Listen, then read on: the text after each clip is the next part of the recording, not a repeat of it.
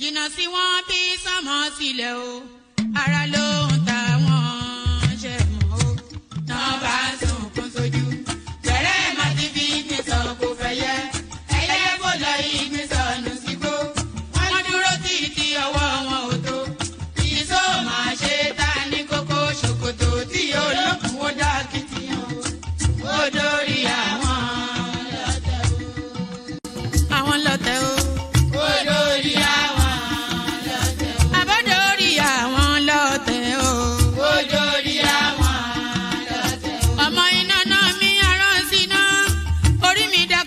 Ṣí mi lọ́nà o, mo tẹríba fàdàgbà o, àgbà ẹ foríjì ni, ojoojúmọ́ ni mo ń pọ́n wọn lé, mo ń ṣèyá sí àwọn àgbà o, mi ò fojú tí rìn wọn láyé, ọmọdé ẹ má fàgbà ṣe yẹ̀yẹ́, torí oníkọ́ tó yẹ ọ̀la ni, ọmọdé ń bọ̀ wá dàgbà o, màmá ń bọ̀ wá dàgbà o. Máa ń bọ̀ wá dàgbà o. Ọmọdé ń bọ̀ wá dàgbà. Ọmọdé ń bọ̀ wá dàgbà o. Ọmọdé ń bọ̀ wá dàgbà. Bọ́lájú kòkòrò bá pẹ́ràn nígbó tó bá fúnra ẹ̀pín ló dára jù o. Kọ̀wé mi á jẹ́ ká ọ̀gá o. Èyí mo rí màrò ẹ̀ka gbogbo náà ní ilé ayé. Sùúrù ní ṣẹ́gun ohun gbogbo. Ẹ má ṣèké mo ní ẹ má jalè. Forí wórí kìlọ̀ ló jẹ́ ẹni forí wórí yìí yóò ṣàbàmọ́ àwa ò ní ṣàbàmọ́ láyé o nílé ayé o àwa ò ní ṣàbàmọ́ láyé àwa ò ní ṣàbàmọ́ láyé àwa ò ní ṣàbàmọ́ láyé dẹ́bìtọ̀ rẹ̀ àtàrà ilé o àwa ò ní ṣàbàmọ́ láyé àwa ò ní ṣàbàmọ́ láyé àwa ò ní ṣàbàmọ́. Ṣòkòtò wọn múra wọn sáré kárù sọkọ o àyànmọ́ ògbóògùn o wọn ò béèrè lọ́wọ́ orí orí lọ́mọ mẹ́wàá lọ ìyàwó ohun tí ẹ wá lọ sí Ṣòkòtò ohun bẹ lágbo Ṣòkòtò mo sọ àkúnlẹ̀yàn ọmọ ẹ̀dá láyé kò lè yí padà mo ń tẹnu mọ́ o olórí làlá bàrò orí làlá bàrò olórí làlá bàrò mo lórí làlá bàrò olórí làlá bàrò orí mi gbé mi níjà o olórí làlá bàrò làlá bàrò olórí làlá bàrò oríjà jogun ìkànnì wọn rí má fi wá fáyé mu nílé ayé wa o olúwa àgbẹ̀ wa níjà o àmì nílé ayé wa ó tilẹ̀ jẹ́ pé ọ̀tá kọ́ ni wá ó tilẹ̀ jẹ́ pé ọ̀tá kọ́ lẹ́yìn ṣọ́wa nínú ọ̀pá wọn kìnìún ejò olóró àkekèé ṣọ́wa nínú ìdàgìrì ayé dáàbò ẹ̀bùn wá fi ṣọ́rẹ́ ṣọ́wa o mo sáàdì ọba bá lókè mo sáàdì ọba bá lókè o mo sáàdì ọba bá lókè mo máa sáàdì ọba bá lókè o mo sáàdì ọba bá lókè o olúwa gbé wa níjà o mo sáàdì ọba bá lókè o kó má fi wá sílẹ̀ o mo sáàdì ọba bá lókè o olúwa má fi wá sílẹ̀ o mo sáàdì ọba bá lókè o àwọn ọ̀tá tí wọ́n rè rajọ ìbànújẹ́ ti bá àwọn ọ̀tá nílé àwọn ọ̀tá tí wọ́n rè rajọ ìbànújẹ́ ti bá àwọn ọ̀tá nílé àwọn ọ̀tá tí wọ́n rè rajọ ìbànújẹ́ ti bá àwọn ọ̀tá nílé àwọn ọ̀tá tí wọ́n rè rajọ ìbànújẹ́ ti bá àwọn ọ̀tá nílé bí wọ́n ti ro ti wá sí nínú ilé bẹ́ẹ̀ ni kó jẹ́ tiwọn lọ́jọ́ gbogbo. ọkọ̀ yẹn arrangement kan orin àyájọ́ ni orin àyájọ́ ni wọ́n dìde wọ́n pínlẹ̀ ogun oyin tí mo rí ká bá mi wá yẹn dà ká ní kó bá mi wá.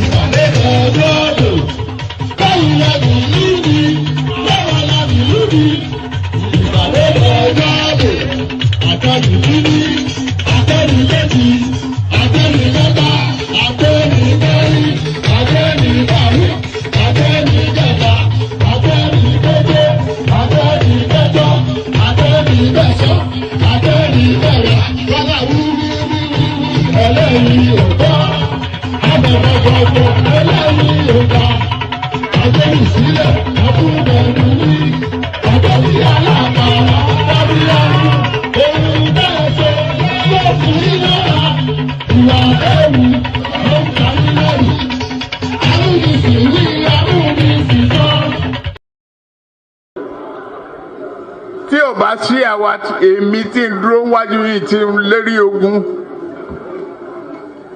tí ní òkè Buhari nìṣó ká máa bá lọ.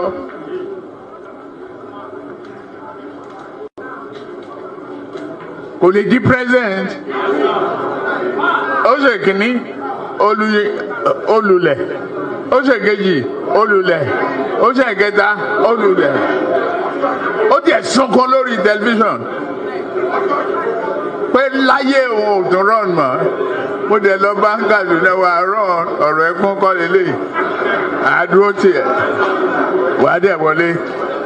Nǹkan kan ní pé o ò ní fọ̀rọ̀ orílẹ̀-èdè Yorùbá ṣeré. Ó dẹ̀ gbà. Àtijọ́ tó yẹ ti débẹ̀ mi ò gba mínísítà, mi ò gba contract,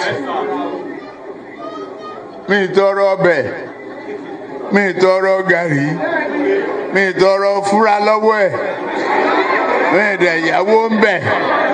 Ó wá ní lọ́tẹ̀ yìí o, Yorùbá ló kàn.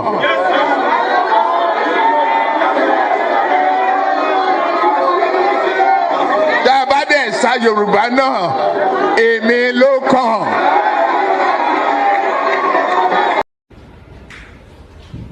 Things that will change. Let me show you a WhatsApp. Let me read out a WhatsApp for you.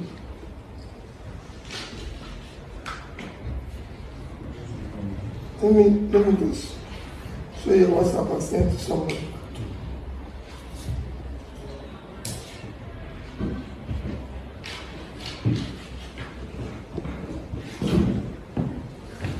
Is there anybody here who can read very well? And everybody will hear him? Yes. This is a WhatsApp sent by Tinubu's group. No, read it out. I want you to read it out. Everybody can. Power glad led. No. Okay. Yes, just read out what he said. Yoruba, shine your eyes on. If you vote for P2B, is automatically voting for seaport in south and southeast. The Igbos will stop coming to Lagos State to invest, rather they would go to Delta and River State. They may even stop building houses in Lagos. It will affect a lot of Yorubas. Yoruba Renu.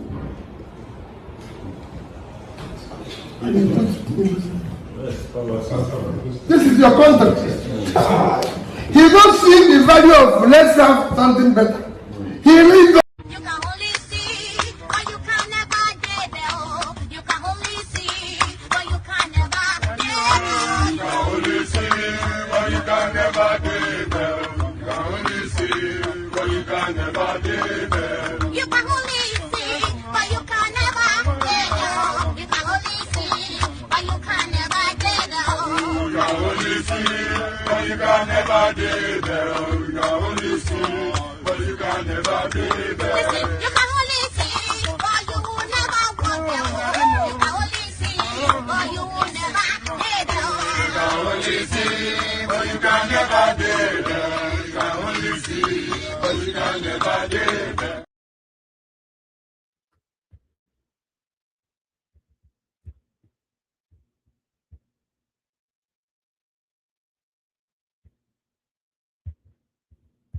With my sister. They said it So failed. that's the IREV. The IREV is separate from the beavers. The beavers accredits people, and then it's supposed to take a picture and upload it to the IREV. The IREV did not work on that day. Yes, me and you know the difference between all this. For the average Nigerian, that is all included. And I want to speak to the average Nigerian. What they've sold us, whether it's IRF, whether it's the IRA, what they told us is the beavers is from this to this. We are promised this Sumpter's meal, and we just had a serve of the starter, and they disappeared with the rest of the food. So we didn't. That is the worst.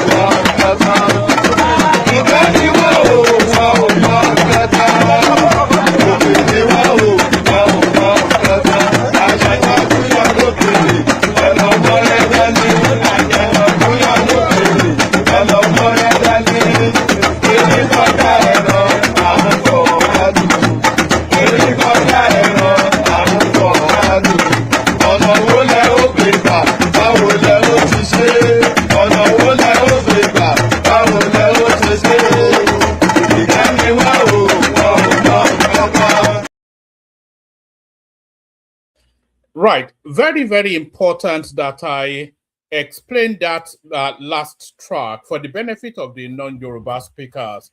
So actually, let me play it to you again so that then I want you to listen intently. Then I'll explain just what's being said in that piece right there. Let me play it again.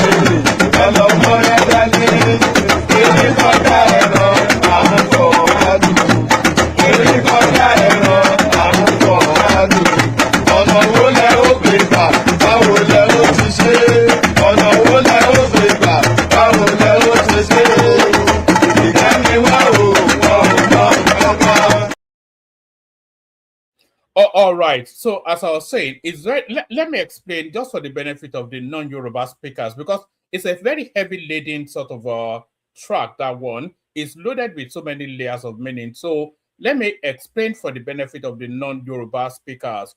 The stanza goes Ote niwon o won mo kankan. So Ote will be somebody that is naive, not quite a simpleton, but somebody that is naive to a situation. So when you say Ote niwon o, that is the naive. It means they don't know anything. So they are naive people, simple-minded people. They don't understand anything. So that's one. It says Ajanaku yolokere. Ajanaku yolokere. So I'm doing this to tell you then Ajanaku will be one of the we call an elephant. You can either call it it's a monstrous sort of animal, an enormous sort of an animal, which you can use to describe an elephant. So you can either say a janoku, which is a large-sized entity, usually an animal, so a janoku, or yolokere. So a large elephant, a large animal appears on the horizon. So a large animal appears on the horizon, and then you go and get a stick to chase it away. So ajanaku yolokere, elo moredani. So ore will be a cane. So an elephant appears on the horizon, and you go and bring a stick to chase it away. And then it says So it then goes on to explain to you that an elephant is too big an entity, an animal, for you to chase away or ward away with a stick. So ajanoku yolokere edo moredani, erin kọjá ẹran à ń fọ̀pá lù. And then it goes on to say, ọ̀nà wo lẹ ó gbé gbà, báwo lẹ ó ṣe ṣe. So ọ̀nà wo lẹ ó gbé gbà, báwo lẹ ó ṣe ṣe. So how do you even begin to tackle what unravels in front of you is the best way to say that. So àjànàkú yọ lókèrè ẹ lọ mọ́rẹ́ dání, erin kọjá ẹran à ń fọ̀pá lù, ọ̀nà wo lẹ ó gbé gbà, báwo lẹ ó ṣe ṣe. You know, so that describes then the entity. So this is the colossal, the colossus that is Tinubu. That's what they're referencing by the way. They are saying it in riddles and nuance, but the essence of it is this juggernaut entity appears on the horizon, and you are wanting to contend with it. So how exactly are you going to contend with it? So those are the broad strokes of where that is. I'm sure I didn't explain it properly, but that's near enough, as close enough as I can get it. If you have a better understanding of it, let's hear it. Good day to you, good to be in your company and all that. Good day to you, good to be in your company, and how are you? Good day to you. I hope you're having a gloriously wonderful day so far. We've lapsed into yet another weekend. Is this the third week now of this month? Let me see. Let me check my calendar. You know, we're nearly out of January now, and then suddenly the year starts to disappear in front of us. That's usually how it goes, isn't it? So hope you've had a glorious week. We are yet on another Friday, and then we cascade into another weekend to roll into another week. January goes, February comes, and the year continues to tip yes, let me put it that way. So all that. So good day to you. I'm all over the place actually. Let me recalibrate. You know, I still start nervously, as I always tell you, and this is the nerves trying to settle back in. So the protocol remains the same. Please click on the like button. If you have not already clicked on the like button, then please do that. For reasons of YouTube algorithm, it triggers the YouTube algorithm to propel us towards a wider audience. So that's the purpose of that. So click on the like button if you haven't done that already. Subscribe if you are not already subscribed. If you want to come and join me on the screen, come in via the hyperlink that says StreamYard. So where was the one that I was using? Yes, if you want to come and join me on the screen, come in via the link, the hyperlink that says StreamYard. Share the links just as right there as you can. Super chat towards the stream. Say hello in the comment section as well, so I can acknowledge your presence. Say hello back. You know, I'm not quite sure. It sounds a bit all over. I sound a bit skittish today, don't I? Not that I don't always sound skittish, but I sound especially skittish today. So hopefully it gets in and I get up. All that, like, share, subscribe, click on the hyperlink that says StreamYard if you want to come and join me on the screen. Share the links as widely as you can. Super chat towards the stream if you feel that way inclined. And more importantly, say hello to me in the comment section so I can acknowledge your presence and say hello back. You know I have no friends, so be my friend from the moment that the stream lasts. So saying hello first is Adana, who's it's not a man, by the way. It's not a woman, by the way. It's a man. He lives in Saudi Arabia. It says, one man, long time. I was out yesterday, so I'm not quite sure what the long time is. I'm out virtually every day. And that is Mr. Bolagun right there saying, hello, one man, greetings. So greetings to you. I keep saying hello as you're coming in, so I can acknowledge your presence, say hello back. This is, yes, this is Ajani right there saying, thanks for being so informative. One man. So hopefully that came across in the way that it should. What he do? I don't know what Aladdin Kelly. So that's Aladdin Kelly right there. Keep saying hello in the comment section as you're coming in, so I can acknowledge your presence and say hello back. So we're going to. So there's a whole raft of many things to discuss. Actually, we're discussing Tinubu possibly reflecting on replacing Kashim Shettima. Is this a good idea? One, and then if he's going to replace him, who does he replace him with? Because that's a prized asset right there. The vice presidential ticket, both politically and governmentally, is a prized asset. So as Tinubu reflects on what permutates best for him for 2027, there are reports that is giving consideration to possibly shaking that frontline ticket itself, jettisoning Kashim Shettima and bringing somebody else in. But is that a good idea? And if it is a good idea, who replaces Kashim Shettima? So we'll be discussing all that. We'll be discussing a whole raft of everything as well. You know, a lot of people are jostling to replace Tinubu. A lot of people are, it plays out in the media space every single time. A lot of people are jostling to replace Tinubu, and they are jostling to replace Tinubu by convincing Nigerians that they are better suited for that post than Tinubu. So, but before you are able to convince Nigerians, at least convince yourself. So what am I talking about? The report came out yesterday that Atiku Abubakar's son, he left the PDP to join the APC. El Rufai's son also, he stayed within the, he also an APC member, one of the frontline campaigners of for Tinubu, whilst his father is with SDP, ADC, or whatever he is, El Rufai, telling us that Tinubu is the worst thing and he is a better option. But if Atiku Abubakar's son defects from the PDP to the APC, so what language then convinces that his father is best suited to be president of Nigeria? Actually, let's pick it up from here. This now addresses that. So let's pick it up from here.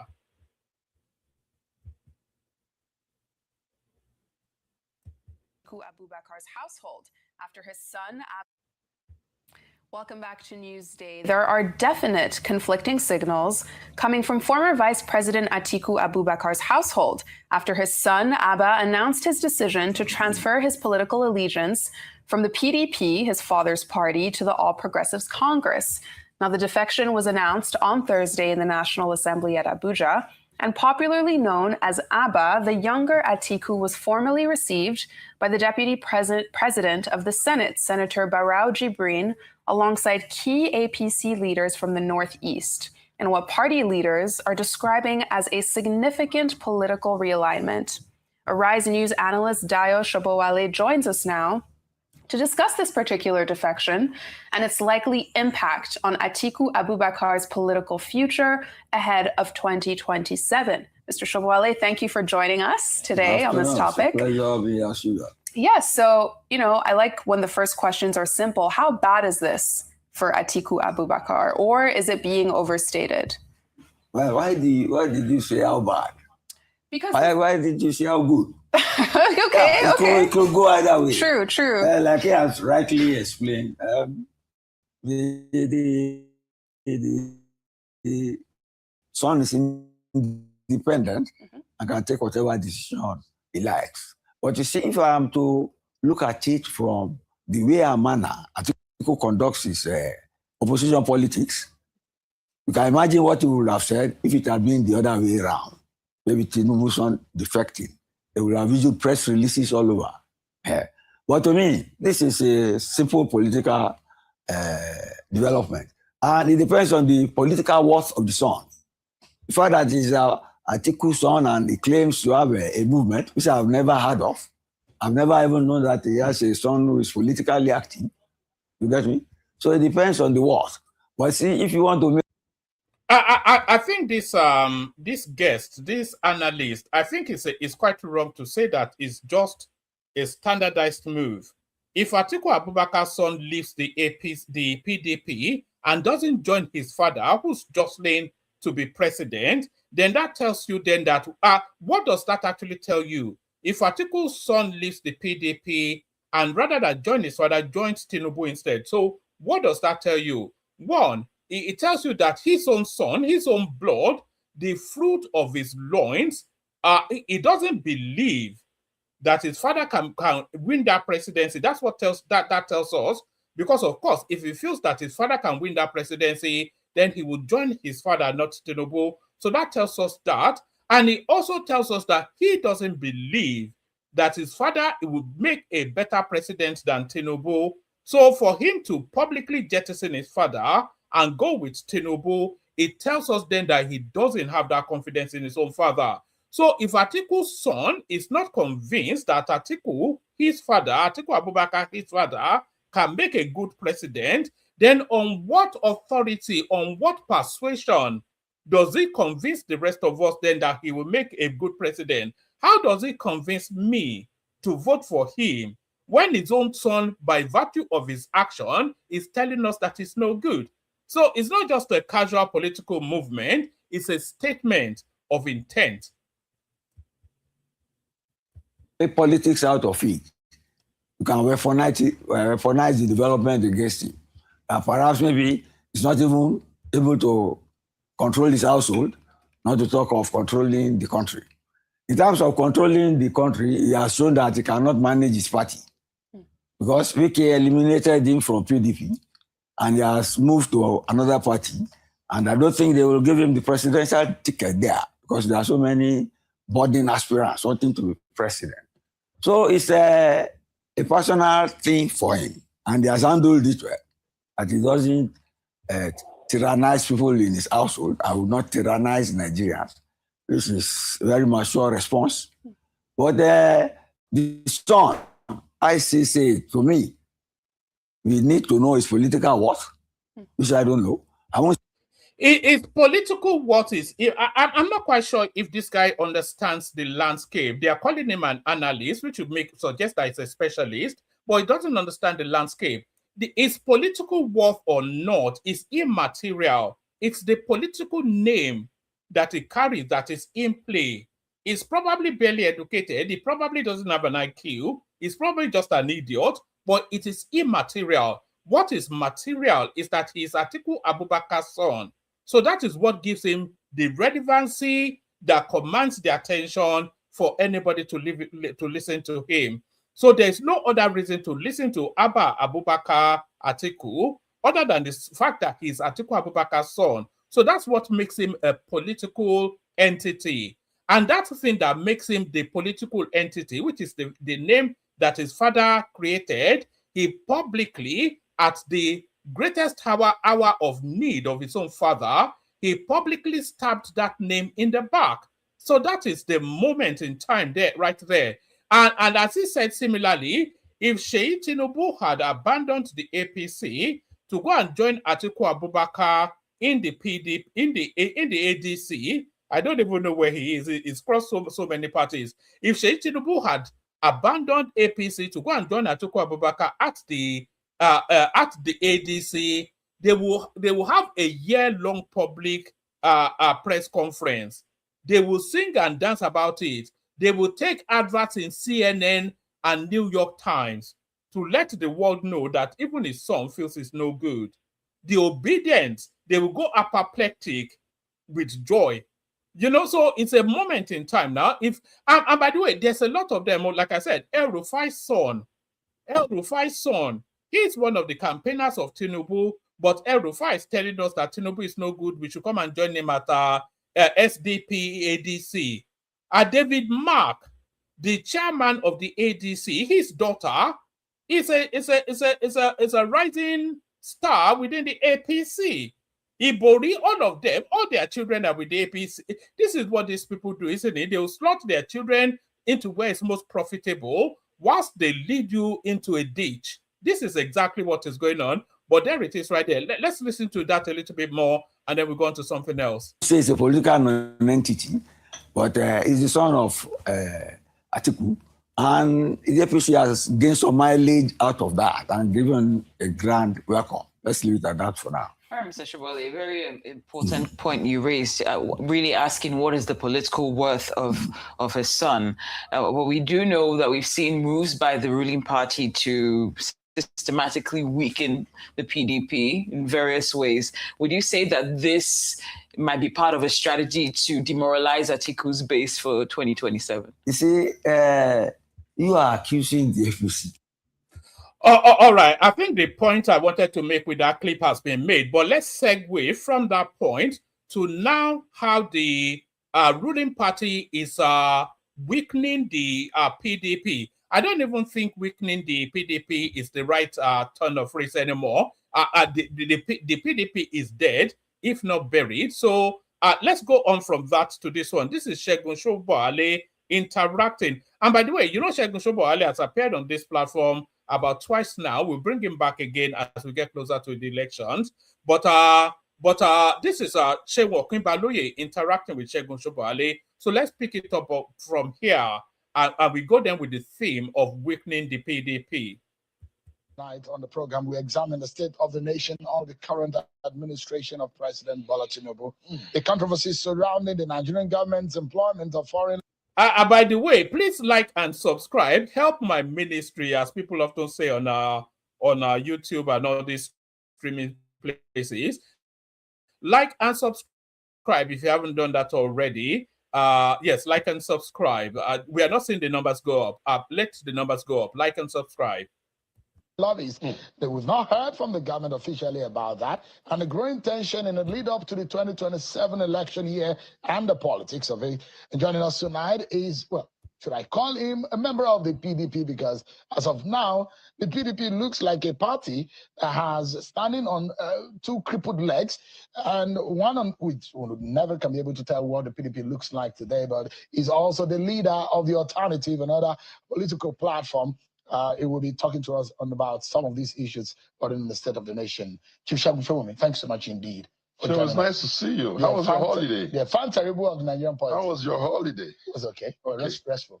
Thank you so much indeed for joining us. So you're still a member of the PDP? Absolutely, I am. Okay. A lot of people have thought that maybe you have chosen between one of the party with the A and the C. Whether it's the one with the middle letter D or P. I have always been someone who believes that it takes time to build political culture, and that organization go through some norming and forming, and there's a cycle in it. Once matters are before the courts, I always prefer a situation where we accept adjudication. And once the adjudication comes, then we can then decide, does the court judgment still allow us to participate, or have we gotten to the end of the road? I feel that the People's Democratic Party of Nigeria should beg the Court of Appeal to hurry up. Because once the Court of Appeal comes in with a judgment, one way or the other, I think the matters will be slightly settled. Yeah. Those who always like to go looking for platforms everywhere are almost already out.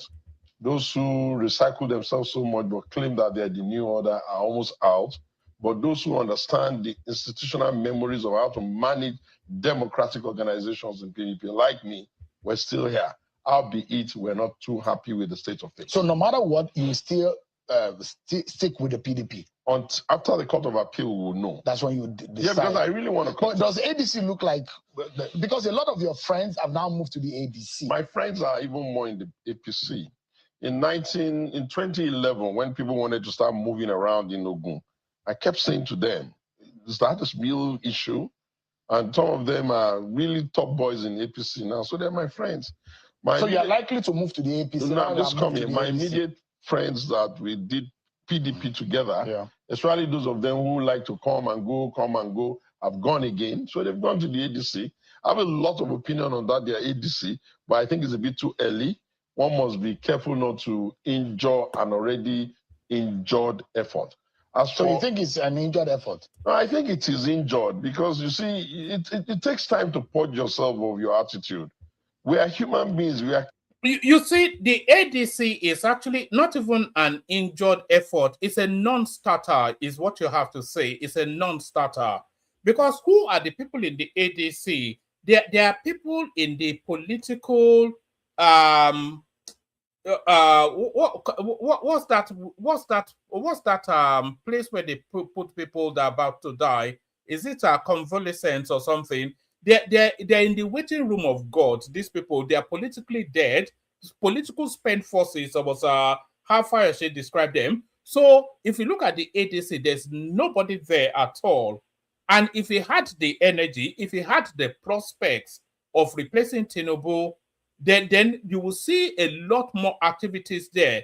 So if you look at the people in the ADC, they are disgruntled elements mainly.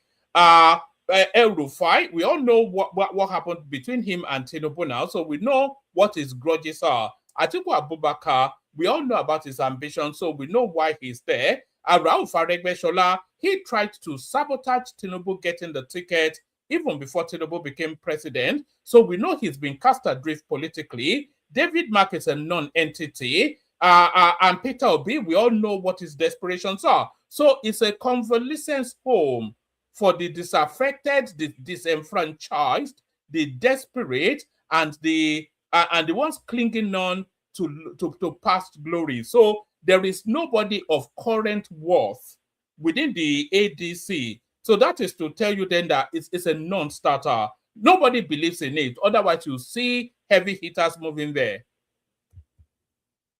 Creatures of characters and habits. The habits you pick over the years and no one tells you is bad, you will use it. Look at the party. You have not even gotten past go. You already have very heavy conversations of entitlement for those who think they must be given ticket even before they join. And then those who think that, no, we must follow the new other. The kind of conversations they have. Because that's the party a lot of Nigerians think that will rescue No, I don't Nigeria. think so. I don't think so. Look, the first test they're going to have. So, sorry, I really hate that language, rescue Nigeria. Rescue Nigeria from what and to what is the thing, and by whom is the other thing. So what's Nigeria being rescued from? Is Nigeria being misadministered, maladministered, being led adrift, being led astray? The answer will be no now, because if you look at all of the policies that Tinubu is rolling out and implementing, if you look at all of the policies, there is not a single opposition voice that tells you that those policies are wrong. They're just saying, oh, we will manage it better. It should have done this, not that. But not a single one of them has told us that the NEL fund is a bad idea.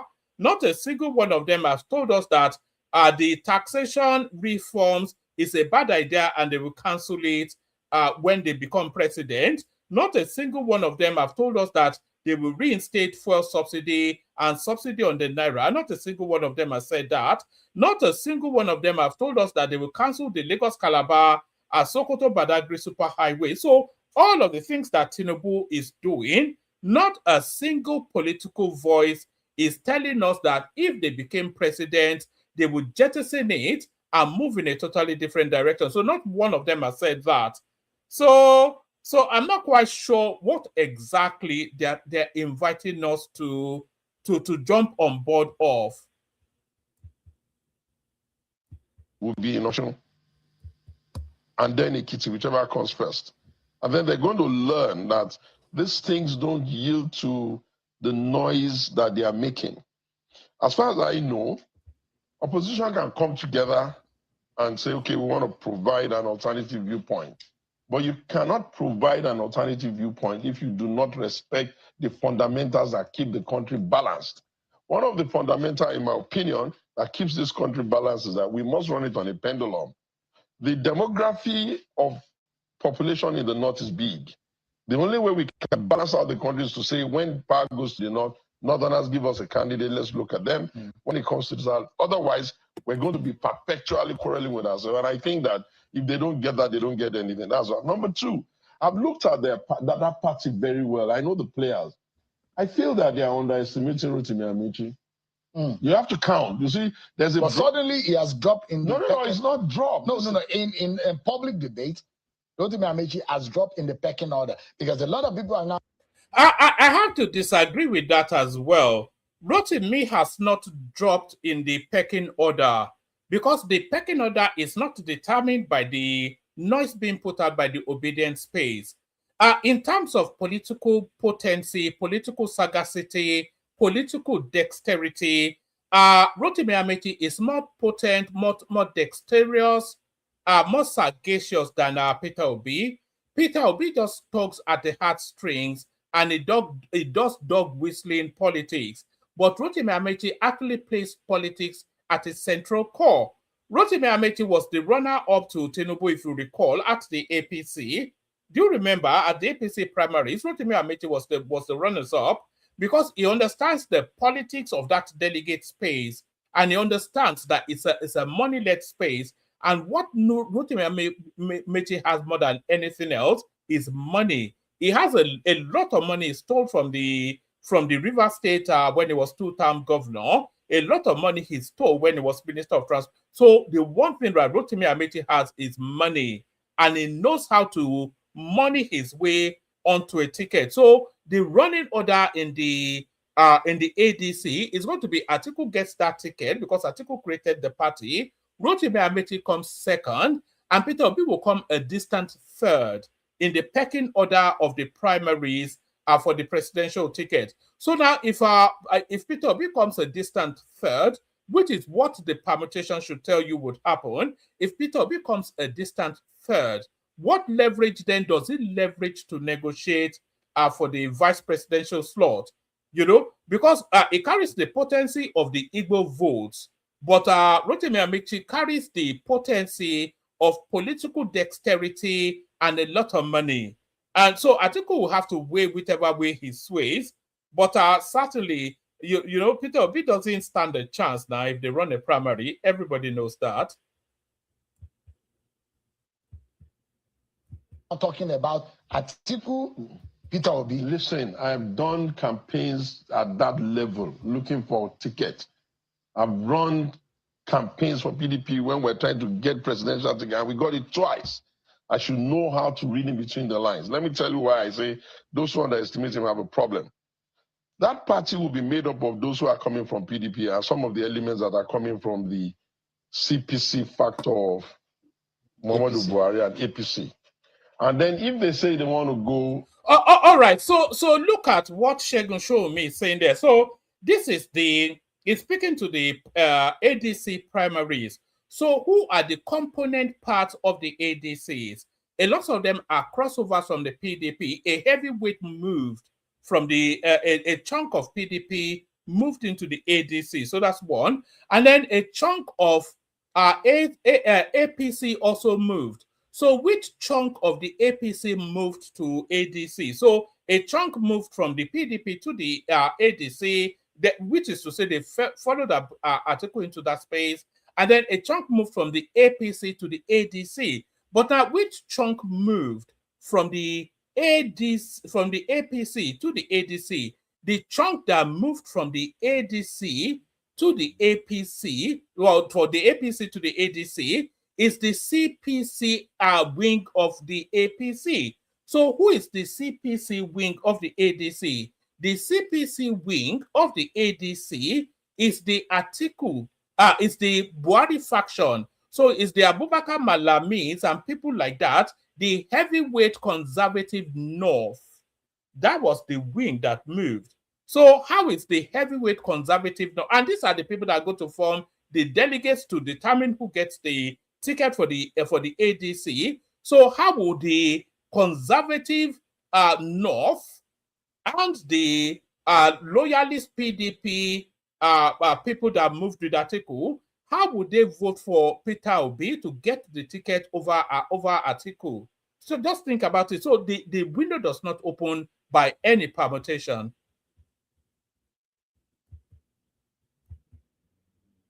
Throw it open. Why do they know that the CPC end of it? Where do they know they will go? If they say they want to zone it, where do they know they will go? If Rotimi doesn't back down, I'll be shocked if he doesn't pull an upset. There are only two people that I think that can win that thing on their own strengths. With due respect, Atiku can, because the northern numbers are always there to help him. But if the people that have been ministers together with Rotimi, the Pantamis of this world, the El-Rufais of this world, if they insist that they want to make a stake, if you underrate Rotimi, you underrate him at your peril. But hey, it's their business. They should go sort whatever. But those who think that the most dangerous opposition that Bola Tinubu could get and the APC in 2027 is Peter Obi. No, man. Look, you see, in 2023, the people who were sitting in authority at governor's level in the Southeast, they were not that inspirational. You have to go back and look at the people that are sitting there now. Some of those leaders are delivering on value and they're delivering on assignment. They are inspirational leaders. None of those people can Peter run over like that. It's not as easy as that. So Peter may not be able to get the figures. Let me just he got over 90% in the whole of South. Let me land my thought. We created that movement, albeit at the back end, believing that we should be able to thaw the glass ceiling so that our Southeastern brothers can know that we can get this done. Unfortunately, his inability to tame the excessive bigotry and the anger and the quarrels and all of his people has kind of like made a lot of people have a bit of a pushback. Hey, we'll see. They're going to have to count the votes. They're going to have to count the primary. And if you remember 2015, before they would do the primaries that they did in Lagos, you can always sometimes imagine that some people can pull out an offset. If you remember the primary of 2023, Rotimi Amechi came second. Never mind that the vice presidential candidate was also on that. So I've not spoken to Rotimi that much, but you know these things, I love to do it. So these analysis are analysis that I really we believe that the ADC is structured for Atiku Abubakar. That is a machinery for Atiku Abubakar. Atiku Abubakar is already pulls apart of anybody when it comes to contest. You can't be running elections, doing primaries. You got to let. So the only thing Peter Obi should be looking forward to is getting a vice presidential ticket. I think that in the ADC. Listen, I think that those who always think that the last election is going to mirror the next elections are jokers. You can't always do 1 + 1. You have to go back again, remeasure it, do the analysis afresh, do the benchmark afresh, do the polling afresh, and it will throw a different thing. Look at the Southeast now. A lot of their leaders are beginning to ask themselves, hey, is that the best we got to offer here? Some of their leaders are beginning to say, okay, come to think of it, why do we have to always be outside the ruling party? Some of them are beginning to say, what about the projects that we're even getting and some of the things that's going on in the country? Some of them are beginning to say, hey, what's this guy? And by the way, what Segun Showunmi is saying, what he's saying is true. We've been seeing, we did a session yesterday actually when one of the chieftains in the Southeast, when he came out to speak to these sort of narratives, the Southeast are getting a little bit fed up of this ethnic jingoism that Peter Obi is using to isolate them out of the mainstream of the Nigerian political play. You know, they're getting fed up of it. The ethnic Igbo all the time, which is excluding them from the mainstream. And they want to go into the mainstream. And they are also saying, if you go back and watch our session yesterday, what came out quite clearly is that the heavyweight backbone of the Southeast, they don't really buy into the Peter Obi narrative. He talks at the heartstrings of the everyday person, because the everyday person is very much led by ethnic jingo. But the more marinated in politics sort of stalwarts of the southeastern political space, they don't really buy into this relentless ethnic jumping up and down that Peter Obi has been doing now for the last 3 years. They're getting fed up of it. And I think those signals are coming out clear. Saying sometimes when you speak, you have to speak sense, you have to speak capacity, you have to speak knowledge, you have to speak how, you have to speak when, you have to speak what. You can't just be parroting prose. If you do it for too long, people are going to sit through it, and you can't be more brilliant than what makes you more qualified than Rotimi. All right, what makes you more qualified than Atiku? Let me. So that's the question being asked actually. Because if you weigh their record against each other, then you want to ask the question, what qualifies Peter Obi, more than somebody like, let's not even go Atiku, let's go toe for toe, record for record, Rotimi Amechi. Rotimi Amechi was the Speaker of the Rivers State House of Assembly. He was then went on to be a 2-term governor in that state, and then he went on to be a Minister of State for Transportation. He delivered the Lagos-Ibadan rail service.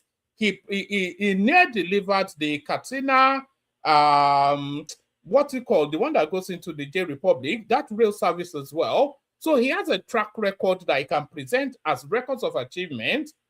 He has, and by all reports, when he was the governor of our River State, he was quite successful. So what qualifies Peter Obi more than Rotimi Amechi? His records it pales in comparison now. In terms of them listing, we still till today, till right now that we're speaking now, we still don't know what exactly Peter Obi claimed he did in Anambra State. We don't know now. When you try to interrogate his record, you get attacked, you get bullied, you get shouted at, you get called names. Nobody knows what he claims to have done now. He said he saved money. Which money did he save? Willie Obiano told us he saved no money. He said he built whatever. Soludo told us he did nothing. He said he invested in beauty and kept the rest of the money in his bank. So what exactly did he do? If anybody knows what that guy did in Anambra State, come and tell us. What legacy did he leave in Anambra State that lasts till today? So you cannot even, Peter Obi doesn't even come close to the record of Rotimi Amechi, never mind Tinubu or Atiku. His own narrative is just one long, never-ending ethnic saga. It's the only thing is ethnicity. Outside of it, if Peter Obi wasn't an Igbo man, the Igbos would laugh. They would stone and laugh. If he came out, if Peter Obi was an Hausa man or Yoruba man, the Igbos will mock him to death. You know, he offers nothing. I'm amazed that Nasir El-Rufai is not even talking about that contest. What makes them more qualified than him? So when you want to go into a coalition of that nature, you can't come onto the table in an entitled manner. It's a deal killer. Right. Let me take you off quickly. Oh, yeah, take me off that. I don't like you asking me about them. I like to talk about our party. Yeah. The ones that have a chance. PDP and APC. Oh, really? You'll see. With what is going on? Do you know the kind of groundswell that PDP has in the background? You just have to wait until the blow the whistle. Let PDP get out of court and let one part of it be stable and watch and see what it means to have a 27-year asset in grassroots politics. Then you will know that PDP, once you say power, people will answer. I'm not saying they're going to win, but I guarantee you can never rule them all. But when you're talking about the APC and the chances, do you think that with the state of the nation, the handling of the country under the Bola Tinubu and the APC government, that they stand a chance in 2027? You know, media, journalists, owners of bylines, people that own platforms like you have to cool down now. It's not enough for you to normalize the conversation of the beer parlor. You have to look at data. You just had my sister there talk to you. She's from Ogun. I know her.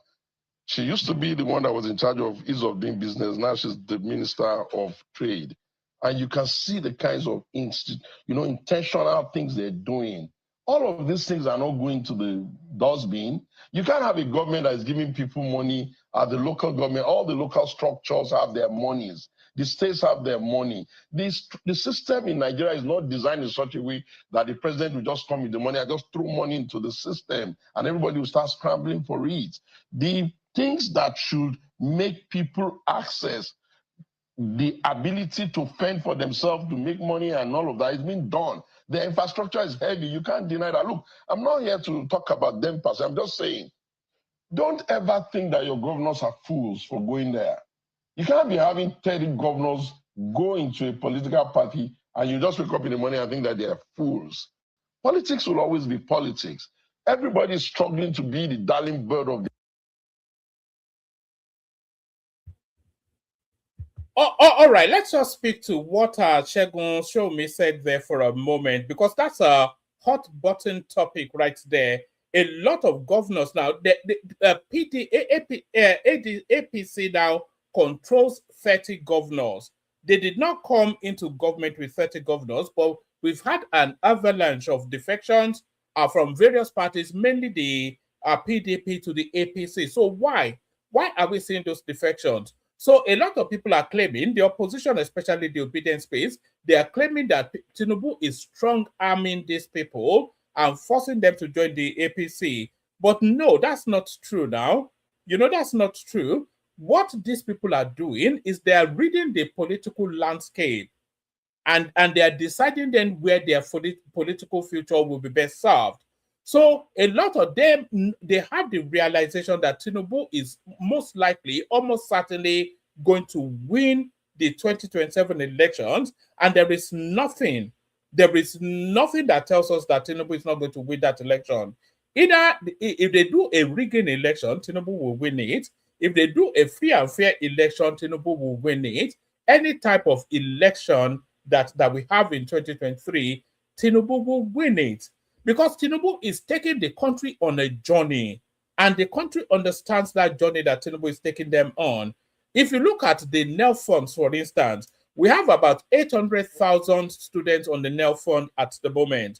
So those 800,000, they will graduate in the next 4 years. I think 4 years is the average for tertiary institutions in Nigeria. So in 4 years, and by the way, can people click on like and subscribe? We are not seeing numbers going up. We are not going against Peter Obi necessarily. We're speaking to the pragmatism of the realism of politics. Outside of the noise, what logic portends? You know, what logic sequences? You know, what makes sense? Outside of the screeching and the squealing and the ethnic dog whistling, the reality of politics is what we're speaking to. So not necessarily against Peter Obi or any tribe or for or against, but the pragmatism of it, what the data tells us is what we're leading with. So if you look at what the data is telling you, there's no reason why Nigerians would not vote for Tinubu. Tinubu is building the Lagos-Calabar superhighway, is building it at a record speed. Will that singular project propel the Nigerian economy? I think universally we all know yes. So people want to see that completed. That's one. Tinubu, as I was saying, is graduating. It will be graduating at least 800,000 at tertiary institutions and about 3-4 million at artisanal institutes like polytechnics, technical schools, etc. over the next 4 years. So 800,000 comes into the labor market, but then another maybe 1 million and 1 million plus, they go in the next year. So over the course of Tinubu's 8 years, if he serves 8 years, Tinubu will infuse into the Nigerian market a highly skilled labor force, close to about 30 million people. 30 million highly skilled labor force, just as a matter of its initiative that NELFund alone. And then the tax reforms, you know, that would expand the economy. It will make more funds available to the government, and it will put more pressure on the government to deliver. Everybody knows this. You know, everybody knows this now. So there is no reason why people would vote against Tinubu, is what I'm saying, because the opposition are not even saying that his policies are wrong. So if they don't disagree with his policies, then what reasons are they suggesting then that we jettison him and go with them? So there is no reason to believe that Tinubu would not win. And all of these governors know this as well. So the market always favors the first movers. So they are moving early now to show allegiance and solidarity to Tinubu, so that post the 2027 elections, when the people are being, when the dust settles and things are being audited, then they can then go with their CV and say, look, I jumped quickly to come and join you because I had faith in you. So then they secure their own political future. So that's the game that is in play. And plus, a lot of them actually even believe in what that guy is doing. Because for the first time, we're actually seeing things being done in that country that favors the people. Infrastructural development, improvement in electricity, educational reform, health reform, local government autonomy, all of these things, all are people-centric policies. And the governors understand that. So there is no reason, there's no argument that argues Tinubu out of office. So whether it's a free and fair election, the argument presents that Tinubu should continue, and whether they want to do a rigging election, Tinubu can outrig them. So there's nothing, not a single thing that removes Tinubu out of office. And the governors know this. So that's why they are moving early before the election. So it's just a very simple thing. But let's carry on. Let's carry on with Shegun Showomi.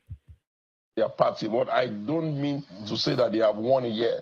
There will be always angles by which you can, kind of make them lose and how you can make them win. But if you think that they are easy to beat, go and beat them, let me see. So you think Tinubu is going to have a smoother ride than he had in 2020? I think the conversation on the table for the president, if he wants to hear, is that he must ask himself one question. What is he going to do with those northerners who backed him in the first instance? Because Bola Tinubu must understand that he didn't win any of the urban northern numbers. If you look at the data, you see he lost urban Kano, urban Kaduna, urban everywhere. He won in the rural area. Those rural votes that gave him those numbers in the north, he needs to go back to them. Are they not the ones who are crying? They are suffering? No. Everybody is suffering. Everybody's crying. Are you suffering too? Dude, look, when you are reforming a nation, you can insist that you want to continue same of same and get the outcome that you all hope to get, or you can accept that, okay, let's start doing some incremental changes and see that we can get it done. They're not perfect. There's enough things to criticize, but if you're asking me strictly on the way the science of elections are and how it usually goes, if you underestimate them, you underrate them at your peril. You're one of those who think that employing lobbyists, and I've seen people who have come after that, your opinion, that you have a major problem, diplomatic problem, political problem that would have thrown your country into a disaster. And lobbying and getting people to lobby for you is not a crime. It's in fact is a standard in engagement globally. But you have a problem with the figure. No, I don't. You have a problem with the idea of employing lobbyists. No. Listen, Sharon. I've been to the State Department 4 times, invited. I was there before they designated. I was there before even the Trump one. I was there just before they started taking their hard decision of coming to even do the airstrike. And I'm in contact with top leaders there. You know why? Because at the point in summer, I was so worried about the way the insecurity in the country was going. I started reaching out to old allies. Guys, what is the solution to this problem? And I am right there in the middle of this conversation. What I wanted to say is not that countries don't have lobbyists. Everybody does. Israeli has, everybody has lobbyists. But you don't really come onto the table, employ a lobbyist, and 5 minutes after you do that, is all over the media. For the lobbyist thing to work, it's almost as if people don't even know. They just hush it. And then you're doing all the wheeler dealing at the back. First of all, how did us get to that level? Second point.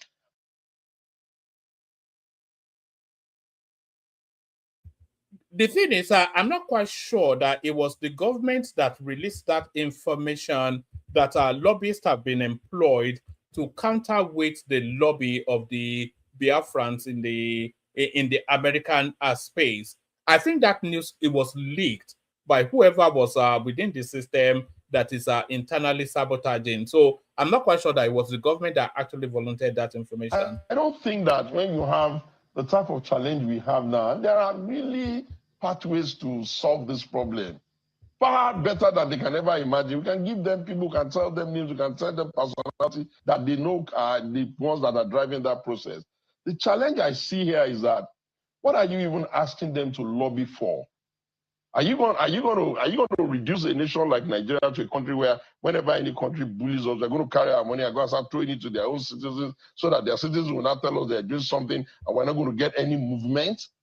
What would have been better would have been, one, convince yourself on it's not just any country, though. It's the United States, which is the country that rules the world. So you have to be within, you have to get internally into that structure as much as possible in order to insulate yourself and also access whatever benefits there are. So in fact, it should have been part of our foreign policy accoutrement, one of the toolkits in our foreign policy, that we employ as expensive and as high up a lobby group as possible in the United States to have the constant ear of the American government. This is what Israel did, have always done, and we see the impact of that on Israel. So we should have followed that strategy a long time ago. So they're even late to the party, never mind not having to do it. They need to scale up on the work on the inside, which ironically they are doing. Then two, do a re-imaging for the country. You won't come and start saying there's going to be lobby President Trump. You do a re-imaging for the country, increase the branding of the country, the messaging of the country. They are trying to do a re-imaging of the country, and part of the re-imaging is this dirty December culture and all of these international Nigerians always celebrating the country in whichever form. Although the dirty December this year, it didn't go too well with the Anthony Joshua situation and the Chimamanda something, but the country is being rebranded, even though some people are aggressively trying to demarket the country as well. So it's a balancing act. As some of us try to raise the country up, there are elements that are forcing it down. So we raise it up, and then it's striking that equilibrium between being raised up and being brought down. We know the elements that are bringing it down. When Peter Obi goes to Ghana and tells the Ghanaians that his own country, the country he wants to rule, is the worst country in the world, and then you see his followers, they go around all of social media just demarketing the country to whichever. I've seen them in South African spaces on TikTok. They're all over the place just ruining the country's name. So you cannot market a country that much if its own citizens are intent on sabotaging the image of the country. And you change attitude on the inside. Then you also have to come back in country and look at the people like you, byline owners and all that, and tell the gentlemen, we have an... And by the way, if you have not already liked and subscribed, please like and subscribe. You can see the numbers we're trying to hit in the course of this session. So if you are not, we want at least 15 new subscribers in the course of this session. So if you are not already subscribed and you have no reason not to subscribe, just click on that red subscription button and then make sure that you're subscribed. You only have to do it once. Click on subscribe. And if you have not clicked on like, then please click on like as well. It's so important. It's for reasons of the YouTube algorithm. The more likes and subscribes we get, the more YouTube recommends us to even more people. The more people that we have on board, the wider and richer the conversation is. So it's to all of our mutual benefits that you like and subscribe. It expands the conversation both in quantity and quality just from liking and subscribing. So please do that. Existential problem now. We all now have to come to the table and come up with a strategy for our country. You can't be throwing money like that. Some of the best communication companies in the world today that have the great access to some of the best partners abroad, they're already here. Why would you take that kind of money and throw it away? Then how are you going to ever lobby people on issues that require reorientation in your country? If people wake up every morning and they're killing themselves, they're kidnapping themselves, they're stabbing themselves, it's going to go away. So, well, I think that maybe the figures are even exaggerated. I'm not sure the federal government will ever give that kind of money like that. I think Nigerians are just the people who just go shopping. Some people say $9 million, some say $6 million. Nobody can give that kind of money. Probably what people are doing is that they're probably estimating what will be the total amount spent over a period. But I'm sure that the government will not do that. That's number one. Number two, I think that the Trump administration is a particularly different kettle of fish. Some of my friends, oh God, some of my friends are even in Abu Dhabi as we speak. And they're doing things for other countries in Africa that we know own the playbook they run. And we're Nigerians. How do you want us to feel when our own people are just crumbling and stumbling and just going around the circle? You make it worse when you think that the United States of America is playing a narrative war with you. They're not. That's not the game. They're not having an argument on he said, she said with you. They're asking for specifics. Those specifics must be done by you. I think those, if you look at the handling and the result we are seeing, now, it was supposed to be Trump coming gun blazing. And that scared a lot of people. But it's now the American government, even giving the Nigerian government equipment and warfare equipment to fight the war. Isn't that working already? Listen, nobody ever told you the United States of America is interested in coming to your country, gun blazing, stealing your mineral. That's not it. Their position is simple. The world cannot look by while people are dying here and you're struggling with it. Some of the shuttle diplomacy you've done has also brought them to have a better understanding. And some of us have also contributed massively to that re-characterization that, look, don't call our country the Muslim Christian, but that's not who we are. Don't make us a Fulani hater country. We're just one country that have some issues. If you want to help in a decent manner. And we have started seeing that the pushback is there. But what we're saying is, if you pay a lobbyist, and it's one that is going to start getting, name and shame already in Washington, okay, where's the value? You think the Buhari government didn't... It's not a name and shame sort of a thing now. It's leveraging your own narrative and letting them see the country in a particular sort of light. So, the organization that actually lobbied the Americans to come to Nigeria is an organization called AVID. AVID, that's the acronym. So what does AVID stand for? AVID, it stands for American Veterans of Igbo Descent. So that's a Biafran ultra sort of a space, a far right Biafran setup organization. Within that IPOB wider space, is like a core element, a right-wing element within that space that have pulled the money together to go and do American lobby. So that was the group that initiated this process that led to the Americans are paying attention to Nigeria. So that has to be counterweighted. So that narrative has to be counterweighted with a wider picture, a truer picture of where the country is, so that the Americans get the fullness of the picture, and then that would then help them determine what sort of help, if they are intent on helping, they can give. Have a lobby. Do you want me to tell you their name?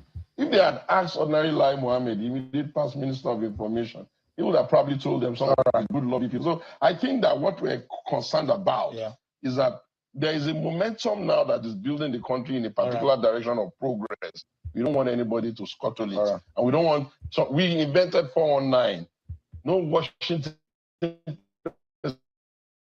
419, the 419ers. Chief Shagun, show me. A member of the PDP, well, albeit in the crisis in which they are. Can you stop? Which party is not in crisis? The last time I checked, there's a court case even trying to deregister the agency. Shagun, show me a Nigerian. Thank you. Thank you so much. You did for time tonight. Thank you, bro. Yeah, fun of Nigerian politics. That's our show for tonight, everyone. Many thanks for watching. God bless Nigeria. All right. I see one or two people arguing back against me when I said this is the organization that is propelling the Americans to come and attack. Let me just show you. I wasn't even intending to bring this up, but let me show you one or two things. Let me show you this. So, let me show you this first. It says this is one of the arrowheads of that organization that is propelling the Americans to come in. My reactions to alleged $9 million paid by the Nigerian government to DCI lobby firm linked to Roger Stone. So this is one of the arrowheads of that Biafran space. It's called himself, I think it's from the South, Stephen Osamigwe or something. Let's hear him.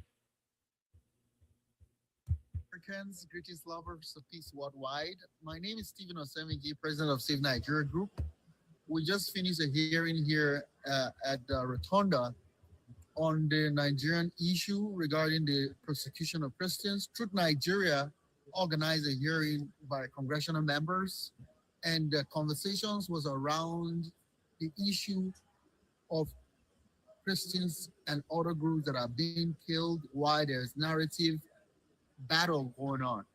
We heard about the lobby firm being paid $9 million to counter narratives. It's sad what's happening. We just want the truth. And the truth is that Nigerian Christians and many other groups, including Muslims who disagree with the terrorists, are facing daily attacks. Up to 1,000 Nigerians are in kidnappers' den. Millions of Nigerians have been displaced, thousands killed. So I do not understand how we can afford $9 million.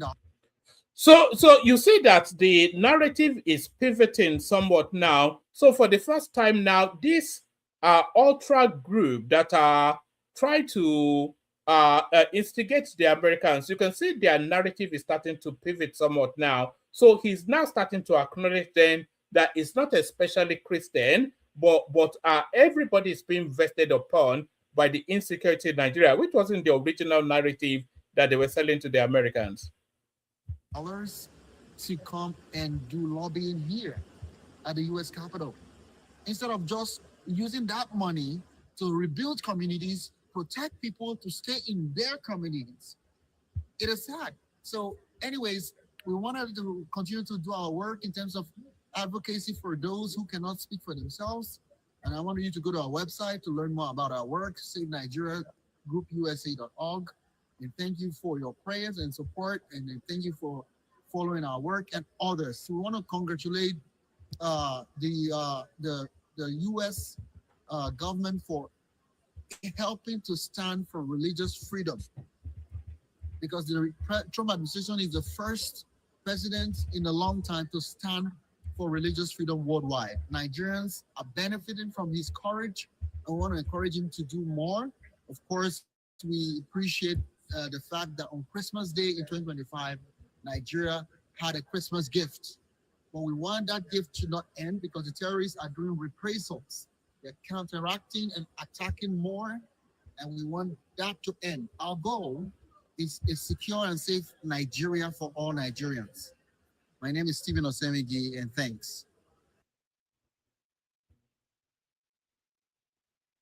All right. So he invited us there to go to his website, savenigeriagroup.org. So let us go to his website, see just what's going on there. So this is their website. Oh, I hope it's showing on the screen. Let me see if it's showing on the screen. That's their website right there. Savenigeriagroup.org was what he said. And there it is right there, savenigeriagroup.org. So this is their landing page. And then we go to the Better Nigeria Today is what they claim they are after. But then let's go to the about to see who just the propellers, the instigators, the people behind it are. It says our leadership board. So Honorable Stephen Osamegwe, they found that there he is right there. I think it's an Edo man, something like that. But then who are the runners and riders? God's will, Nwakwo. So we already know where that one is coming from. Nkechi Ezenwa, so we already know where that one is coming from. Uzo Nwokwo, so we already know where that one is coming from. Man, you don't look more hardcore. You don't look more Biafran than this guy. Look at him right there. You don't even need his name to know where this one comes from. And then there's another one right there, and that's so it's essentially James Chuma, okay. So these are the people that are chasing Better Nigeria, France and Tour. So these are Kelechi Ugo. So it's a Biafran setup, as you can see. So it's a in fact, it is a Biafran setup. It's just this and then they have one random Yoruba man there, as ever is the case. There's always one Afoja. For out of every 12, there's always one. That's what Jesus Christ told us. So that's the Save Nigeria group right there. But let me show you this one as well, because I'm telling you now that that setup is very much an IPOB setup. The people propelling the Americans to come and attack Nigeria, and here they are. So this is their lobby group. So this is their lobby group right here. Let's pause this and let me start it from the beginning and then give it the volume. So that's their lobby groups. That's the lobbyists that they bought. These individuals should be permanently barred from entering Nigeria. Thank you for your attention to this matter. I don't know who's speaking. So let's see. Thank you, President Trump. Yeah, you did it. Putting the control of CPC. Yes. Yes. Make it happen. The best president in the whole wide world. Yes. God bless you, Trump. God bless you, Trump. Good. More to come. More to come. Yes. All right. So that's the IPOB lobby group, which the Tinubu space is trying to counterweight. So there is no equivocation that the incident that happened on Christmas Day in Sokoto, it was entirely propelled by the IPOB space. So let's now go on from that to the headline piece. Is that showing on the screen? Let's go from that to the headline piece. Where are you? And by the way, we're not seeing enough people subscribing. You can see the target on the screen. We want 50 new subscribers. The numbers are not going up. Please like and subscribe. Like and subscribe. We're after 50 new subscribers for this particular stream. So help us reach those targets. Our 2027 elections, full list of politicians tipped as possible next vice VP of Tinubu to replace Shettima. So this is, there's a lot of permutations actually, because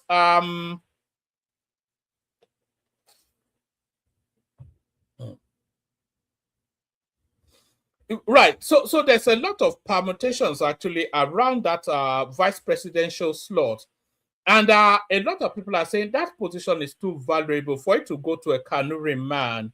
So they're either saying that that position, the VP to Tinubu, should either go to a Fulani man, which is the strongest potency in the north, or to a Christian, which will balance the ticket. But having a Muslim Kanuri man on that ticket might well be a waste of the slot. So there's a lot of people making that argument. And it is to that argument that Kwakwanso is also politicking, by the way. He's politicking towards a vice presidential slot and is essentially inviting Tinubu to jettison Kashim Shettima and put him in that slot. So that's Kwakwanso's argument. But the counterweight argument to balance the ticket are Christian-Muslim rather than Muslim-Muslim. 2027 elections, full list of politicians tipped as possible next VP of Tinubu to replace Shettima.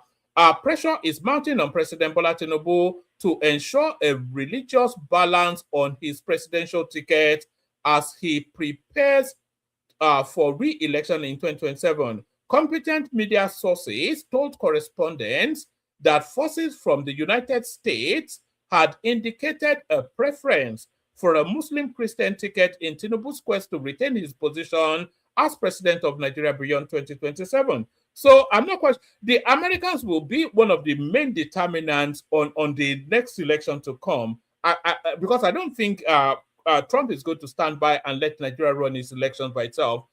The Americans, they will almost likely handpick. That's why a lot of people are just cozying up to them and romancing them so much, because Trump will determine who the president will be ultimately in Nigeria. So let's take that from the top again, actually. And by the way, we're coming to the end of my monologue also. If you want to come in, yes, if you want to come in. I'll send the link to the studio again. If you want to come in. If you don't want to come in, then we just, we end it as soon as I finish. Yes, where were we? Let's go back to, yes, 2027 elections, full list of politicians tipped as possible next VP of Tinubu to replace Shettima. Pressure is mounting on President Bola Tinubu to ensure a religious balance on his presidential ticket as he prepares for re-election in 2027. Competent media sources told correspondents that forces from the United States had indicated a preference for a Muslim-Christian ticket in Tinubu's quest to retain his position as president of Nigeria beyond 2027. It was gathered that suggestions had been made regarding possible candidates for the vice presidency in Tinubu's 2027 re-election. Catholic Bishop of Sokoto, Matthew Hassan Kukah, was set to top the list of those tipped as possible running mates. Remember, we've had similarly when Buhari was running with that, that pastor, the one that told us he was going to be president. What's that? Remind me who that pastor is that Buhari used to run with before he jettisoned him. It was gathered that suggestions have been made regarding possible candidates to. Let's do that again. It was gathered that suggestions had been made regarding possible candidates for the vice presidency in Tinubu's 2027 re-election bid. Catholic Bishop of Sokoto, Matthew Hassan Kukah, was set to top the list of those being tipped as possible running mates. Also mentioned were the former Speaker of the House of Representatives, Honorable Yakubu Dogara, and Minister of Defense, Lieutenant General Christopher Musa. Kukah and Musa hail from Kaduna, while Dogara is from Bauchi State. So if they are going to replace Shettima, I don't know, man. I was going to say they should replace him with Kwakwanso, but then of course that will double down on that Muslim ticket, which caused a lot of problems last time.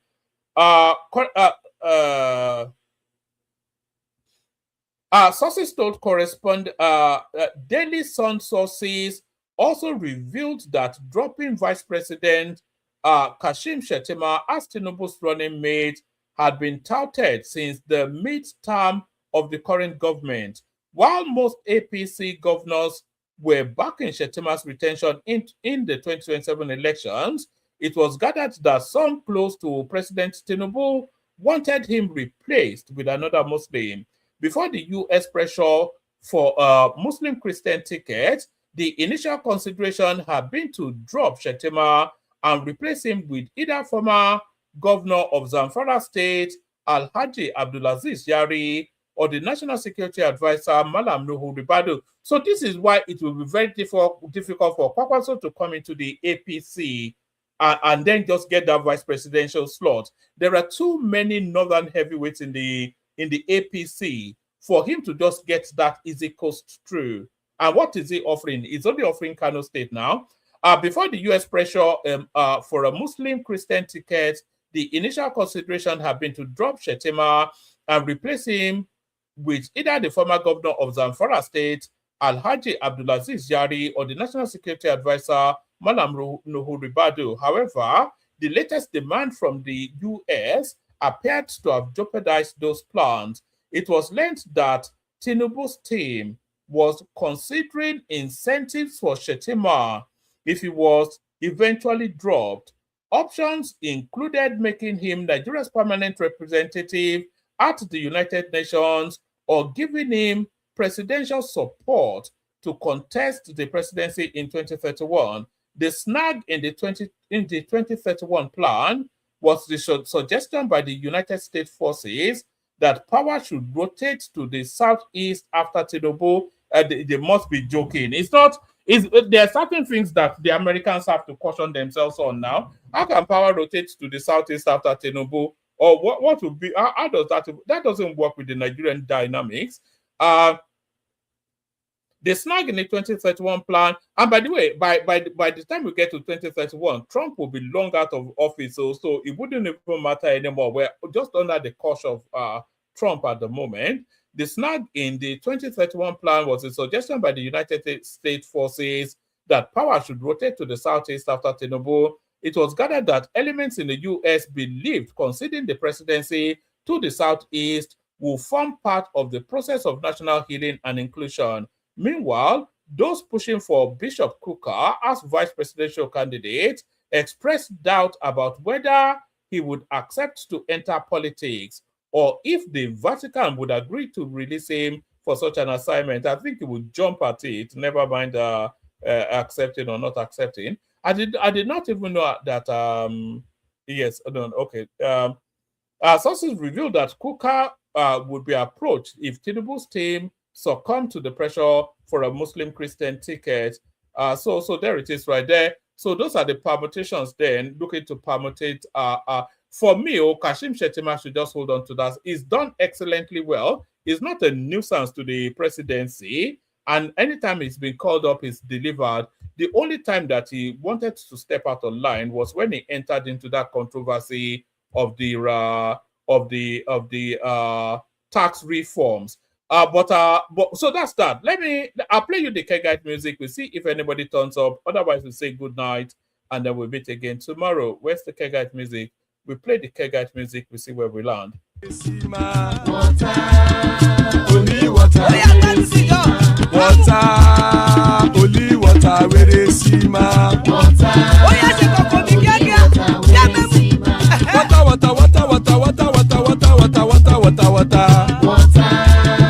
only water, where they see ma. Hapa o naido.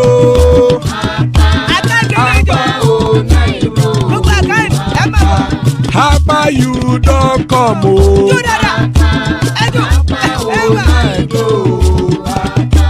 Hapa o naido.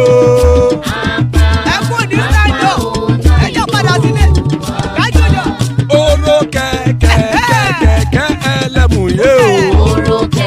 Ibe sodi kẹ̀kẹ́ ẹlẹ́mù rẹ o. Bobby master kẹ̀kẹ́ ẹlẹ́mù rẹ o. Chief Waila ti kẹ̀kẹ́ ẹlẹ́mù rẹ o. Eruku lẹ̀lẹ̀ ẹlẹ́mù dé. Eruku lẹ̀lẹ̀ ẹgbẹ́ ẹlẹ́mù dòde ojàre o. Eruku lẹ̀lẹ̀ Ghana ti dé ẹgbẹ́ bọ́dì o. Ọmọ ẹlẹ́yẹ ẹ̀yẹ o ó dilé o.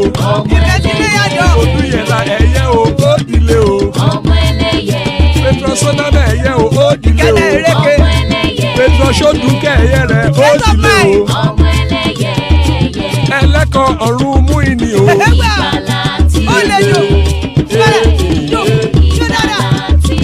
Àkùkọ ọ̀run mẹ́kọ. Òtí ya ojú òtí náà wọ́n ta káàdà èmi. Ayé ìlú. Ikú kò ní ríwà gbéṣe o. Àmì o.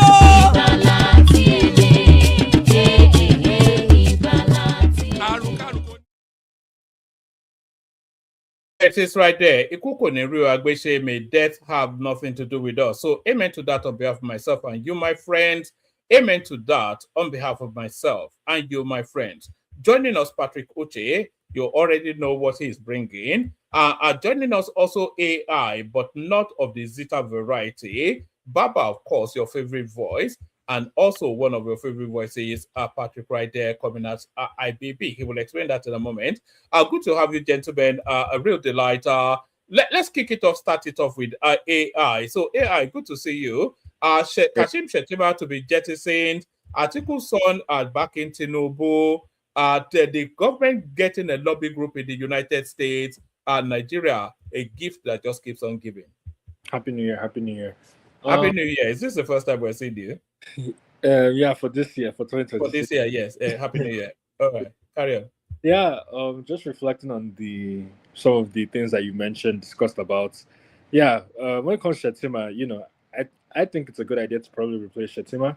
I know he's done decent for his first term, but it'll be good to have a change of guard. But I know Tinubu will figure that out, so I'm not worried about that. I think it's a fait accompli that Tinubu's going to win 2027. I don't see how Tinubu's not going to win 2027. Even though I don't like Tinubu, you know, the fact is most of the governors have defected to APC. He's increased federal local government allocations. So the states have more money now. The states they're doing more projects. A lot of things are happening on the ground. So it's like he's already set things in motion, right? And you know, he has his what's it called? The ministers, like Minister of Trade, the Foreign Minister as well. They're on a world tour. They're trying to reshape the narrative of Nigeria, you know, being a country that can be invested within. I think I was actually in Abu Dhabi when I met the Foreign Minister, Minister Tugar. I actually met him in person, actually. How impressive I'm impressed by him from a distance, but how impressive was he in person?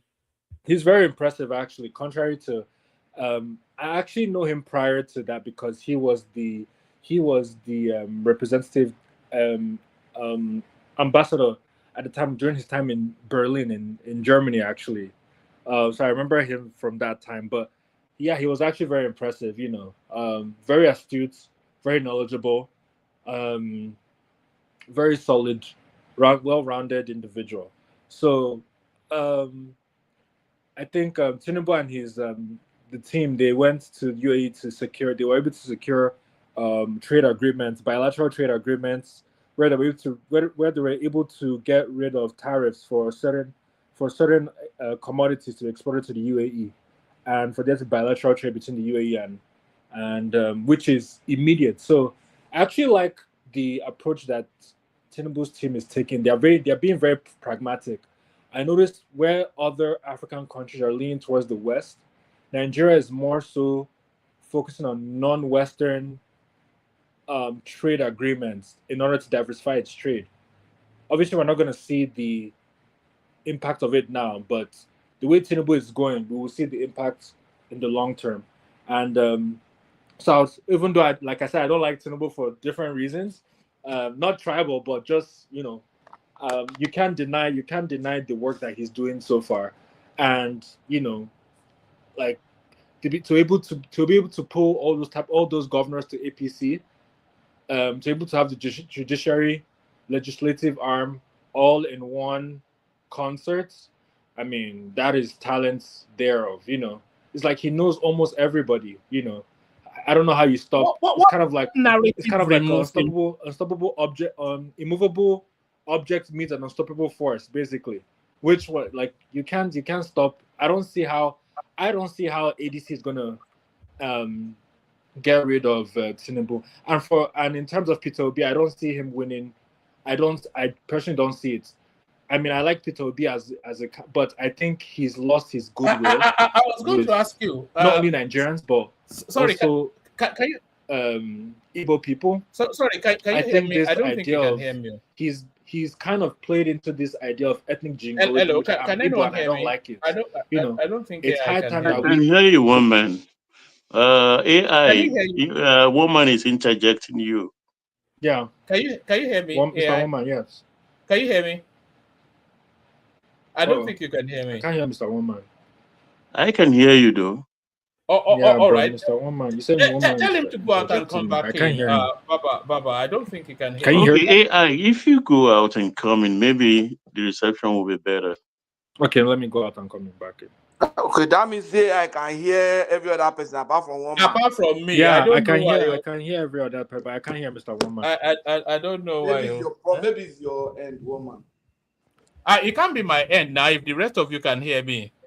You know? Can you hear Mr. Woman?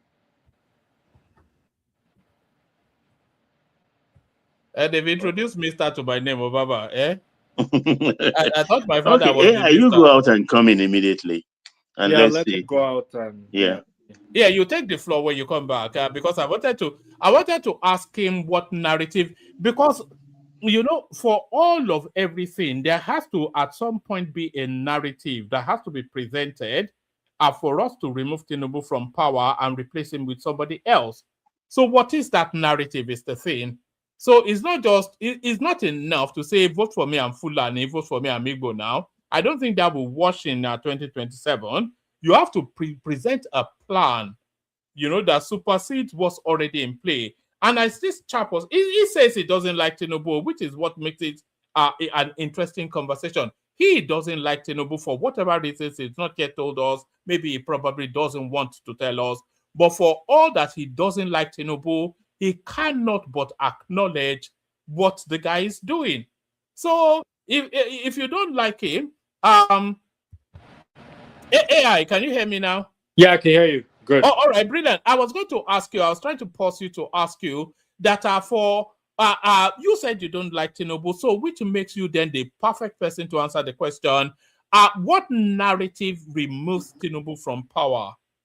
You know, what narrative can the opposition present in that campaigning phase that removes Tinubu from power? I don't even know what narrative, to be honest with you. I can't think of a narrative that would remove him from power. Like, I don't see any credible narrative that. I think he's covered his bases so well that I don't see how, you know. I think maybe the only thing that I don't even think it might even be a thing. I think the topic around the tax reform, I think there's some lack of transparency around it. That might be the old, but even that still wouldn't, you know, get them to get rid of. I think Tinubu. You know when the possibility of that tax reform being a campaigning tool for the opposition. Do you know when that possibility ends? When? At the end of this month. Do you know why? Why? I was in a closed in some meeting with the tax czar Oyedele. Yes. And it was saying at that meeting, it wasn't a closed meeting, it was just some little hub that I happened upon. It was saying at that meeting that at the end of the month, when people get their take-home pay, the middle to lower rungs of income, when they get their take-home pay, they will see a marginal increase in the monies that goes into their pocket, because the tax has been recalibrated to favor the threshold of taxation for them. Simple. Simple. Yes. Wow. So when they get their pay and they see that extra 2,000 naira or that extra 10,000 naira, and they're asking why, and they say, "Well, the tax has been." Oh, you don't pay any tax. They will say, well, "So what am I right?" By the end of this month, it will be very difficult for the mid to low income earner to take an argument against the tax reform. In fact, but that 2,000 to 10,000, that's only in the short term, right? It's not going to be sustainable in the long term, right? No, it'll be sustained. It's embedded now. It's been gazetted into law now. Oh, okay. It's forever as far as you are within the bracket. Let's say, for instance, what they were taking maybe 17% from their something as tax. Yeah, so exactly. That tax has now been reduced to about 12%. So the extra 5% goes to them. But the higher topper end of wealth, they've been taxed more heavily. So they will feel the heat. But then if they own companies, the company threshold has been reduced somewhat. So at their personal level, they will take the hit, but their company will get reduction. So by the time this thing takes effect, it actually favors the economy, especially the mid to lower rung of the income bracket. So even the SMEs too, below 50 million. Middle class. Yes. Even SMEs below 50 million will be paying next to nothing. That's good. But yeah, like I said, I think that. But apart from that, I don't see how. What about insecurity though? They will use it. Insecurity will be the hub of the campaign. But I think Tinubu, and I think that's one of the reasons why I was advocating for it. Probably should get rid of. Something about Shettima doesn't sit right with me. I still believe that he's still one of the sponsors of Boko Haram. Whether he's in the. I'm thinking that if Tinubu was able to get rid of him for his second term, he can then go ahead to then let the law take its course when it comes to Shettima, exposing Shettima. But I don't know whether that's going to happen because there's nothing you can tell. That man is shady. No matter which way you skin the cat, that man is one of the people responsible for that what happened with the Chibok girls. Like there's nothing you can tell me that would tell me otherwise. Whenever I see that man, I just think about Chibok girls every single time. So that's the reason why I wanted to get rid of Shettima. In terms of security, I think Tinubu is going to handle that, with the help of the U.S. government. I think they had an attack in the U.S. coordinated a drone attack in Sokoto. I think it was in Sokoto, and they alleged they killed some ISIL members. So, but I think Tinubu will sort that out. I'm not worried about that. I'm not worried as before. Before it was very rampant. It was very, but I don't know. I've noticed that there is less. Not that there is less news around insecurity, especially when it comes to terrorist attacks. So that's probably my think is probably like they're getting the message slowly. And then with this new defense minister and then Nuhu Rubadu, the NSA, I think they definitely will do something about it. So yeah. So if you get rid of Shettima, who do you replace him with, and what politics would you use to replace him? Is it the religious politics, or the pragmatism of because our conservative Sheikh Shoumi, we're just listening to him earlier on, and he was making the distinction between the northern votes. He told us then, and I didn't even realize this until he said it. He said the urban northern votes did not vote for Tinubu, but the rural northern votes voted for Tinubu. So what does that tell us? It's the conservative north that voted for Tinubu. And who is the conservative north? They are an ethno-religious, but they're an ethno-religious people, essentially. So if you present permutate that into who you think Tinubu should use to replace Shettima. I wanted to say Kwankwaso, but Kwankwaso is not a good bet because Kwankwaso only has Kano. I don't think he's able to bring in that much votes as no. Kwankwaso NNPP scored 900 and something plus, and Tinubu got almost 500,000 votes. Shettima's total Borno votes, all parties, just 450. Baba, what's the motive behind replacing Shettima? I don't think you will replace him, and I don't even support I don't think so. But Tinubu will still go with Muslim ticket because that's a winning ticket. Because it will mitigate against Atiku Obi ticket, and if it's Obi and someone else's ticket, it will encourage the North to vote more for the Muslim ticket. But Obi is not. I think we should eliminate. Obi is not winning that president. I don't see how Obi is going to. Well, let's always put it in perspective. An Atiku Obi ticket. But there could be Obi and someone else's ticket too in ADC. Don't let's discount that. Even if it's an X factor in that primary, let us still put it in perspective. Isn't Amechi also running the ADC? He is running, yes. So I would say that Amechi has a stronger chance of being Atiku's running mate than Peter Obi. Yeah, but Amechi doesn't have political cachet. He doesn't carry numbers. He has money, but he doesn't have numbers. But Obi has numbers. Obi has a guaranteed 3 to 4 million votes. Yeah. I don't know how that's going to work out. Anyways, but yeah, I don't, apart from Shettima, I don't know who. I was thinking. All right. Let me take you somewhere else. I was thinking Dogara as well from Bauchi State, but I don't know whether that would be a good. I was thinking Dogara as well, because I know he's been in the back. He's been in the shadows basically. Let me tell you the names that they are permutating with AI. They are permutating with Bishop Kuka of the Sokoto Diocese. They are permutating with Yakubu Dogara, who you just mentioned. Exactly. And then they are also permutating with Christopher Musa, the new Minister of Defense. Wow. I don't know about the new Minister of Defense. I don't know how. He's a Christian from Kaduna. Oh, they must as well just keep Shettima there. The only person I thought about was Dogara. That's it, from Bauchi.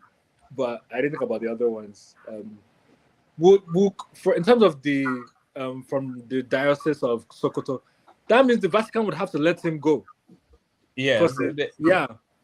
And then they have to persuade him also to take the post. Yeah. Because he's not a politician. In fact, he's a critic of government usually. Yeah. Let me leave the floor for the other. All right. Let me give you a snapshot question, and then I'll move the mic on to. We got Patrick Baba, and then Patoski. Larry joins us as well. Let me ask you this: Atiku's son, he's defected from the PDP to the APC. His own blood son, or the scoring of his loins, defected from the PDP to the APC. So, how much of a body blow is that to Atiku if his own birthed son is telling us then that, because what that tells us is that he doesn't consider his father a serious prospect. So, how does that impact politically, if at all? I don't see anything from it. I really don't see anything from it.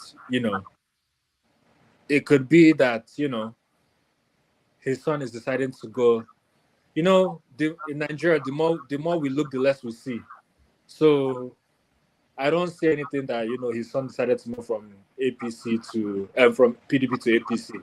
PDP is a lost cause now, so you have to think where you're.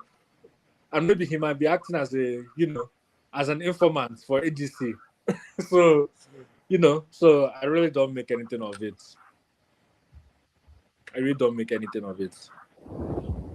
All right, brilliant. Let's move the mic on. We go to Baba and we start to do. We go to Patrick Uche actually, and we start to do 5 minutes. Yeah. Before you go, the reason why I joined, because I need to clear something. What you said, Taiwo said, right? Yes. I don't know why Taiwo is making people just too optimistic. Because Taiwo telling people that by the end of the month, right, when they start seeing increments in their salaries, right, that thing is not generic. Because personal income tax is a state tax, and most of the states have not really domesticated the new tax law. So I heard that thing, right? And I'm like, yeah, it's better you don't even see anything than give people a lot of hope. Because now they will start to ask where's their money. Yes, because fine, you can talk about people in FCT where their personal income tax, right, goes to federal government. But every other state, personal income tax is a state tax. And until we get to that point that the states are starting to domesticate the tax law, that's when the people will start seeing the effects of those things. But Larry, who does the collection for the state? Exactly. I want to ask Larry it's not that. FIRS. One post now. The state Who does the do their collection for the no, state? for personal income tax, the state does it. The State state do No, their they've, collection. that PAYE is no more functional because federal government collects all the tax now and then disburse. No. I've done this. I've done audits severally in Nigeria before I left Nigeria. State. Guy, be like say you did far away from your mic. So Baba. Yes, sir. The personal income tax, the state internal revenue service collects it, not federal government.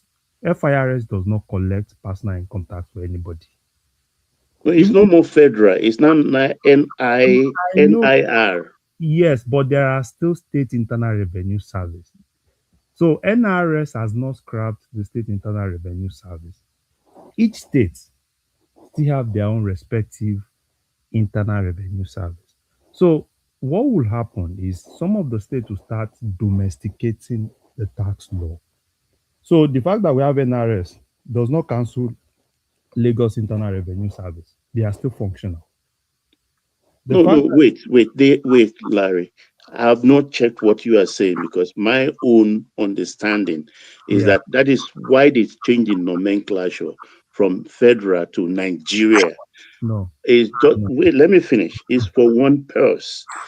The states have their own group of taxes which they collect also, which should be localized. Wait, let me finish my point. Okay. The thing is, if that were the case, then states that were agitating against it need not be very vocal. All they would do is not to domesticate anything. But this is a federal law. No, Baba. So see, let me, because this is my base, right?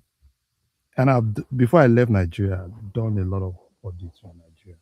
So personal income tax, it's not a federal tax. Even the one in FCT, right? It's not collected by Nigerian Revenue Service. It's collected by Federal Capital Territory IRS. That's why today, if you go to Nigeria today and you say you need a tax ID, right, for an individual, you don't get that in NRS. You get that in your own state internal revenue service, because that's a state law. So Taiwo coming to tell people, oh, you start seeing those things at the end of the month. Yeah, you can say probably by end of the year, a lot of states will start putting things, implementing things, putting it in. Yes. By end of the month, no. It's a no. And I hope it doesn't give, because Nigeria has people that when you give Nigerians hope, it can be counterproductive. But I think but I do you think most him and states have his team- domesticated their state taxes, no? You think him and his team will not know that the states are the one collecting and the impact before he start making such statements? He's a professional too. Adoski, you should know this thing now. But he's a professional. No, And Larry, I disagree with you, though I will not argue the point. I would rather go back and study more. That's the structure. That's the me structure. What Larry is saying, that's the structure. But not the structure. That's exactly what is. that's exactly what it is. But till today, I think for him to have said that, I don't know. There must have been some changes. He's a professional too. He's been in that space for a long time. And he's the one and his team that designed these same laws. You don't understand what I'm saying. I am not saying it will trickle down. I'm telling you that people will not start saying it by end of January. That's what I'm telling you. You know why I think different, and I'm going to study it tomorrow. I'll spend after my football this thing. I'll study tomorrow. Is because, take for instance, are you telling me that if 5 states were to domesticate it, only that 5 states will be reimbursed and other states will not be contributing anything? Yeah, exactly. It doesn't make sense. It doesn't. No, it doesn't. Why did they change the nomenclature from federal to Nigerian? Baba, the question is not about the reimbursement too. Baba, why they change? Now let's get something clear. You said, why did they change the nomenclature? Yeah. To Nigerian Revenue Service. Internal Revenue Service. Yeah, NRS. It's called NRS now. Okay, okay.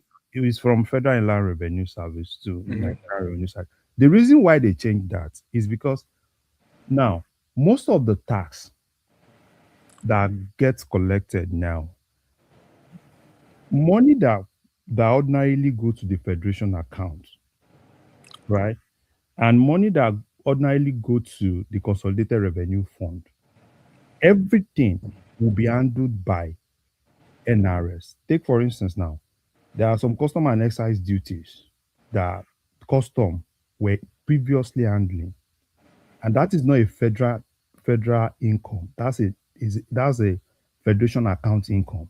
Now, NRS will post people to custom. NRS will be collecting everything. There are money that NIMASA collects. Those are money that goes to the No, federation. even customs will not collect directly anymore. They pay that everybody pay directly to that person. It's NRS, I said NRS will post people to custom. That's what NRS is doing. Even the Upstream Petroleum Regulatory Commission. Every other spaces, NRS will be the ones to post to those spaces. That's why they decided to change it from just normal Federal Inland Revenue Service to Nigerian Revenue Service. So it's not because of probably they want to take over everything that all the states do. No, that's not it. No, of course, states will still have their own laws and everything. Are still collecting their normal personal income tax. You can confirm that. Look, even you can continue. I can help you get that so that we can, one man can help you. I'll spend tomorrow my evening hours doing that again, because that's my own understanding is one purse and federal government would disburse. But still, so many lies that are peddling around about this tax issue. They just, like, those mad crowds, they just jump in anything just to excite themselves for 24 hours and then they wake up to another thing entirely. Take, for instance, the VAT on money transfers. And they said, no, that's not true. You don't do anything. It's on the charges of the bank that they will pay the VAT on. It has nothing to do with the remitter. That is one. Another one, they jump up. I mean, they just kind of, it's catching cruise. I saw a woman who remitted 25,000 to the daughter, and then they charge 87 naira. And she was complaining, went on the social media to say they are clean us with taxes, and 87 naira for a 25,000 this thing. I mean, what is wrong with us? And you want improvement? Nigerians are becoming ridiculous. But Baba, let's be very objective. There are some businesses that you not like. I'm spending my money. I'm making a transfer to a bank. Why should I be charged for that? Here, I don't pay charges for that. Baba. Yes, sir. Baba, you know where the problem will be? Yeah. You know where the problem will be? It's all about the payment gateways, right? They don't charge anything. They don't charge exactly. For and then me, you are charging personally, in Nigeria, now this is me personally in Nigeria. I have Access Bank, but I don't use my Access Bank. If I want to do big transaction, I don't even use my Access Bank. I use one of the payment gateways. OPay or something like that. Yeah. Not even OPay. There is one, Bank 78. It's Bank 78 is what I use. And it's zero. But my Access Bank, any slight thing on my Access Bank, different charges. So that's where, and people, you know when people now, most people that you see in Nigeria today do not even use those conventional banks again. Yeah, they don't. Exactly, because the fintech are making a kill. So most people use the fintech, and the fintech do not charge. Yeah, they don't charge because of volume. So now my problem is, if you're now saying the fintech should start charging, because basically, how much should they start? You want the fintech to charge, and that's where the problem is. And the fintech are not going to consume that cost. They'll pass it on. they will definitely push it to the people. But for the safety of your money, for instance, Baba. the 50 naira payment on money transfer to safeguard your hundreds of thousands of naira. Baba. What's that? It's about safety. Yeah, it's being. It doesn't save anything. Oh. If Why that do money you gets think lost, they won't secure it. They won't. Yeah, it's true. Baba, why do you think people left conventional banks in Nigeria to those guys? Because money was just Patoske, flying you are around. breaking off. Why do you think people left? Because I was in Nigeria, right, Baba? And I entered banks in Nigeria. It was, at least at the point, I was like, okay, fine. Some of these banks, probably they just have like 2 people working in the bank is better. Unlike what it used to be, where you see people in the bank. I remember. And everywhere you go to, as in from the driver that was taking me around, from everywhere, it's either they are using OPay, they are using money points. Even the funniest thing, people will buy corn, agbado on the roadside and pay with a POS, through POS. Even everywhere. So a lot of countries don't even have that. It's not POS. It's most of them is bank transfer. So most of the problem is, that's where the problem is, right? So because you are basically trying to make it universal, unlike what it is now, right? What it is now is just the conventional banks that charge all those money. The OPay, the money points don't charge it. So I think all those things, it's a whole lot of things at the same time. The tax thing is a new direction. So let's wait, and it's not something that will take off 100% smooth. Yeah. It will take time. There's gonna be So some we profit. just have to give it time. Those vuvuzela noise makers, let them make whatever noise they want to make. That's the only way part to. Yeah, but the old tax did not start this January I was now. wanting to move on, but I'll do this. I'll get in touch with the guy that hosted that particular space. That If you can come on next episode, that'll be great. You mean Taiwo Oyedele himself? Yeah, you can. One man. Yeah. The guy is so humble that if you reach out to him, he will come. You know? Yeah. It's not reaching out to him because I have a pathway to get to him, but it's the time that I stream. That's why I'm not bringing on guests anymore. It's the time that I stream. Okay. Am I going to tell him to come up at 1:45 No, a.m.? that's not going to happen. That's not going to happen. That's why we don't have. It's not. I know. I have access to the guests, but no worry. I don't have this time slot. But as we get to settle back, no, we'll let him know about it. Yeah. No problem But about I that. will tell him to cut that clip and send it to me if he still has it. He did it on TikTok, and TikTok doesn't save. So I don't know if it's able to record it in one way or the other. But let's move the conversation on. We take it to Patrick Uche. I will start to do 5 minutes monologue because the room is populating, and you know people don't like to wait for too long.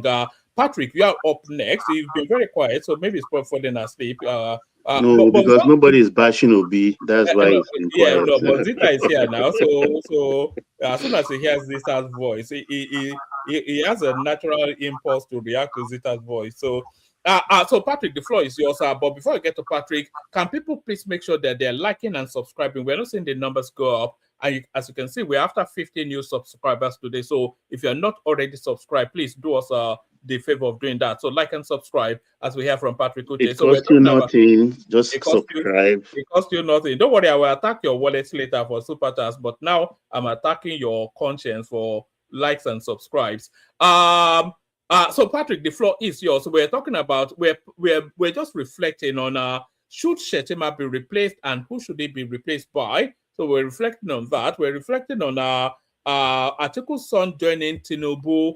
What does that then say about the prospect of his father? If he has no faith in him, then why should we have faith in him?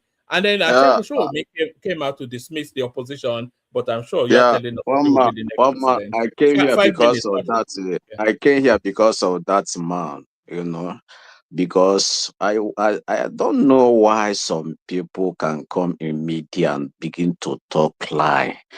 That this man is a PDP man, but all the time he came to media, he said, I'm PDP man, but using idea they're supporting APC.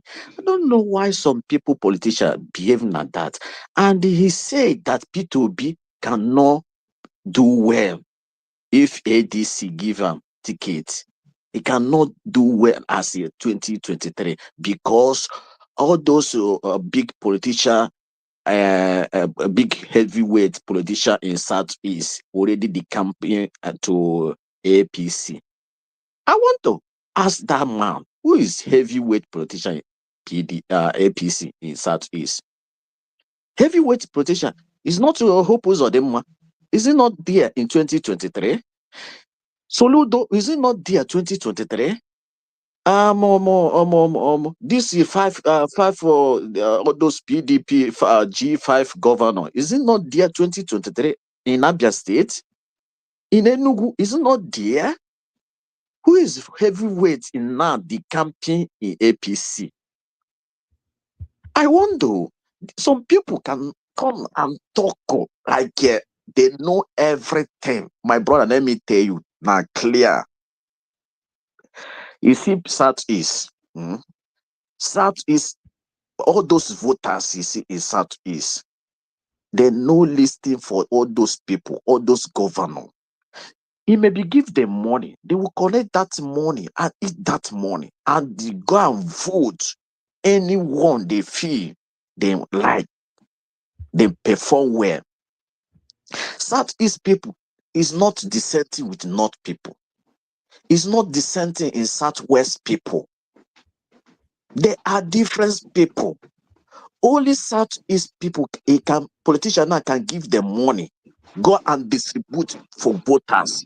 As they give you money, that money, they will tell you, vote for your conscience. Only Southeast people will do that. Nobody, no region can do that. They will collect your money, they will vote against you. I want to clear that man now. If you know him very well, stop. Let him stop talking like an old politician, like since 1960. It's still the reason like a old politicians. Is it 2027? Accept P2B is not a ballot. You see all those five state government he's mentioning now, all of them cannot get 5% in that region. All of them. So stop talking heavyweight. Who's heavyweight? Hope Uzodinma they call heavyweight. Don't surprise Hope Uzodinma you see now. Vote for P2B 2023. If you don't know, I will tell you. Hope Uzodinma is a 419 man. They will come and do blah for you. That election, they will vote for his brother.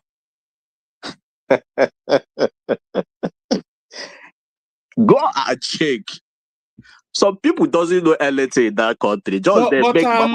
What will convince the Southeasterners to vote for Peter Obi in 2027? This is a good question. Since when I was born, I'm 40-something years now. Since when I was born, I never experienced Southeast president in that country till today.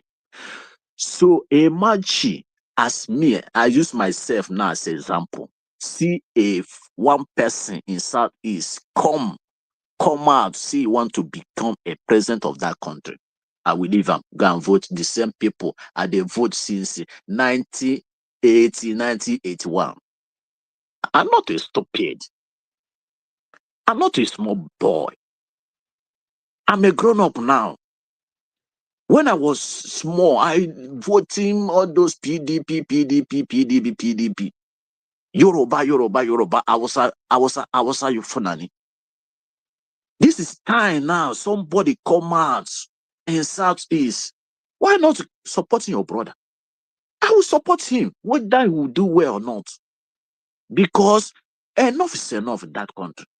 Nigeria belongs to every. All right, that's the most honest answer I've yet had to that question, because a lot of people will come here and say competence and so I was expecting you to say that, which would be a nonsense. But that's honest. Is your brother and blood is thicker than water.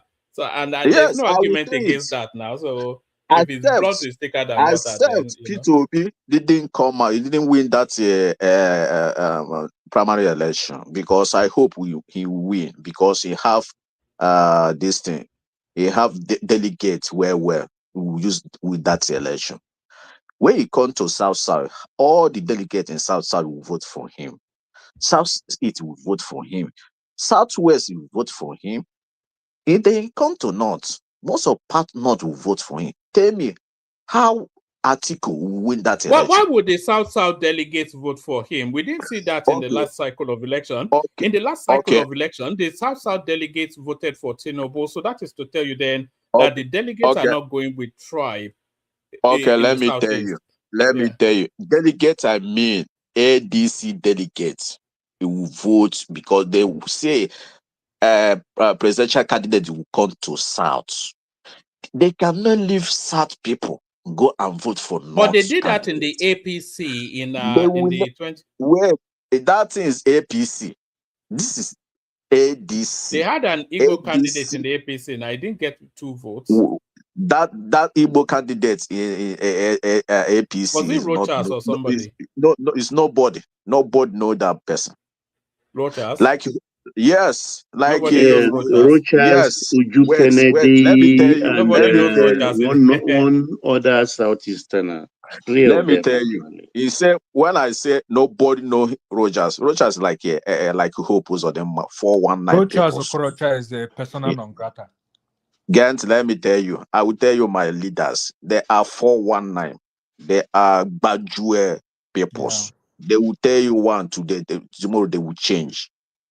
You know. So no Southeast people can go and vote for those people. They will come tomorrow and say, my people, my governor. We talking about that. Like when you say now, wrote me Amechi, he will win. How can wrote me Amechi will win? Wrote me Amechi cannot win local government in River State now. How can you give no? Nobody said they will win. No, I was saying he would do better than Peter Obi at the APC primaries. Do any better.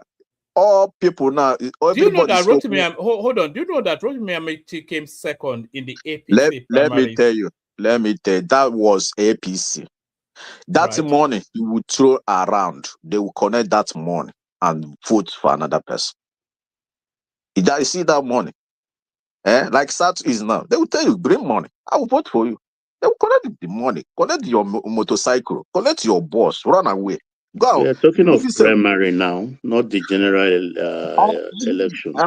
Yes, I'm talking about primary election. You see, P2B have a better chance to win that primary election than Atiku if he play his wing very well.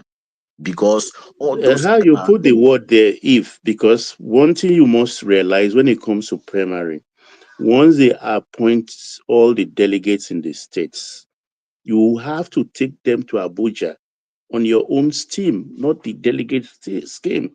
You house them, you transport them, you feed them, and you give them money. It's a hard work. Pure organization. That one is not problem. P2B have many hotels in Abuja. If you not have, I have one. His supporters have many hotels. Go fund me, Abi. You do go fund me. They will do go fund me for you. Maybe you want room there. They will sleep there. I will feed you. You know. All right. Patrick, give us 2 more minutes, and then we're going to Baba just because other people. Second, the article, his son. You know, you see in this country before, there's one man in Imo State. I think Abaniku. I think I can't remember. His son and him contesting a senate that time. You know, his son beat him, win that senate. And that's the Ikoku and the son, Gunsu. Yeah. After the second tenor, he's supporting his son.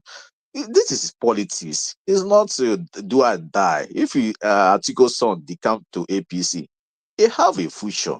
You know, he want to contest something from there. Then his father doing his own.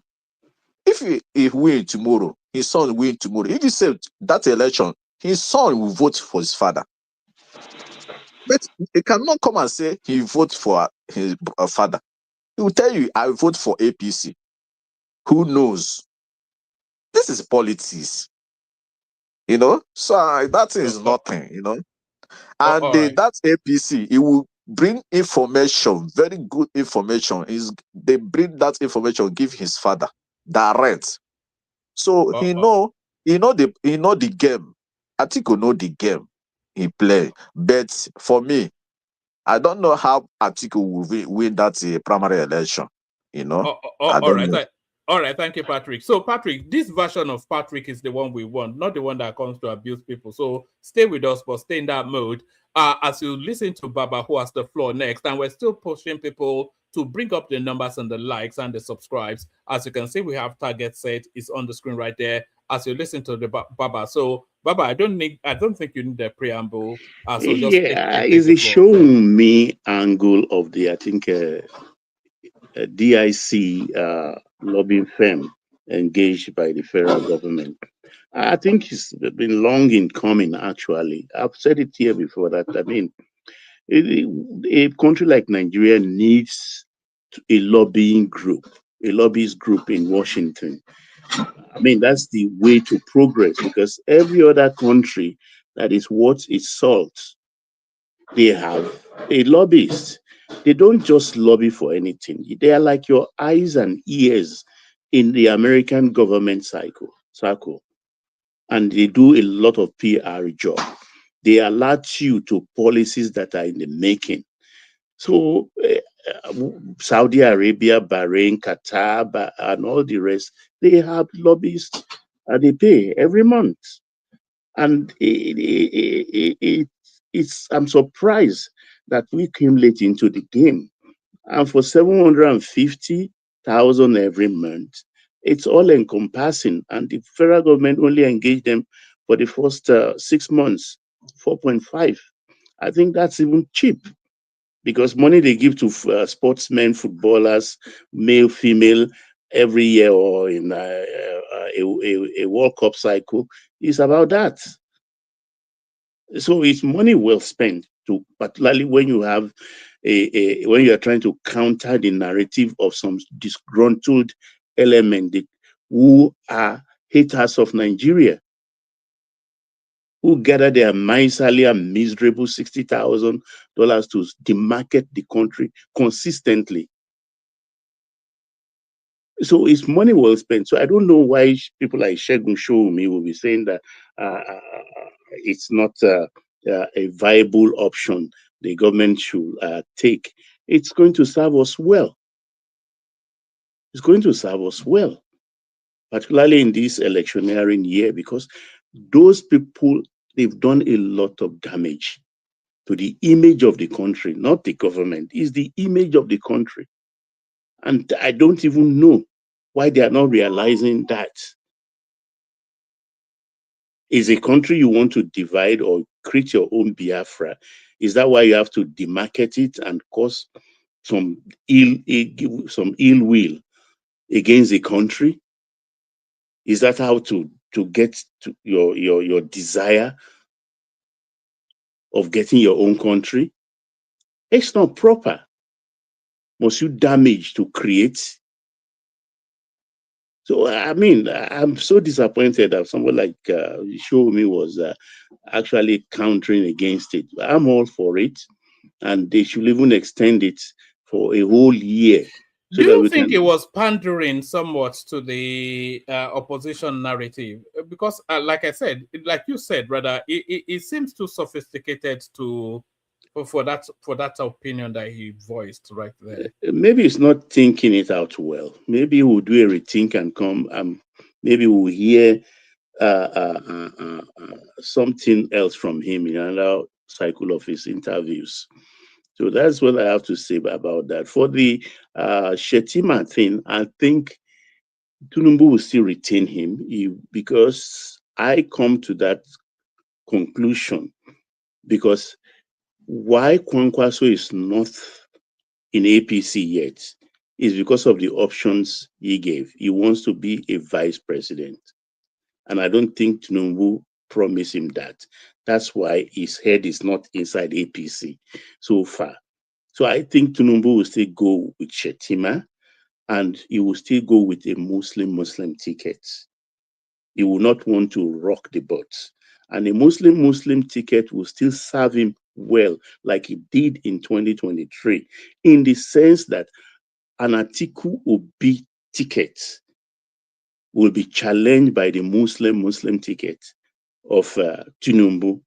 It will keep that rural vote, show me talk about, keep them a little bit reassured, because it is the emirs that are holding that rural vote locked down through the machinations, not evil though, of people, of those retired generals in the north. And that those votes are very crucial. Atiku can have all the urban votes and everything, but they will not make inroads in the South-South. No way, because why they cannot make inroads in the South-South is because of the off-cycle elections that have taken place. We still have two more, one in Ekiti this year, few months, and one in Osun, few months. And I'm sure the Osun one, I think, is the only one that's going to be a contest. But that of Ekiti, no contest. APC will still keep their state. But the Osun one, I'm really interested in seeing, but I think APC will nick it in the sense that they will want to teach people like Aregbesola a very good political lesson. So I think Tinubu will go with the Muslim ticket.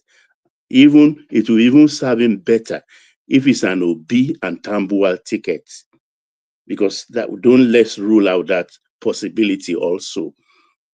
We should always put it in permutation. Obi, Tambuwal. Tambuwal has not yet moved to the ADC, has he? He has moved officially to ADC. But fortunately, the two of them has been 8 years governors of their state, Anambra and Sokoto State. Tambuwal did nothing, like Obi did nothing. So they will be easy for the slaughter slab. You understand? But, well, apart from permutating that way, I don't see Atiku leaving that ticket. It's his last hooray at 79. It's his last hooray. He will not leave it for anybody. The people, the obedience can howl to the moon and vuvuzela till their throat will dry. Hell will have to freeze over first for Atiku to drop that ticket. He created that party as an SPV for himself. He nurtured it. Unfortunately, he brought in an ant-infested wood in the form of Obi, and of course, the lizard has come in. The obedience have come into feast. So I'm sure he will be biting his tongue now or biting his finger. That why did I bring these people in? And because they want also to reap where they did not sow. They want ready-made food. Like they told them in 2023, politics is not a la carte. Why they didn't turn their obedient movement into a political party, still a mystery to me. But after have been a formidable party, easy for them to arrange. But then, whatever it is, in a few months' time, it will all unravel. Because I have it, somebody told me that, look, the obedience also can be purchased. And I can see what that person said then manifesting itself. I just where you are, Baba. You already see them negotiating a price. There's this woman on TikTok. She always wears this red scarf on her head, and then there's Aisha Yesufu as well. And then there's one other guy. He has a white beard. I can't quite Magnus something he calls himself. A lot of them have been coming out to say that if Peter Obi is not on the tickets, then the obedient movement will withdraw withdraw from the ADC. So what does that tell you? So they've made a hard stance. So what that tells anybody that's a thinker, anybody that has a brain, is that they are negotiating a price. That's just what they are. Yeah, so of course. She's saying, look, we've built this momentum. You have to pay us as well. So that's a negotiation. Them saying we will pull out if Obi is not on the ticket is them inviting Atiku and Co to come and pay them off.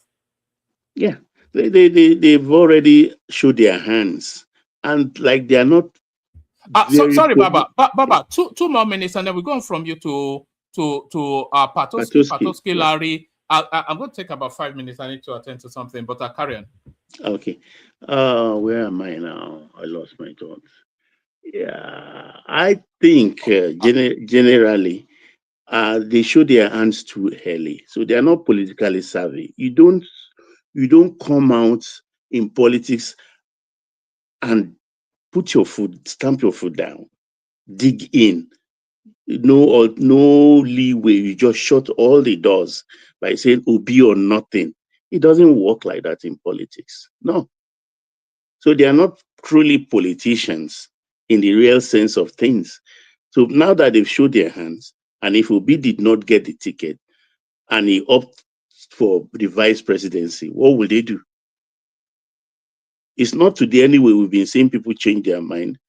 Egbon in Lagos, Admiral, said if Tinubu won, he will leave and go and live in exile. Egbon is still in Lagos, enjoying himself in Gerald Road, Ikoyi. So you don't do that in politics.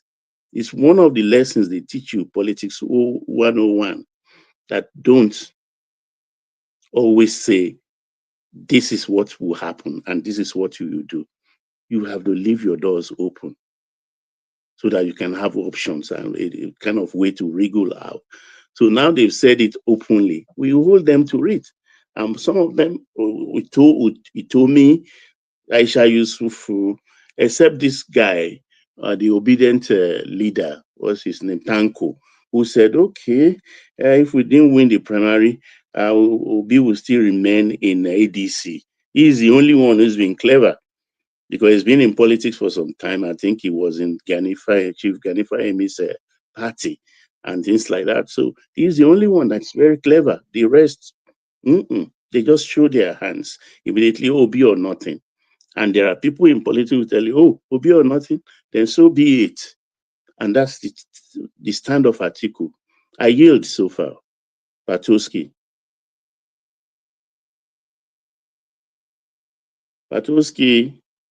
Yeah, thank you, Baba. Yes. Yeah, the obedient, all those guys in obedient making noise. You see, I think they overestimate themselves. That's Aisha and the other person. How can you be the one dictating for Obi? All of them, they are riding on Obi's popularity. Even you say obedient is Obi. It's not all those Aisha Yesufu. How many people will say, oh, I'm voting for Obi because of Aisha? Or I'm voting for Obi because of what's this other one that used to make noise? Obi is the one that is making them popular. And so, if they say, oh, we are not going to support him, you're not going to hear anything about them again. They just be like any other content creator. And that's the truth. And they are not even doing well. They are not even doing a good job as a content creator. Donaza will do better than them. Very Dark Man is doing way better. So, it's Obi that has made them popular. So, they should watch the way they talk. Patoski that could not even win governorship primary in APC in Delta State. He says he's not going to support Obi. What's the support going to do for Obi? People overestimate their capacity. So, to me, and I think if I'm in Tinubu's group, that's the scenario I'll be working with. I'll be working with the scenario of Atiku president, Obi VP, and even Kwakwanso in their group in ADC. That's the worst case scenario that Tinubu can face. Atiku as president, Obi as VP, and Kwakwanso in their team, and maybe they negotiate Senate president with him. That's the worst. And then that team should start planning their strategy based on that. That combination can be beaten if they anticipate it early and come up with a strategy around it. It can be beaten because now if you are going to the only thing I was thinking they will campaign about against Tinubu is insecurity. But even though we are not totally secured, nobody can tell me they are not seeing what Tinubu is doing in security. You know me, I used to criticize him too, and I used to, at times I'll say, oh, I don't vote for him, I don't campaign for him. Some people say, oh, you didn't campaign, well, look at you. I don't campaign, I don't vote. Me, before I left Nigeria, I was a card carry member of APC. That's the truth. I be card carry member. I get my word for Itaiko there. So I be card carry member. So I know they support with mouth. But once we support you, you win election. We not go ahead follow you do the job. And if you are not doing well, we should not be supporting you like that without telling you that you don't do this one. After all, nobody say I dey benefit anything. I don't even intend to benefit anything from it. But to me now, Tinubu is doing something meaningful in the area of security, and everybody is seeing it, except you want to be very insincere. The man was not the one that caused the insecurity in the country. Mind you, this man is even still less than 3 years in power. The one we are talking now, as if the man has been there since Nigeria, since the independence of Nigeria, and we expect that he will solve all the problem of Nigeria. Based on the time, the amount of time he has spent, the level of work so far that he has done, I think Do you is know the worth. ASU 16 years debacle? He has solved it finally. Yeah. 16 years problem, he solved it. So the man is, I don't know, the man looks like somebody who is not that smart, but man, me and if I did surprise, yeah, the man is smart, and in security is doing the work. We have not seen the final result too, but we have seen that the work is being done. Unlike before, we will not go know say anything they happen. Now we see what is happening. So anybody that's going to campaign with security, we should ask him, which level of work will you do that this man has not done now or is not doing currently there? He's changed service chief, he's changed minister. I can answer that question, Patoski. What? There was a time that Peter Obi was on a flight, and then there was a functionary of Lagos State that was on that same flight as well. He wanted Obi will use the little known military strategy of toilet cleaning. That's how it was. Okay, my brother told me that though, that he said one woman went to the toilet and he cleaned it. When they asked him what will he do differently? You see, there's nothing that anybody wants to do in the area of security now that Tinubu is not doing or has started doing or is not currently putting structure to do. I'll use my short time to explain that, but there's one thing that is left for him to do, and I will mention that. All the agencies are collaborating more than before. National Security Advisor Office is becoming more strategic than before. This NSA office, can anybody remind me who was Buhari NSA? Very unpopular. It was Yusuf Bichi. Very unpopular. You could not see the impact of what he was doing. Who was Jonathan? I beg your pardon. It was Ngono or Yusuf Bichi was you are struggling to even was DSS. Yes, it was Ngono or something. Now, look at him. That is no real. You could not really see what he's doing.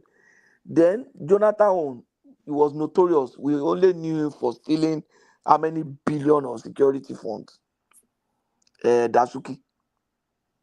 So, but look at what Ribadu is doing. Look at what now they brought Musa in. Look at the rejig. Look at the impact. Look at the service chiefs. Look at what they are doing. And then look at the way he's diplomatically managing external influence around security and what people thought was going to be to his fall. Look at the way he was able to turn it around to his advantage. Now he's negotiating better with those international community. He's doing a lot of things in that area. Nobody say now they say, oh, half of the year the president has spent it outside the country.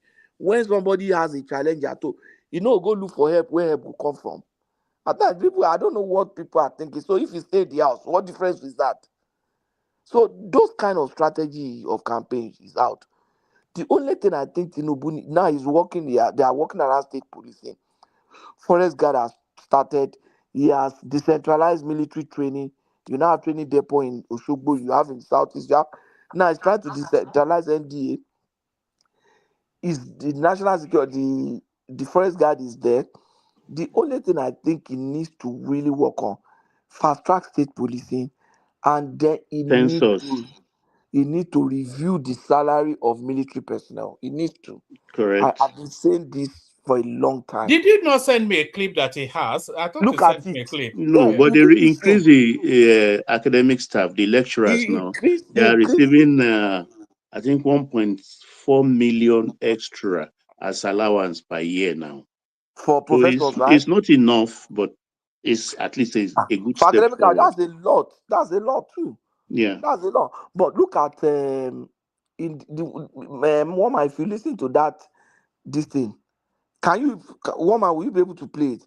That was a soldier. He was discussing how much each rank of soldiers get. Woman, please. There's nothing. Yeah, I'll pick it up whilst you're speaking. Carry on. There's I'll get nothing that can be damaging to your channel there. So this, when woman bring that in, I'll just leave you guys to discuss it. Now, when you listen to it, now begin to listen to it in the context of these soldiers are the ones that are protecting the country. In short, there are some of those protecting these VIPs, the chief, the commander-in-chief, the senior people, and they see how much those guys are spending every day. They see visitors that come to their house. They see how Ghana must go is moving out and coming in. In short, in some cases, they are the one that will even help them to escort the Ghana must Take go. it from the car or put it in the car. Exactly. And they see how their children, the children of these politicians, spend money anyhow. In short, they are the ones that will maybe escort the children of these politicians to club. And they will see the way they are spending. And maybe the children of the politicians will say, yeah, you take 500, take 1 million. They see all that. And then, when one man play that thing, I won't talk. You will feel very sad. And you will feel that But you know, this Patuski, is negligent. what makes me happy with Tinubu, that's 4 academic year being How 4 much years. is a soldier being paid in Nigeria? 104. All right. Let me play Entry point 104,000 a month. Yeah. So in a year, how much does he get? $1,000. That's Go, one woman, please play it. million Lita, something. make one Just man play about and make you hear it. $1,000. All right, let me play it.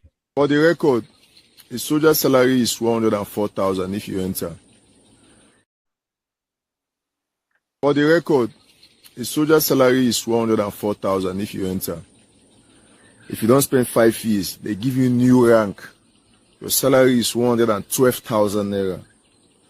If you spend 10 years, they give you another rank, which is corporal. You earn 115,000 naira. That is, if you spend 5 years and if you spend 10 years, the difference of the salary is 3,000 naira, 112,000 and 115,000. If you spend 15 years in the service, 15 years, 15 years, your salary is 125,000 naira. Then if you spend 20 years in the service, your salary is 150,000 naira. This implementation starts this year.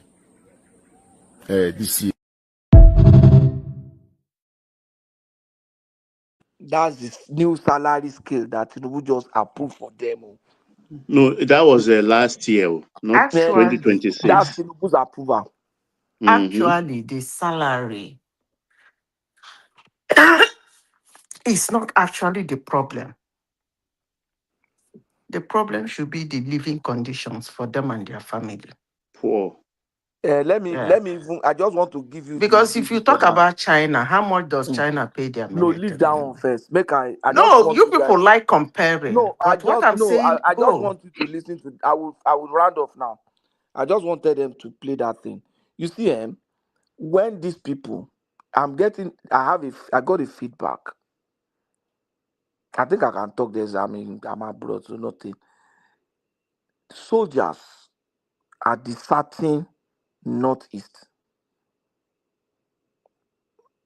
Soldiers, they are going on a war in Northeast. I have a senior friend who is a retired soldier, who is now the chairman of LCD. He told me his experience that 3 soldiers came to his estate, to his area. So the ballet now say, go and meet chairman since they are soldiers. So when they saw him, they saluted him, sir. He now spoke to them as a young boy. What is happening? So are you guys on pass? They say no. They say they left. They now started talking about even the condition, just as it I say now, the condition of their family. He said when they were there in the battlefield, their family, they hardly have time to call. But when they call them, the wife will complain, this money, the salary no reach. Some of them have 3 kids.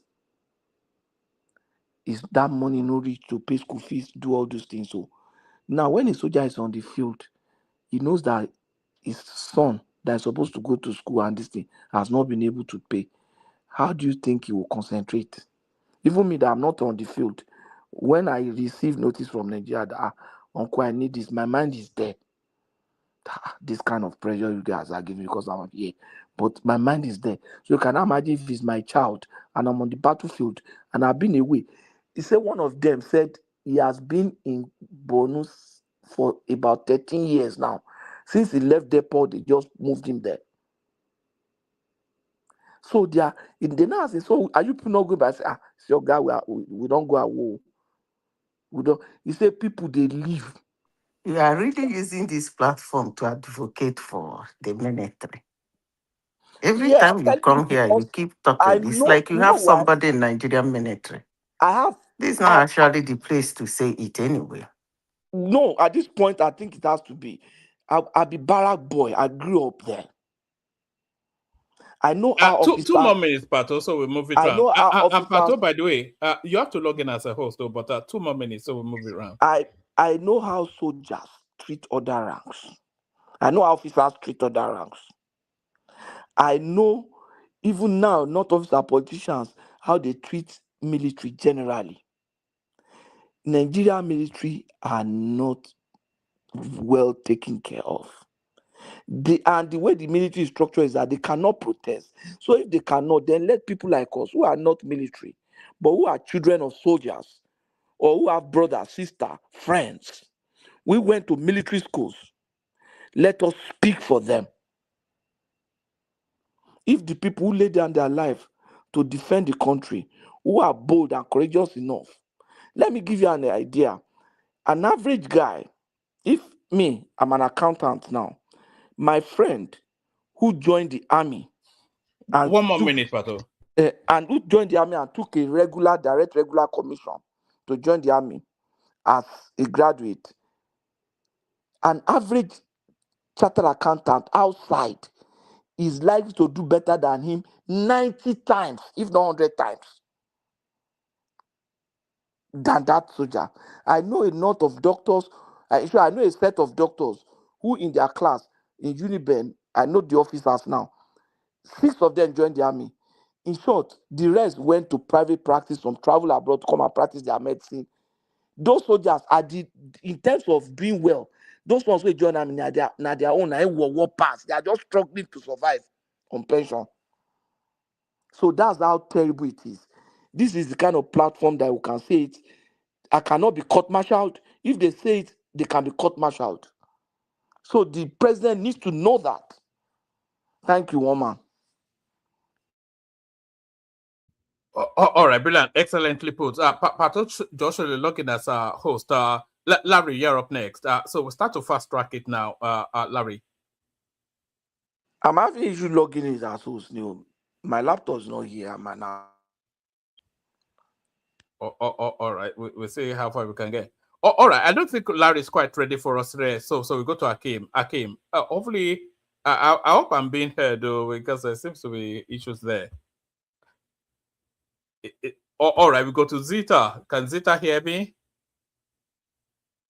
Can hear you.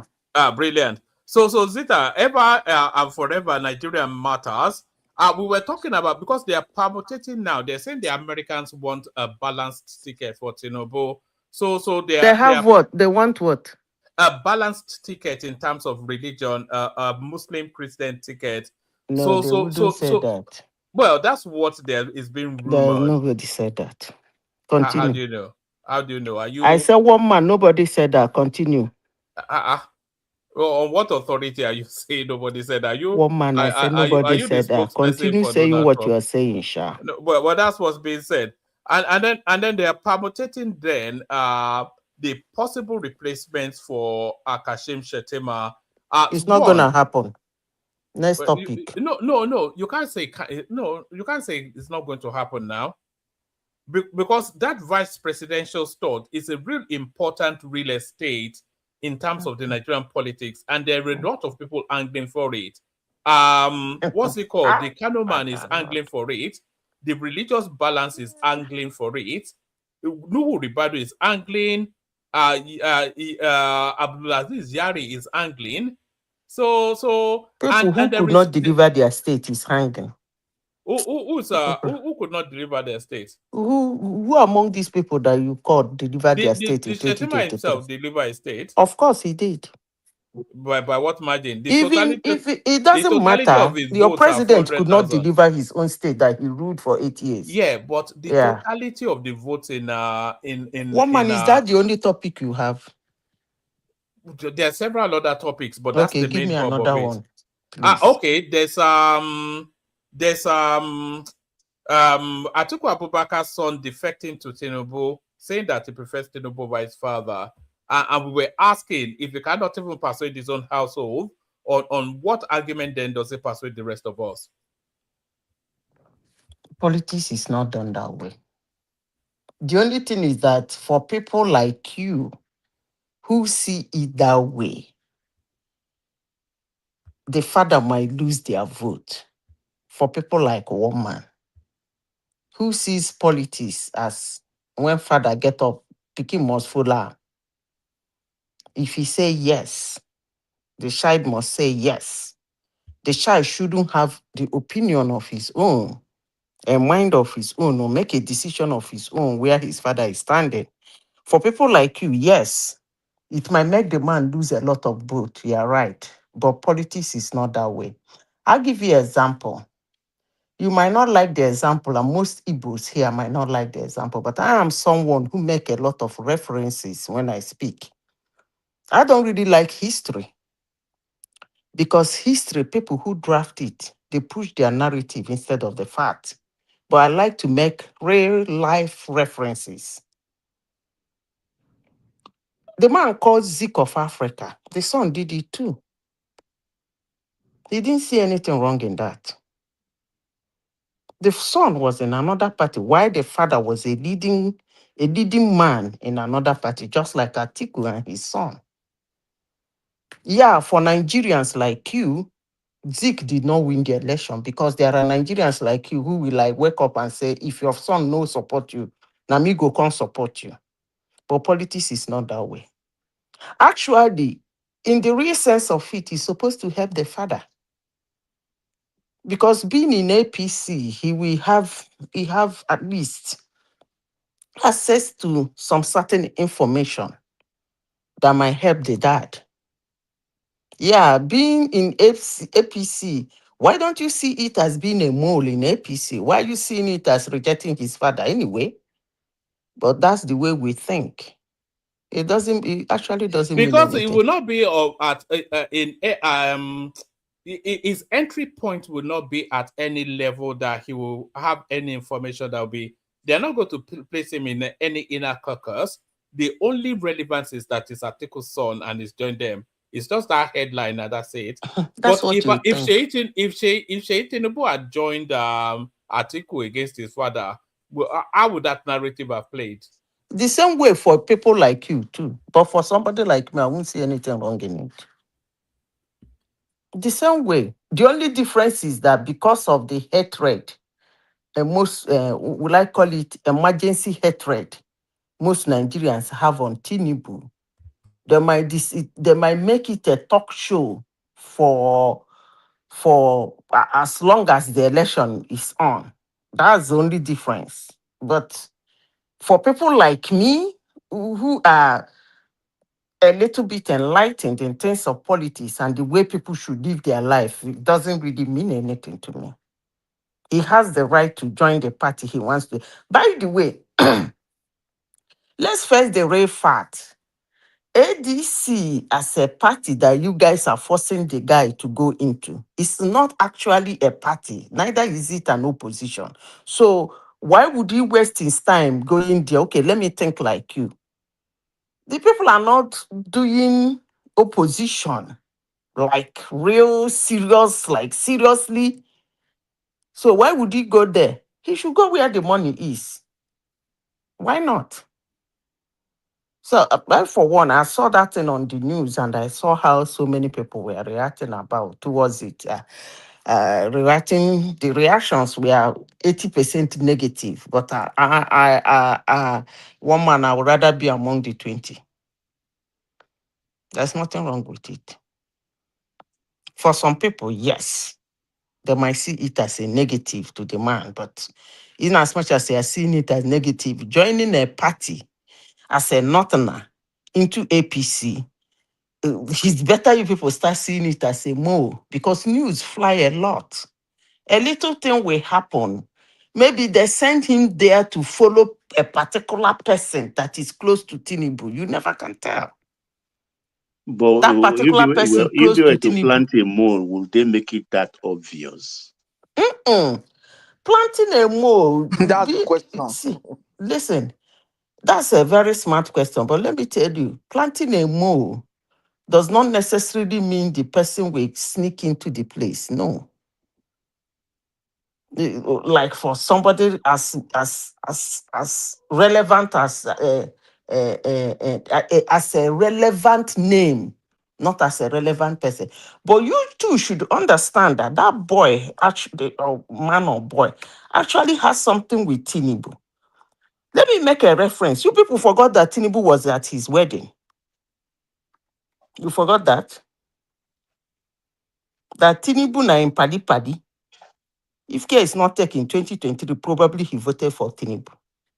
Let me just on just what you said there. This is something that if article is no longer in play, if he feels that he's no longer in play, who do you think he will back between Tinubu and Peter Obi?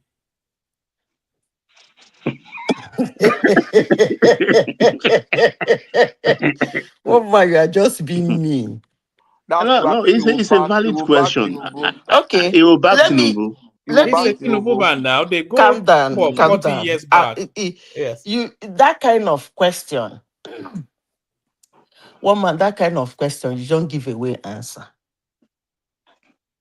You have to explain to your listeners why he will back Tinubu.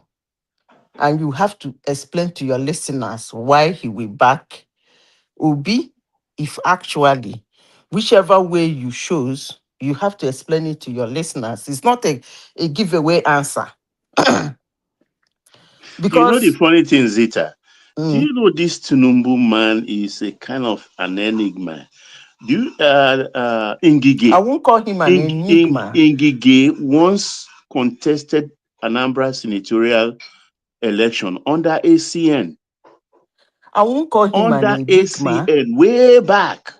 I Can you won't call believe him that? an enigma, but I will call him, I would rather use the word a secret ladder builder, career ladder builder. That's the only word I will use for That's Tinubu. not a word now. That's a sentence. Enigma. Secret ladder builder. Now one sentence with that. All right, give us the answer and then give us what's led you there.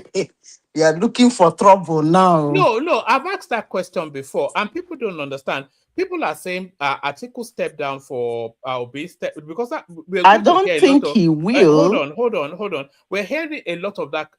We're going to hear a lot of that cry in the build up to the ADC primaries, especially from the obedient space. Atiku step down.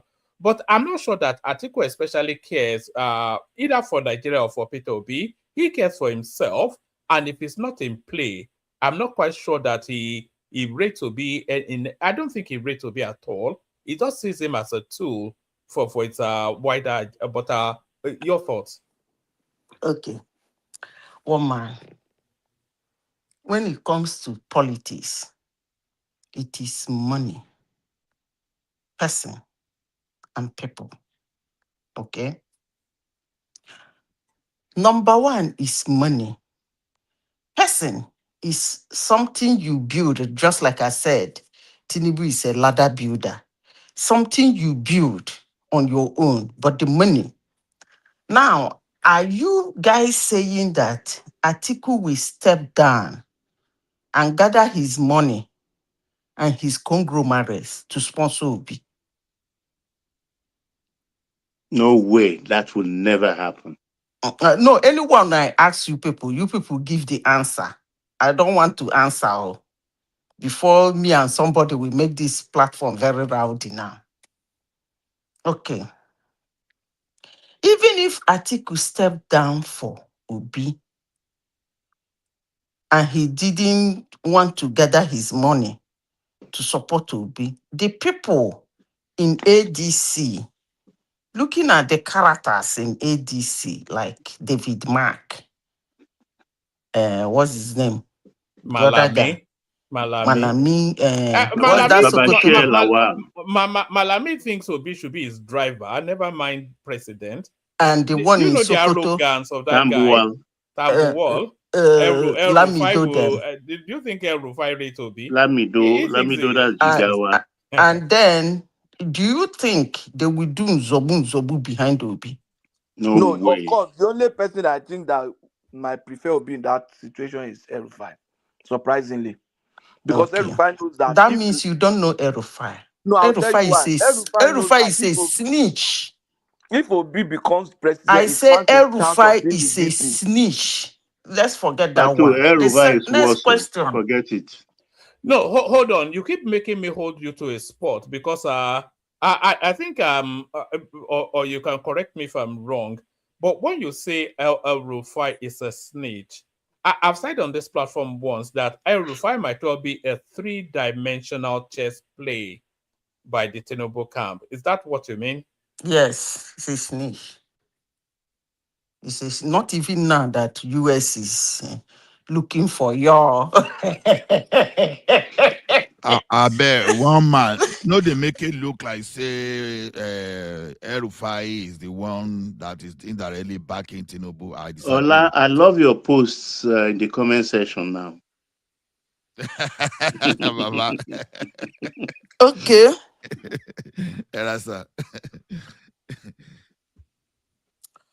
Okay, so the second thing, we finish with the money aspect. We go to personality.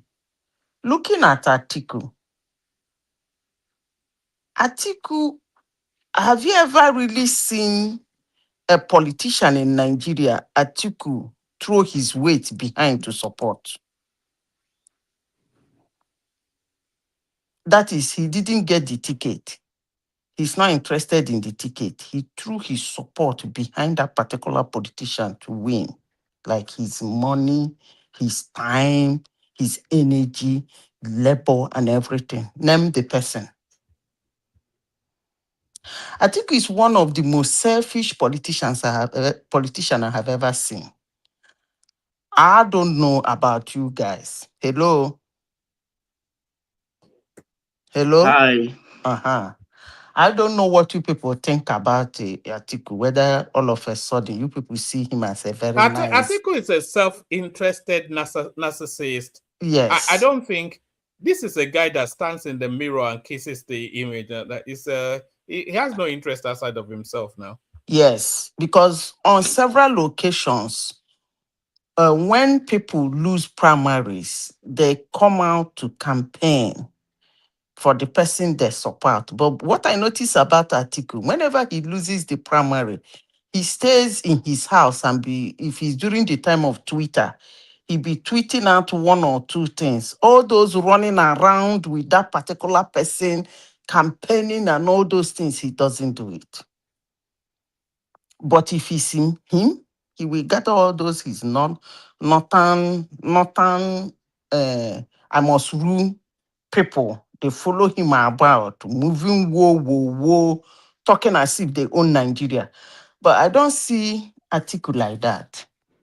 I don't think he will step down. It's actually going to be a surprise for me if Atiku is not in the ballot come this year. I'll be surprised. And that way, at least, he will earn a little respect from me. Because as it is now, I don't respect him. I don't respect Atiku in any way. I'll never, ever see him as somebody who should be seen in Aso Rock. I didn't even know how on earth he was found in the vice presidential apartment. But it is what it is. The man wants to run. He doesn't need your respect now. He's his president. The man wants to become president. They talk of respect. No. Yeah, but What I'm Zita is saying, the electorate now. She's the electorate now. No, what I'm saying is that I will be surprised. Yeah, but Zita is a representative, is a voice of, is a particular demography. Vote. Yeah. No, I said I will. No, I upper will class ladies vote. Yeah, she's the representative of upper class ladies. If I will be surprised and shocked if he's not in the ballot.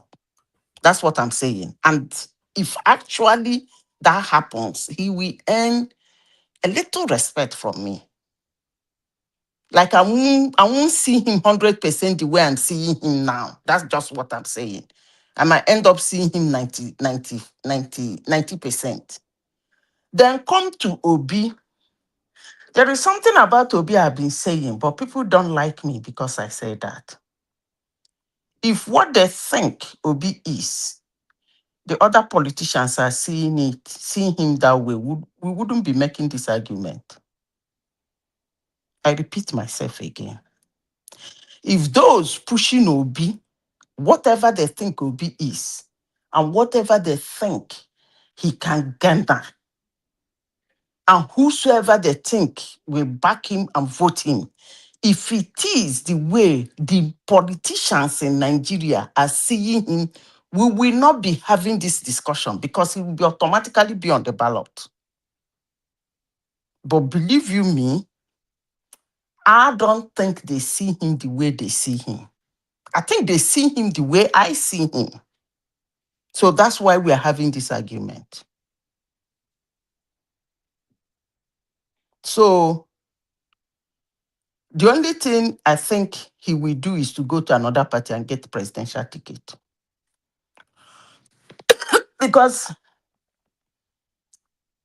this case of handing over presidential ticket to somebody and then handing over vice president to him, it doesn't really tell well. Because you should show your capacity and capability in the primaries. Fight it out. Make your name. Beat somebody silly in the primaries. And then when you come out with that shock like Tinubu did, that day, I remember the day of election, where we are. One Yoruba boy that was supporting the former vice president, what's his name again? Osibade. Tested us where we were in the club. Here, he tested us and told us that morning that Tinubu will be served breakfast. I replied him. I was the one. I took the phone from the person he tested. The person showed me. I replied him and told him, in your dreams. And then, by the time I woke up in the morning, I couldn't but to have a good laugh. I watched it live. So that is the kind of impression when he come out, he's campaigning. You even if you did 2 more minutes later, and then we'll move it around so that even if you are not supporting him, you will the people that is supporting you will understand that he beat you silly in the primary. So we should go there and beat Atiku silly in the primary. They should stop all this nonsense. Let them go there with their obedience. He should gather all his obedience, go there and beat Atiku and his conglomerates, beat them silly and pick the ticket. All They this are beating him handover already today with should their stop. mouths. Woo, woo, Bye woo, bye. woo, woo, woo, woo, woo, woo. All right, brilliant. You still didn't give us an answer, but I think we get the roundabout of where you are. So thank you, Zita. So, of course, you all see now why we delight in Zita so much. So she doesn't just give you a binary answer. She gives you she gives you the steps to lead you to your conclusion. So, thank you, Zita. I'm not sure that Larry is still with us. So, in the absence of Larry, we go to Prince Daddy. And as we go to Prince Daddy, can I implore that people please like and subscribe? The numbers are not going up. You can see we have a target. It's right on the screen. There are 50 subscribers for this particular stream. So if you're not already subscribed, then please do that.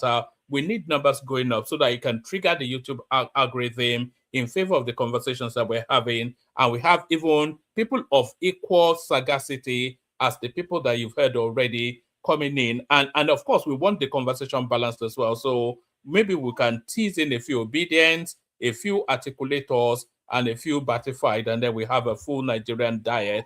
So all of that wrapped around like and subscribe. So if you're not already subscribed, please do that and click on the like button just as you're subscribing, as you listen to the MAGA man.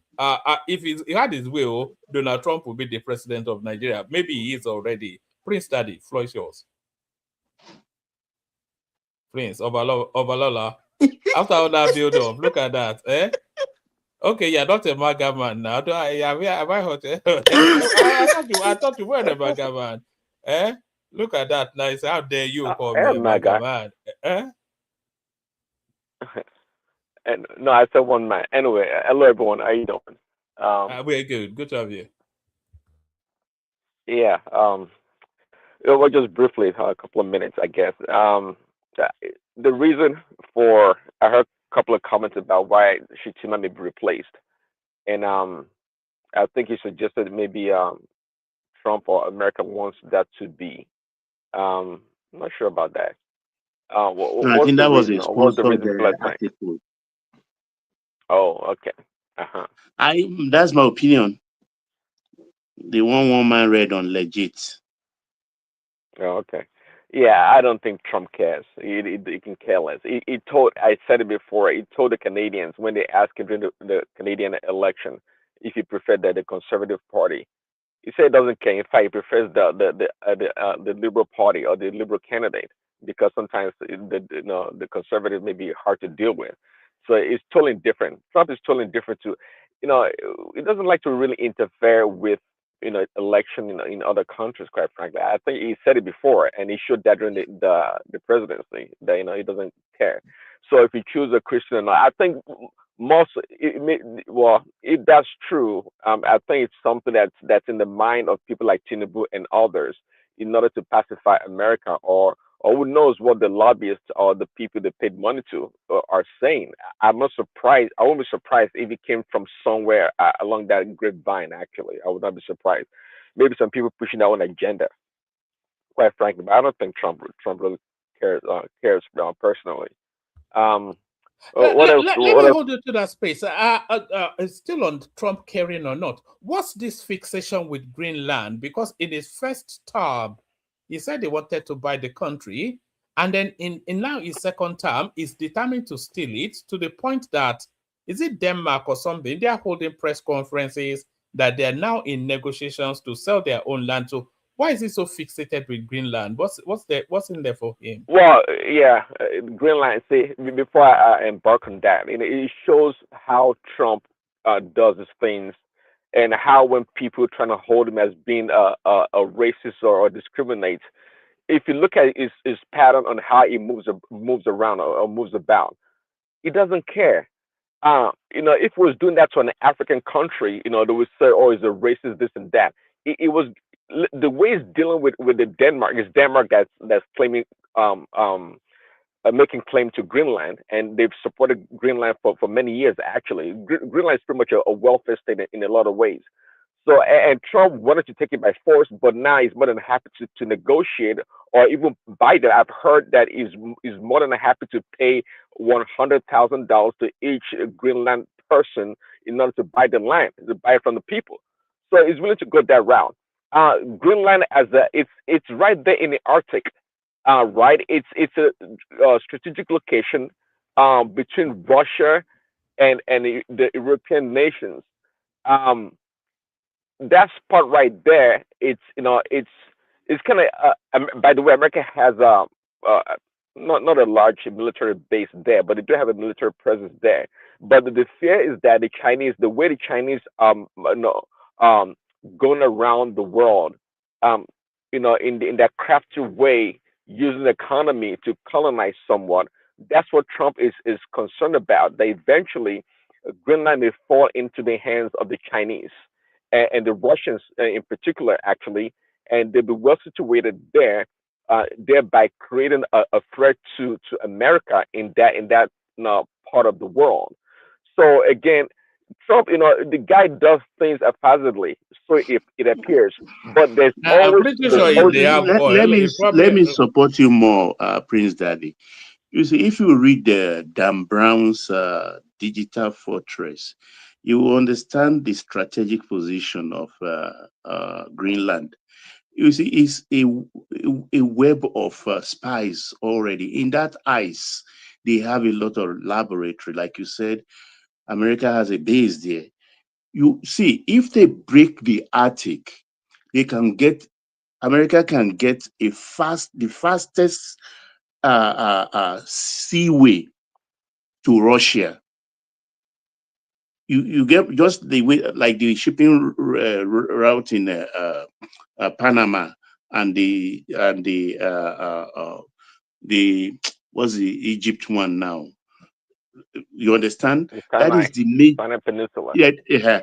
That's the major strategic distance there. If for a shipping route, because America has the technology, they can blow up the ice so they can come into Europe within 24 hours rather than make a detour around the world to approach that area. That is one of the strategic reasons why he's always saying, oh, for security reason, for security reason. He's a den of spy already. Yeah, and by the way, Trump is not the first American president to have proposed the purchase of Greenland. One of the past presidents actually they've offered like I think how much was it? 40 is it 40 or $400 million to purchase Greenland many years ago, and the Greenlanders or Denmark, who I think was the negotiating partner, turned down the offer. So, but again, Trump has a way of doing things. They may sound again like haphazardly, but the really is quite strategic as a person. Now the approach may not be the best approach to go about it. Is kind of a rambunctious, and the way he approaches things may not be the most palatable way in diplomacy or dealing with the rest of the world. But he is not a crazy man. He knows what he's doing in his approach to things.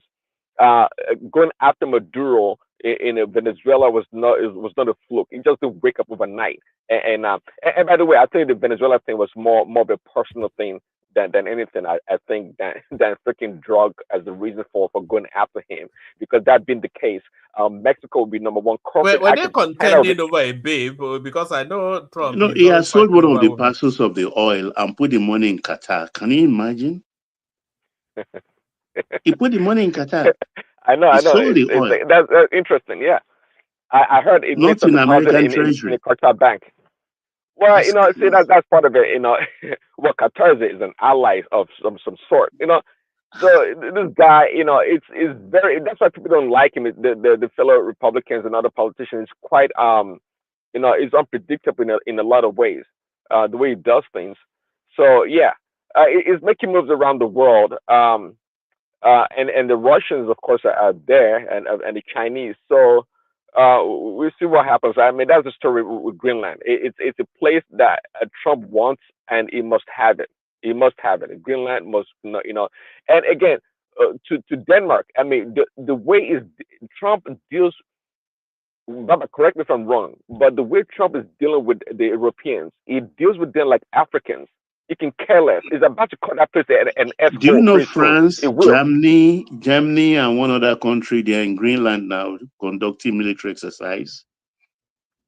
It's going to be an interesting place anyway in the next couple of weeks. Baba, Yeah. they're in Greenland contesting.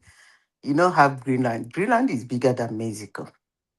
But most of And them they've is all sent ice.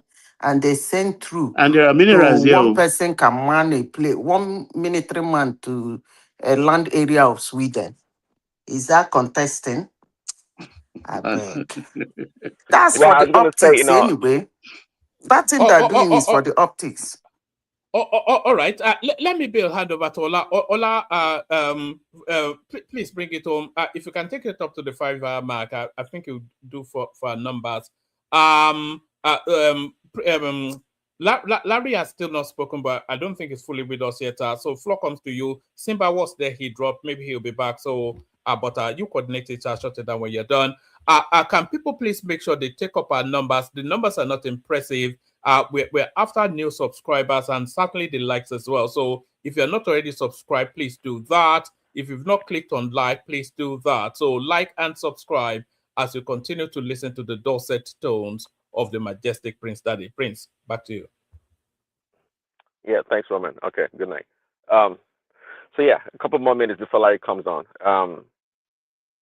Yeah, so what we're saying, the Greenland issue. Well, the Europeans now, they all of them, Germany and whatnot, they are unhappy with Trump in a lot of ways. For the first time, I heard the German Chancellor actually kind of recognized that Russia as a country is part of Europe in a lot of ways, and is the Germans aggressive tone towards the Russian is kind of softening. They've been softening their tone towards Russia, and they know at this point in time. I think they're feeling that they are somewhat not isolated, but Trump does not really have that back as they probably think, and I also heard I guess the new interpretation, if that was not the true or intended interpretation of the Article 5 of the NATO pact. My understanding, according to the recent interpretation, was that America is not going to jump in. For example, if Russia attacks any European country part of the NATO, that Americans' commitment would be to sell weapons to the country or to NATO, and not to just jump into the war. So that's quite interesting.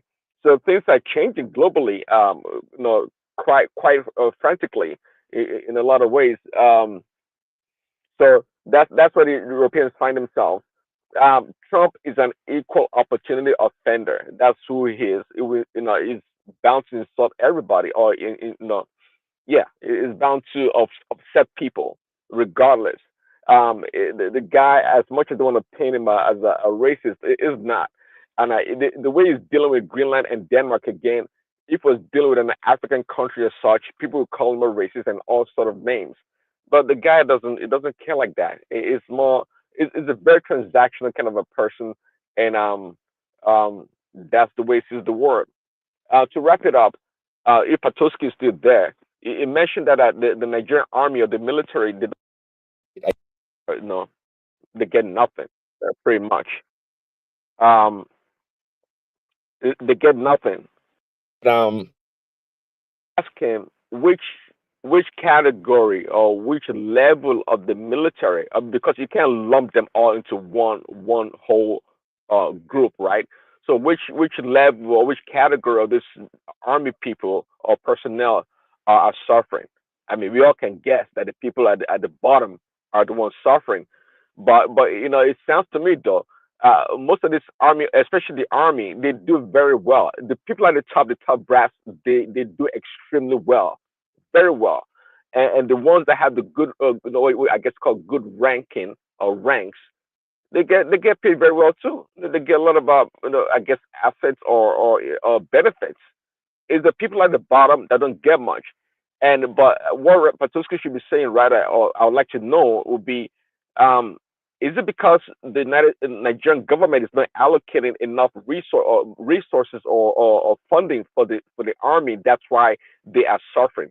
We need to know that, because I think they get a lot of money. They get a lot of money, because they're not doing the right things, as just like in the private sector or in the civilian area too. They don't take care of their own people. I mean, so it's the same problem of corruption and neglect that occurs in every part of the country or every sector that the army is suffering from. They are the same Nigerians anyway, so it doesn't make a difference. So if they are suffering, I mean, we talk about people not getting the right minimum wage and workers suffering. The same thing applies to the Nigerian army. It's just a different constituent amongst the whole part of Nigeria. So we should not be surprised that some people are suffering in the Nigerian army. It's part of the deal.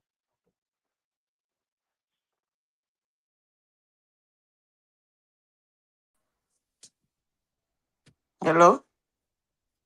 Yeah, we can hear you. Larry, are Yeah, you there? next person. Yeah, I'm done. Yeah. Larry, are you there? So anyone wants to say anything? No, I wanted to say something about that Greenland and what he's saying. The main issue there is that America is their land grabbers.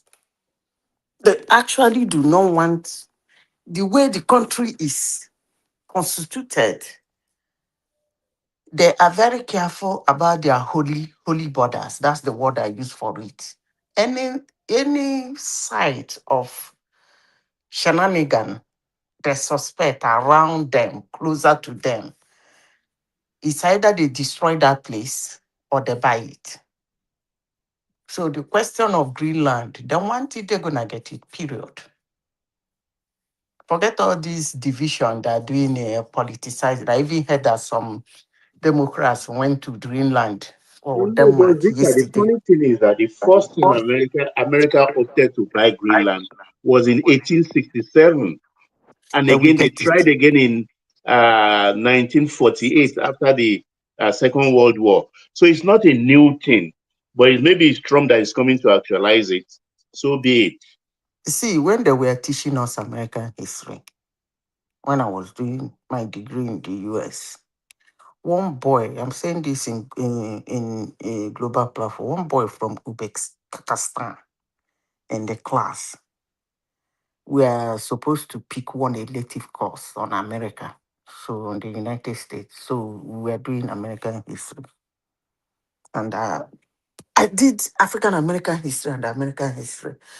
They were telling us how all the states come about, which one that started, and how they started acquiring the others, and even so.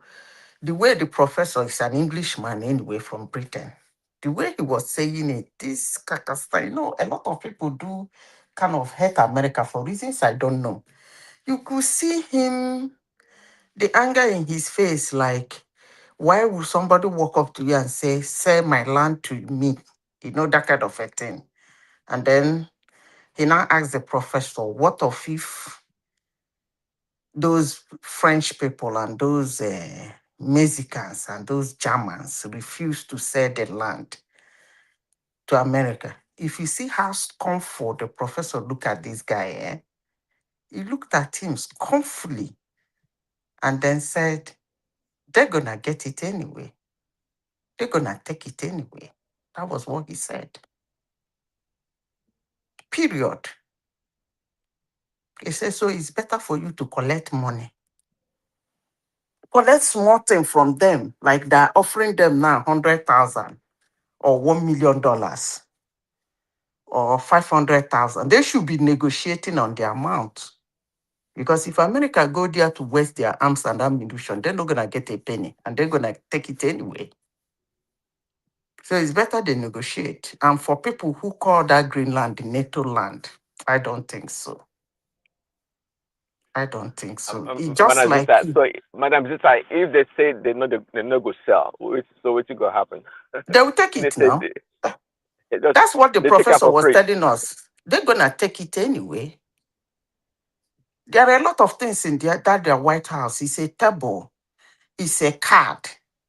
So there are several cards you can use to take it. You might decide to do it militarily. You might decide to stifle the life out of them through other means. Ban trade, ban this, ban that. They got all the text. They have all the institutions. They know how Well, to yeah, that is frustrate true. people. Eh? But I think Trump just he wants to make it official, officially that Greenland is owned by America. But just like you said, there are so many ways they can you can say confiscate You see, Greenland. Prince Daddy, people who come here to say that Denmark, that attacking Greenland is attacking a NATO nation is actually ridiculous. Because there are a lot of territories like that American own. They are not NATO nations. Okay? If you attack them, you are not attacking NATO nations. So I don't know why these people are doing these optics they're doing there. Because the only thing that will happen to those territories America own is that if you attack them, America will come and defend them as much as they can. The same thing with this Denmark. If that Greenland is their territory, if anybody attacks Greenland, it's left for Denmark to defend it. Not all these things, all these European countries that, by the way, who is NATO, if I may say? Does America is the NATO? And they said they want something. America is NATO. So Yeah, America they is said they want something and you're running around or bringing 5, 6 soldiers in the land America wants to take. Come on now. It's, if you look at the moral aspect, you might start screwing trash, honestly, sincerely speaking. But if you look at the way these people have been running their show from the time of their inception, you will know that if they mean it, they take it. Period. They have the only thing about America is way power. But is the cards there on the table in the White House? Yes, their cards are always there. You might But get now, to they've been, pundits been asking this question all across the media, social media, whatnot, and the traditional media. So now America is grabbing grabbing a president of a country in Venezuela, trying to go to Greenland and confiscate Greenland. So what happens if China say, okay, they want Taiwan and they want this and that, and Russia say, okay, you Ukraine is not see, enough, I want to take this and that. So what happens? you see why you say that. You see why you say that. Thank God you mentioned the media houses and the media because they feed a lot of information. I believe sometimes when I listen to them talk, it seems as if somebody is paying them to demeaning America. And people are buying it, just as the Venezuelan man bought it. You know the people that were buying in Venezuela in that mission? It was Chinese, Russians, Turkians, Cubans that was guiding the man with their own equipments. So, not to begin to talk too much, it's only America that can do that shenanigan. Okay, Madam Zita, a question for you. Go Prince ahead. Daddy can join, Baba can join. The question is this: between Trump and China, who do you think is better for business? For better global community, not necessarily business? Like what I'm trying to ask is this: in the face of a global insecurity, what's the impact of China? What's the impact of Donald Trump? You will see. I'm not saying America. I don't understand what you mean by global insecurity. No, I understand. You see, Ola, I think let America him is explain better. now. What do you mean America by actually is better Baba? in that sense. Baba? No, Madam Zita, let Baba explain because No, I know. wait. I want to understand what you mean by global insecurity. That in case, who do you rely on among the Western powers, China, France, Britain, or America, in Somebody terms asked of that emergency? question. Say? Is that actually what he asked? Yeah. Yeah, that's my question. Yeah. Oh, wow. Yeah. America is better because America is not afraid of taking decision like that. They are whether wrongly or rightly, they will take a decision. But China will always play it safe. Same thing for Russia. Russia will want to ask what's the need for them. Take, for instance, what happened in Syria when Assad was messing up. He hired Russia to come take care of him and secure him. But when eventually America went in, and whether they settle Russia or whatever the deal was, Russia withdrew. Okay, let me answer the question. I couldn't believe somebody should ask this question anyway, but since we have asked the question, let me answer you.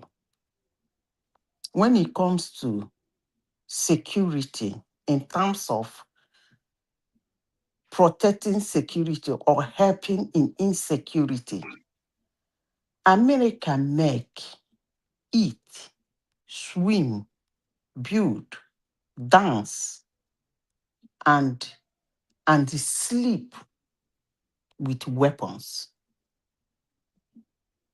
So the way America is built in a way that they got to test that weapon.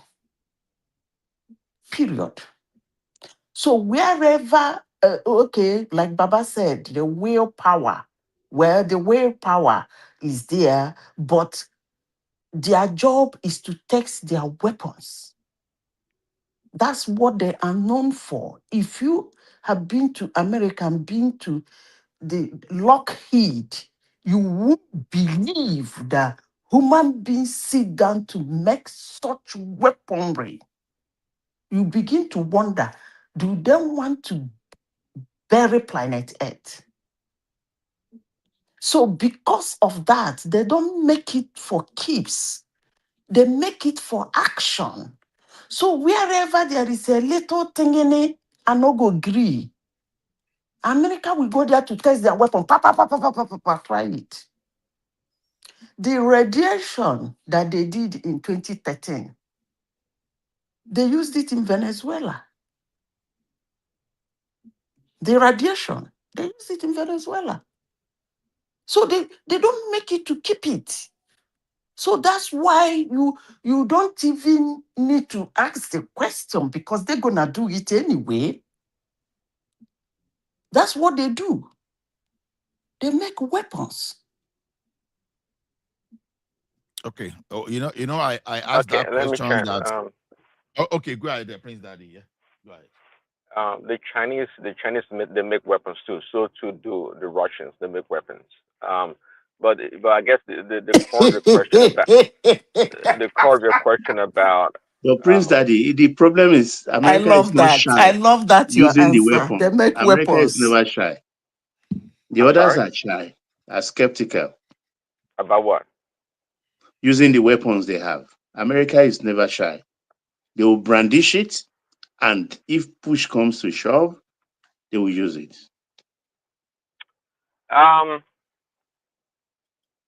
Okay. Well. Okay. We're yet to see. Picking on Venezuela or Afghanistan or Saddam and his Fedahim. It's okay. Japan could do the same thing if they could. If China wanted to, they could do the same thing too.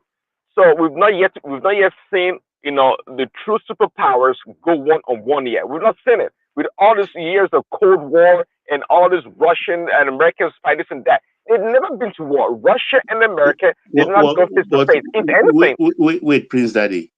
If America were a neighbor of Taiwan, the way China is a neighbor of Taiwan, and Taiwan has been going after, China has been claiming that Taiwan is their territory, you think America will not forcefully, since yesterday, taking over Taiwan?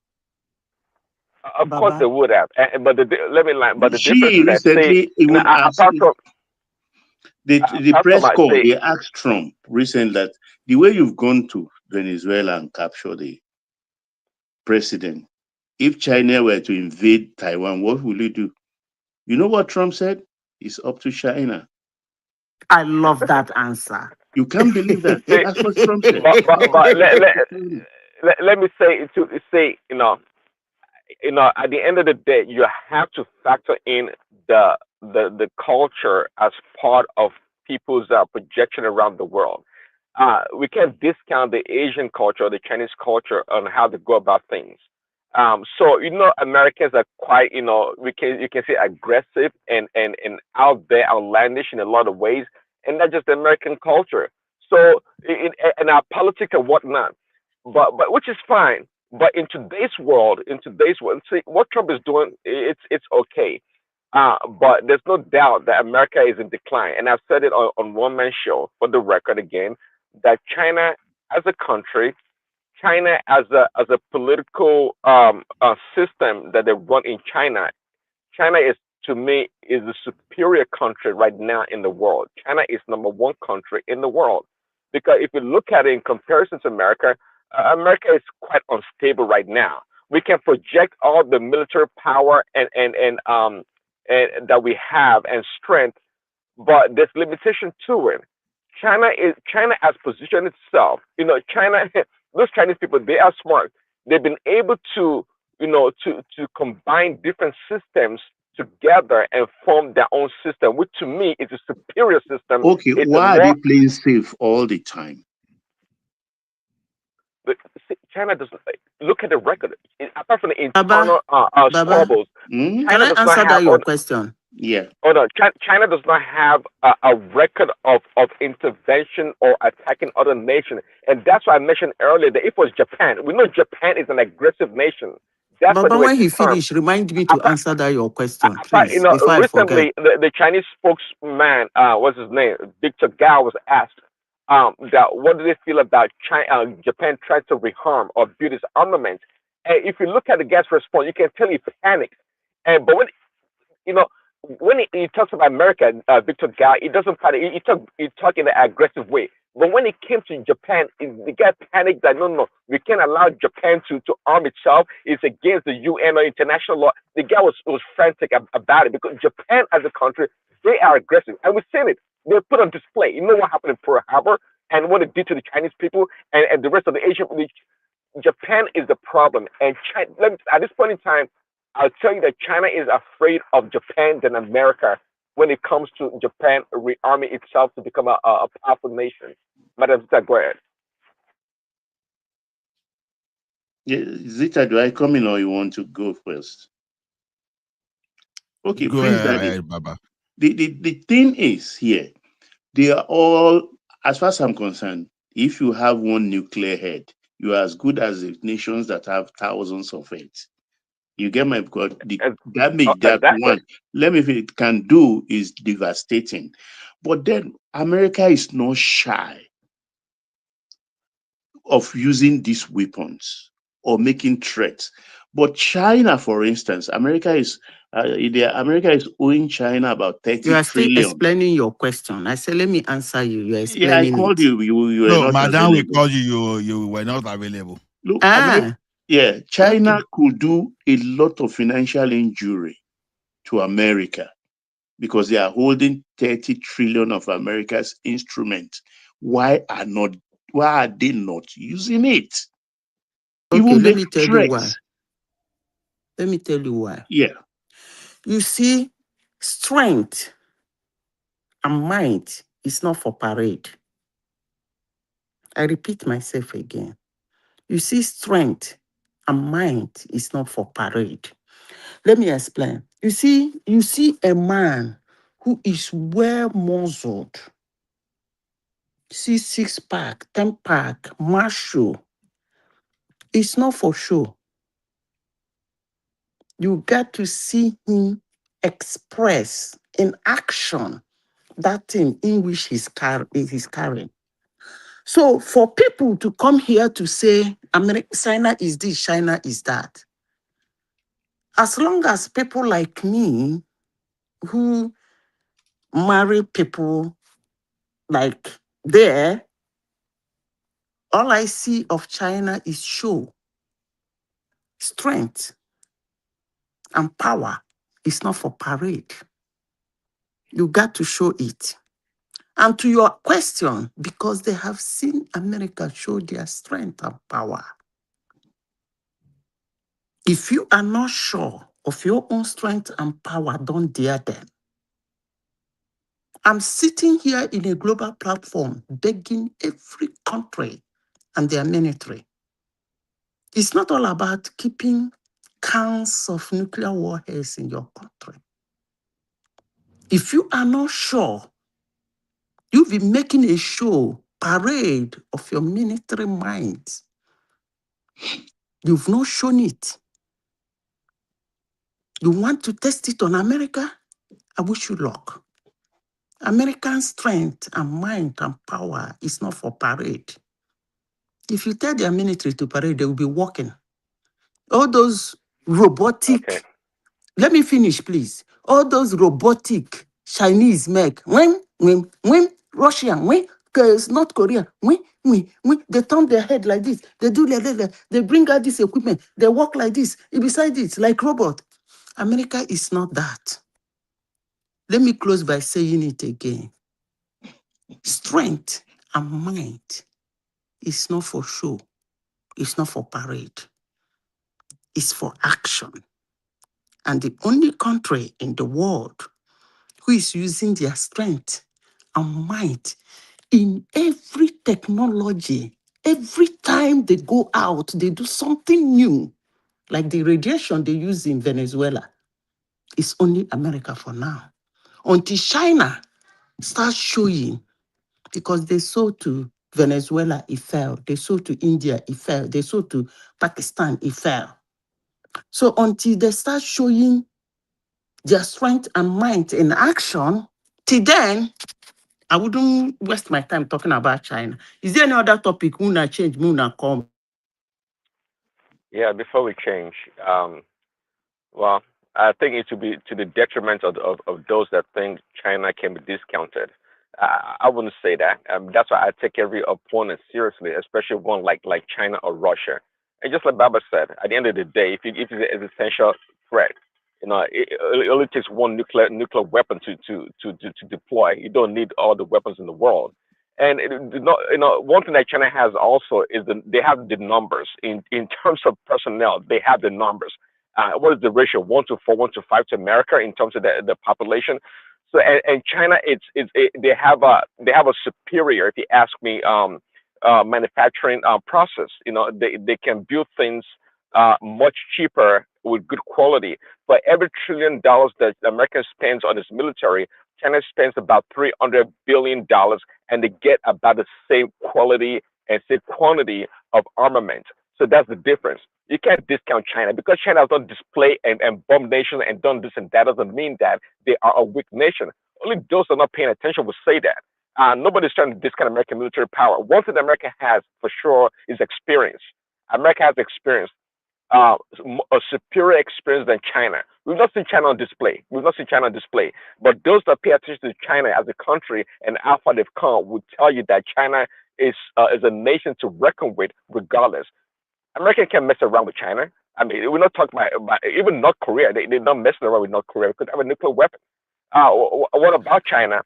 China's got America kind of cornered in so many ways, quite frankly, if you want to go deep into the global economics and whatnot. So China is formidable. It's at the forefront of everything imaginable. So don't discount China. No, you see, what I see Ola, about China. Ola, is Ola there? Ola, you stay there?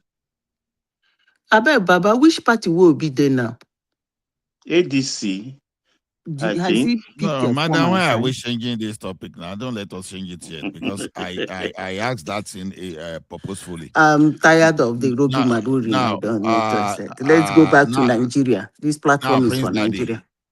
Now, Prince Daddy, you know why I said it is this: left to China, Nigeria will be run down with this insecurity, all this terrorism and whatever. And China will just be doing its business.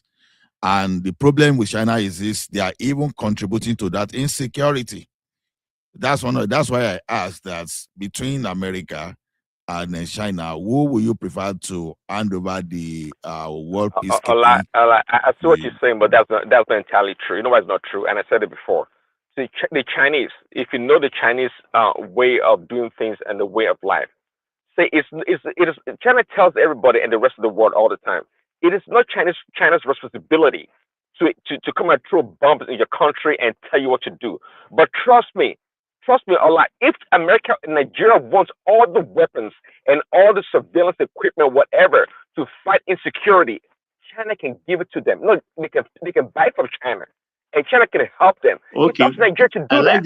I like the point you are making, Prince Daddy. But do you know what you just... I beg now, we don't need China technology in Nigeria. If China is even ready to produce those things for Nigeria and America says, no, don't try it, under pressure, China will fold. Why I say this? Taiwan, they are the only country, even so small, that are making the chips now for everybody. America, China, for the car industry, military industrial complex. And China has been claiming Taiwan as part of their territory.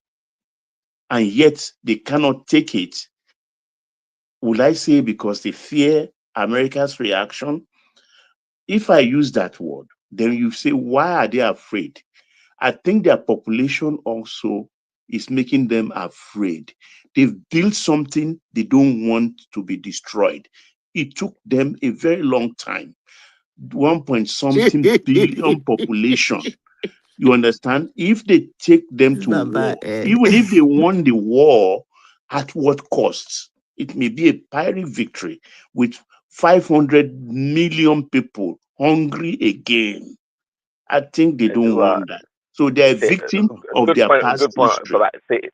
That great point you made, and that's the reason why. See, China, apart from it's not part of their culture, they're not going to attack or do none of those things. And yes, they are concerned about their country. If they go to war, a war of choice, put it that way, a war of choice.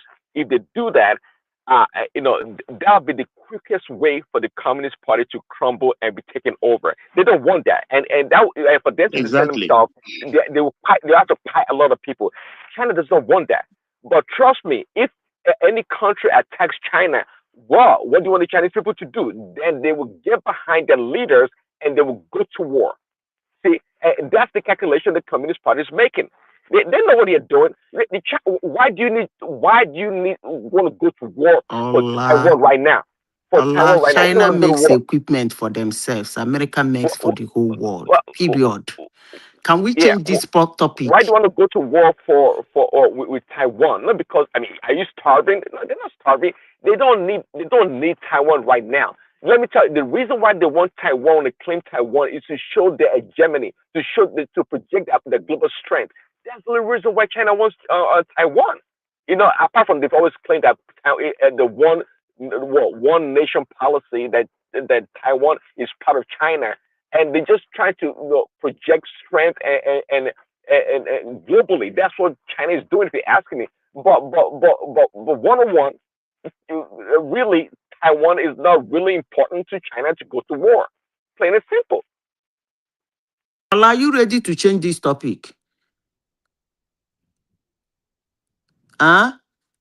Which topic now, madam? Which topic do you want to change to? I'm asking the Obi field form. I'm not interested in Obi. I don't know if you now are interested in Obi. I just want to ascertain his stability. Obi has not actually taken up ADC's card. So that's what I'm saying, because I wanted to ascertain his stability because he's not stable. Is Rufai is Dele Momodu is, and a couple of odd. Aregbesola is, but not Obi. Because I know that Dachi was right. Dachi Ahmed was right that Obi may be still part of the Labour Party. Is that right? Yeah. But how can he go into the primary without being a card-carrying member? But they told you he accepted to be vice president. So he has, but first he has to be a card-carrying member because you don't know how these people do their things. He can be a card-carrying member. They will backdate it and give it to him. That's how they do things. After all, the Labour Party he went into, how far? Was it before our eyes that he left PDP to run to Labour Party? That's why I'm saying whether they have pinned him down with making him to register and become a full member. He will not. It's a trap that he will not want to enter into. So he's a coward. He's a cowardly guy. He doesn't want to commit himself. He's dilly-dallying, already committed to the VP ship. But with the hauling going around that nobody will support that VP ship, he is being skeptical now and watching. So he's in dilemma. Who said they won't support him as VP? Most of it's for obedience. They say no. Let him get it first. They will support him. Half will support him, half will leave. Half will not leave. They will leave. Baba, if what they say Obi is what Obi is, the half will not leave. No, they will leave. If he lose his base, that means how the politicians you know see why him they will leave? I see him. Because any right thinking Southerner will think of the Holocaust 8 years of Buhari, a Fulani man, and 4 years vacuum. So a Southerner came in, and another Fulani man is going to take over again. Now that's the risk no Southerner will want to take again. Is there anywhere it's written in the Constitution you must do your 8 years? No, it's not written, but it's an understanding we have as a nation. Nobody had that understanding with you. I don't know where you got that one from. It has been established before. Where? Baba, now, let's be realistic. Did 8 years. Forget about all those drama. Yaradua, Jonathan Ticket did their own 8 years, and Buhari did 8 years. So it's a convention, even though it's not etched in stone or cast in iron in our constitution. As Tinubu is there, if you contest the election, come 2027, have someone win, you know, go enter. Is that what you're saying? No, I'm saying that no Southerner, no right-thinking Southerner will vote another Northerner. How many right-thinking Southerners do you have? You say what? How many right-thinking Southerners do you have? Oh, when push come to shove, you will know. Which kind push up come to shove? Oh, people are saying it already. Hold on people now, are let me mounting finish. You know, sometimes they used to make reference. Remember that Atiku won one state in Osun State. Yeah, in 2023 election. ADC. I mean, PDP. Yes. One Osun State. Yeah, but there is a circumstance about it.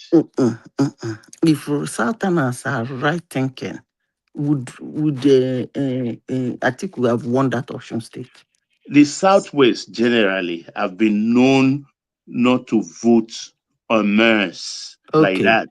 Okay. There's always one. If come 2027, you people decide to be known again for not voting en masse, and Tinubu end up losing at least 3 states or 4 states in the Southwest because you people are known for not voting en masse. And that's not right thinking Southerners. 3 states goes to Atiku. Are you now saying that if he eventually win the election, he cannot go into Aso Rock because he's a Northerner? Let me give you an example. When Obasanjo Falaye tickets, the Southwest did not vote Obasanjo because Falaye was their preferred candidate. But in 2003, when they want to use primary to remove OBJ, one of their ground, apart from that, OBJ actually agreed to 1 term just to stabilize things and appease the Southwest. They said even your Southwesterners did not vote for you. But it was the pressure from the Southwest that made the Northern political mafia to back out of that, because they said, no, we did not vote for him, yes. But for you to remove him at this point, no. He must do his 2nd term, or there will be hell to pay. So they have to back down. And Obasanjo did the 2nd term. That was why it was easy for OBJ to raid the Southwest, except for Lagos.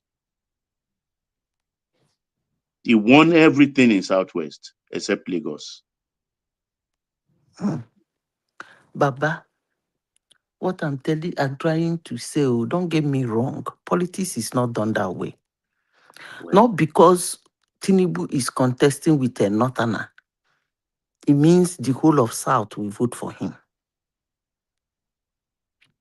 He has contested with that guy before. The whole of South did not vote for him. If not for Wike and his dancers, I am sure that Atiku would have won some of the states in the South too, in the South.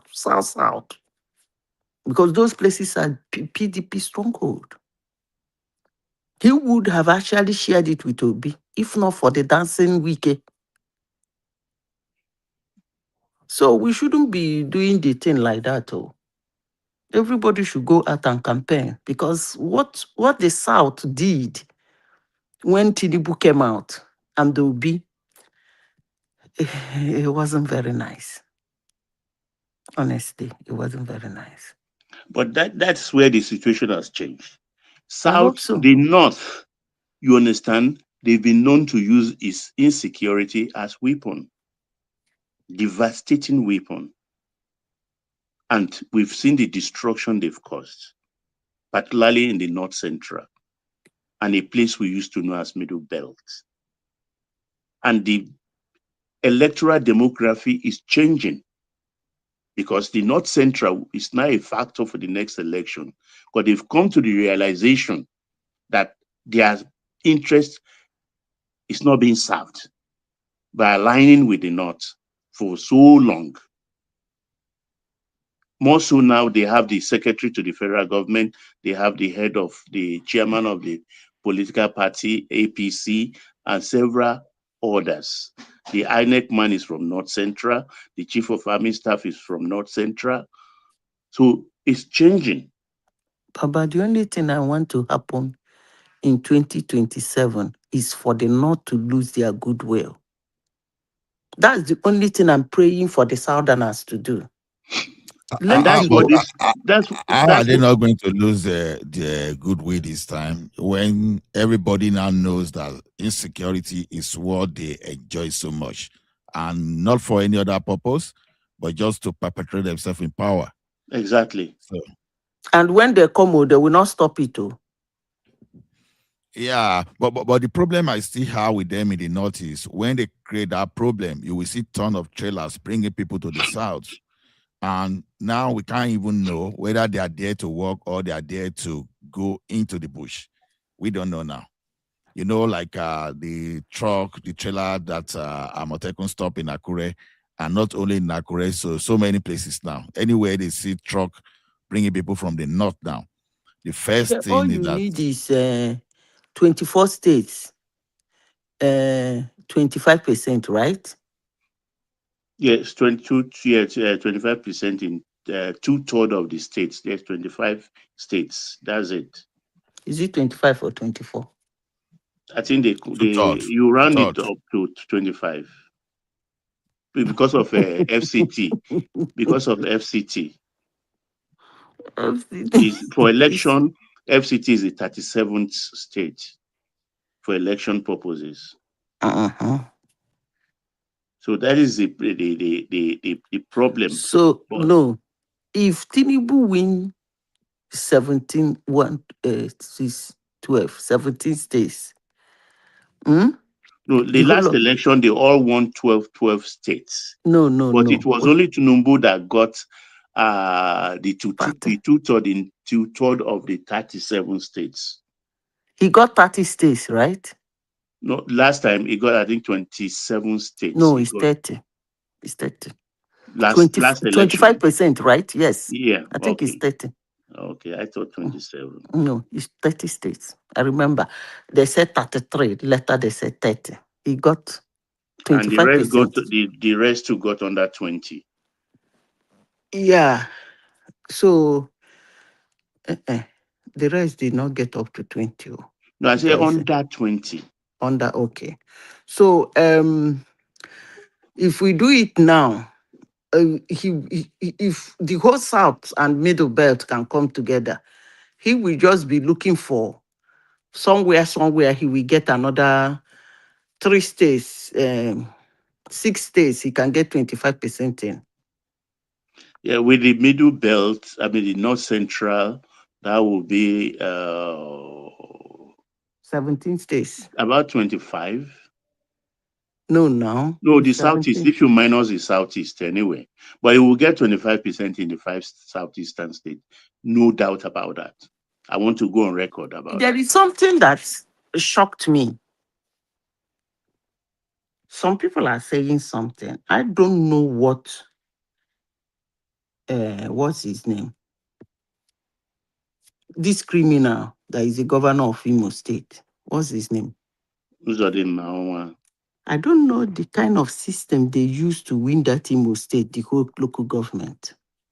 But I told you here that day, that period, that is going to be 100%.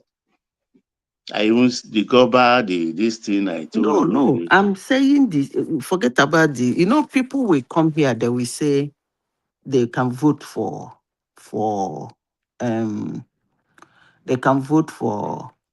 governor, but they cannot vote for president. That's why I'm talking about the system. What kind of system did they use to win the whole local government? You mean in Imo particularly or generally? Yes, that during that his election. Don't forget. If they use that system again, Tinubu might win Imo State. I don't want to make mouths AI. Because they use that I'm system in a hurry to see. They use that system in Imo State. They use that system in Edo State. They use that system in Anambra for ABGA. They use it, ABGA use it. They aided ABGA to use it. They use it, yes. That's why they did a lot of good showing in Anambra. They use that system. Which other state they did governorship election? You mean? There's another state they did All governorship. cycle, Edo, Anambra, Imo, Bayelsa, and Ondo also off cycle, and then an APC won everything except Bayelsa, which later converted to APC. And now we're having Ekiti and this Oshun again, which is PDP. So Ekiti APC lockdown, but the PDP in Oshun, I don't think APC will allow it to slip off their hands now because it's a fight between Aregbesola and Tinubu. And Aregbesola must fall. Are you saying ADC will win Oshun? No, I say APC will win Oshun. No. You say a fight between Aregbesola and Tinubu. Yeah. Aregbesola is not ADC. ADC, yeah. So are you saying that the ADC, Aregbesola will bring out an ADC candidate to contest in November? They already have an ADC candidate. So Accord is running with Adeleke, ADC candidate is there, and APC candidate is there. So it's going to be a fight, a tough one. And because of the Aregbesola factor, I don't think that dancing man might go. win that election. Who? The dancing governor might win if no they way. Don't take their time. No, it's a statement they have to make in Oshun. I said the dancing man might win. No if way.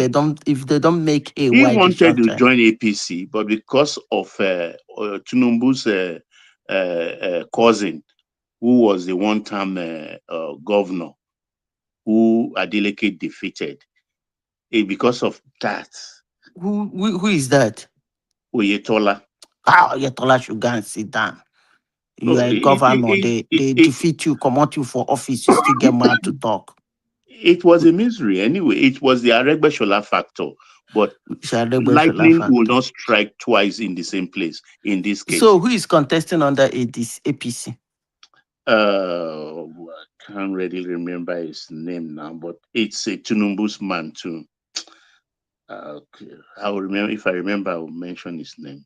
I don't know. The only thing I feel that Look, is Adeleke wanted to join, but they just say no, we don't want you. He tried and tried and tried to join, but even his brother the patriarch of the family. We took him to Bodilon. They did, but they are So not what you are aligning. saying is that they made up their mind that he has to go. Yeah. If they don't make hay, why Even the his sunshine? The body guy, language, he says everything. That's why he joined that cause. if they don't work hard on it, that guy will win that in the game. Trust me. They have to. He's not like he's accord, and because he's accord, he So might that's why not I'm telling you win. that it's going to be a vicious election, because if they even Adeleke wins, it's a win for Aregbesola, and if they will have egg all over their faces, they will not allow that. It's not going to happen. It's an ego thing. It's a strategic win.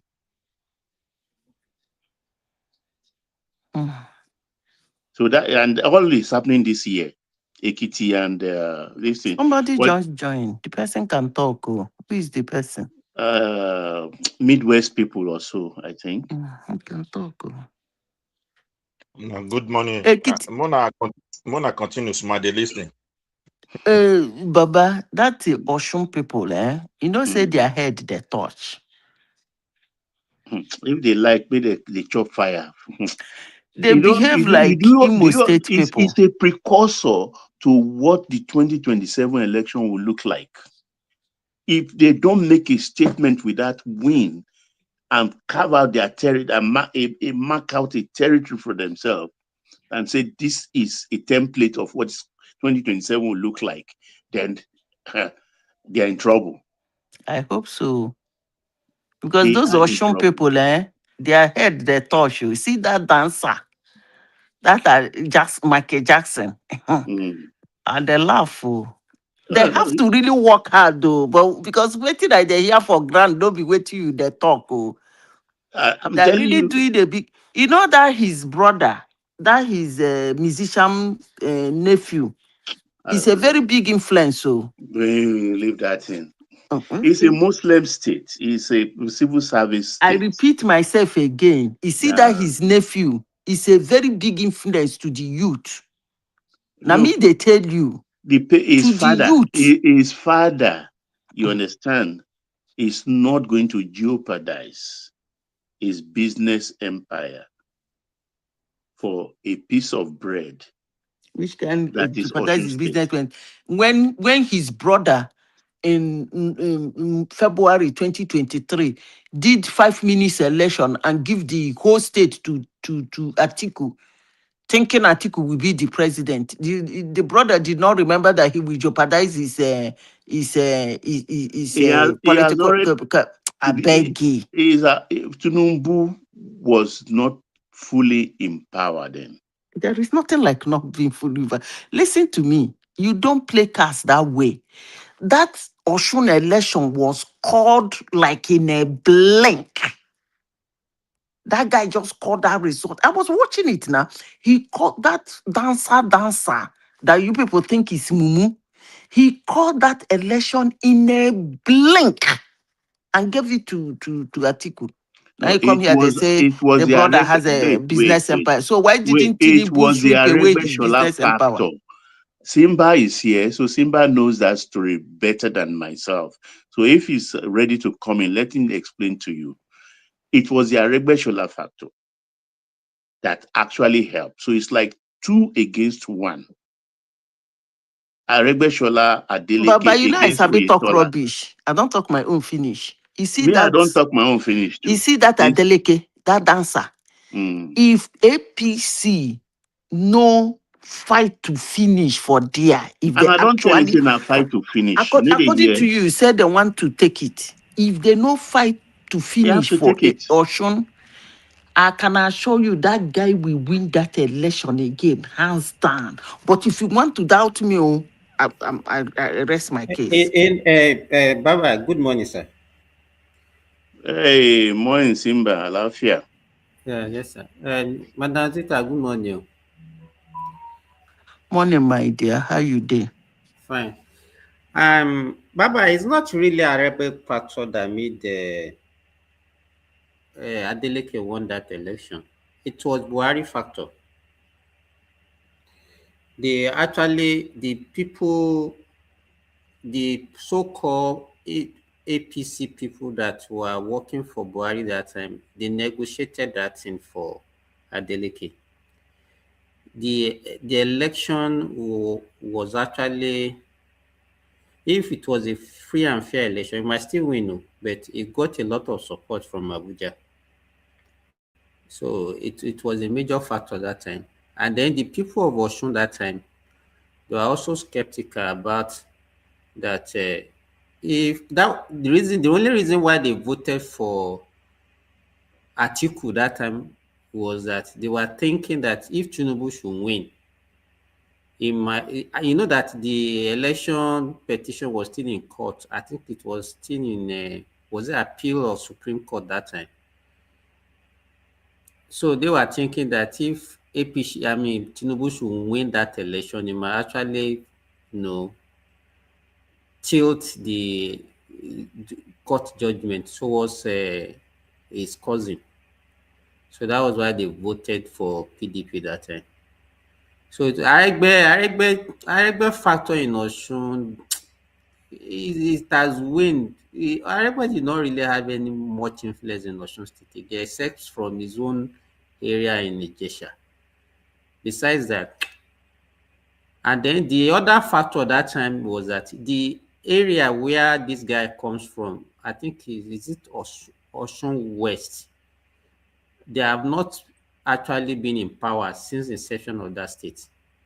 So now if you look at all the major contenders now, from PDP, from APC, from ABGA, and from Accord, where the incumbent governor is now, all of them are from the same zone. So it's going to be a battle to finish. So that is the major problem. So it was Abuja factor that actually favor Adeleke that time.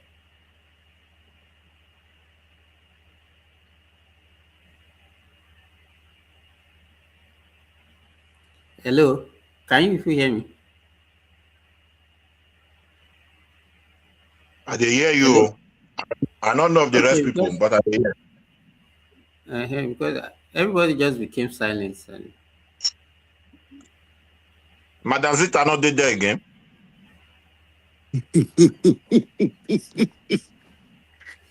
Ayo Hapumaka. I ask you whether Obi is in ADC. You say you know sure. Now you are asking me whether I'm not there. It seems by the Atiku Pikin go APC. Yeah, I heard that news. But I'm not surprised. That is not the first time. People. Okay, the question we're supposed to even ask: El-Rufai's son, is he in APC or he has joined them in ADC? No, he's still in APC. Okay, so why are they not surprised that Atiku's son is joining APC? No, they are surprised because Atiku's son decamped from PDP, not ADC. It doesn't matter now. It's decamping. This one is that his father decamped. He stayed where they were before. But this one is that his father decamped to ADC. Him decided to decamp to. What I can deduce from that, one, is it that he's thinking that his father cannot actually win, or is not ready, is not going to contest in ADC? That's why he moved to APC. Or he thinks that even if he contested in ADC, he cannot win that election. None of the above. He's just a person. It's none of the above now. I don't know why people are thinking like that. He's a man. He's a man who has the right to take his own decision. Period. But Zita, let me ask you: if you are a daughter to a presidential candidate, and you're sure that your father is going to win that election, will you decamp to another party? Okay, you didn't put the question very well. If I am a daughter, God forbid, to a man who Why did you say God forbid? wait now, let me finish. Because my father cannot do that kind of useless thing. If I am the father of a daughter, God forbid, a father who is 88 years old, because when Nigeria say he's 80, add another eight on top. Atiku is somebody who is on high medical maintenance. That's why him and Obasanjo are still jumping around. Mhm. If I am a daughter that is a father, God forbid, to such a man, I will know that his time is near. Okay? I would like to build my own ladder. Because if I rest on his own ladder, when he's gone, I'll be nobody. So I would like to take my own decision, make my own friends, build my own career ladder.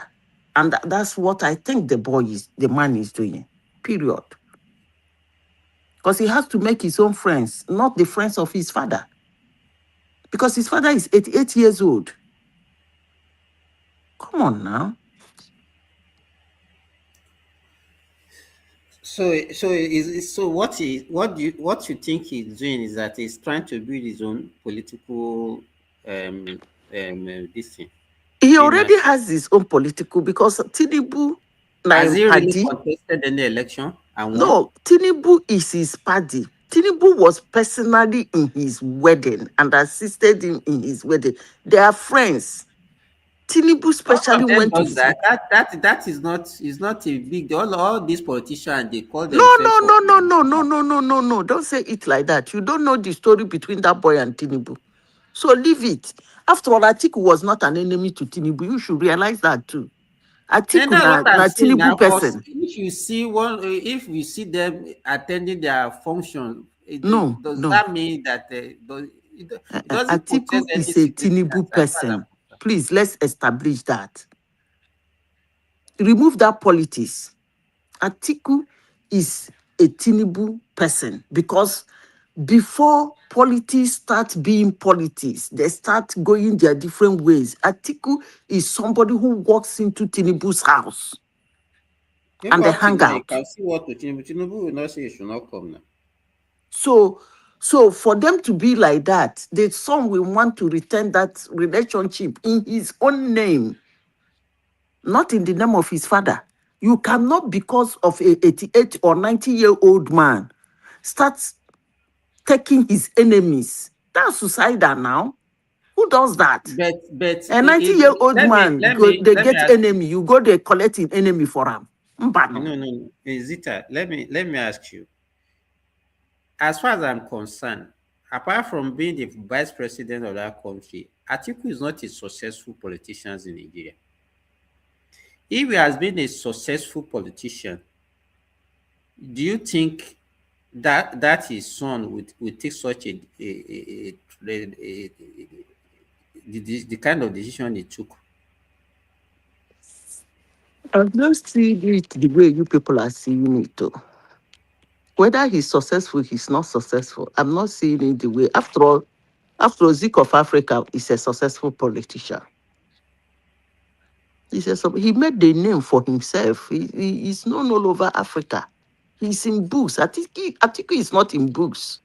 But Zik of Africa's son went a different way in politics from him. So, I beg. Atiku's name is not in any book. He's a mere vice president of Nigeria. I don't even know why he's so loud. He was a crooked vice president that almost sold my grandfather that time. That thing that you raised now about when he was in charge of the Bureau of Public Enterprise, that time they were selling government properties. They asked him some questions, and that why did they sold some of these assets be far below their cost. And he said that it was a mistake, that everybody made mistake. And that was how he answered the question. So that's the kind of man that you want to come and become president of Nigeria, to be making mistakes up and down. Okay, Zita, let me ask you, let me say this. Do you think Nigerians actually hate corruption? No, down the line waiting for their turn. Exactly. Okay, look at it this way. Now, when El-Rufai was in APC, even this so-called article was formerly in APC, and all the people, all the conglomerates that were in ADC now that they are not supporting, they have already forgiven them for all their sins now. They are now the best that could happen to Nigeria now, that they are now, Nigerians are now championing to liberate them from the so-called evil APC. You see, you can't, any leader you get in anywhere in the world is a reflection of the people, the entirety of the people. The problem I have now is that the I won't call it the ridiculous aspect of this 2027 election is that Peter Obi and Atiku are back on the stage. So I will be hearing innuendos right, left, and center. They're going to make this election now another joke. Honestly, that's my problem. They're not good opposition. If they are good opposition, the election for hot, but they are not. It's innuendos everywhere. They're not. I don't see anything they're doing to defeat Tinubu. Maybe they're doing an underground work, I don't know, that I've not heard of. But no, they said they have a joker, they have a surprise. So we're waiting for the surprise. What do you think can be the surprise? Atiku Atiku.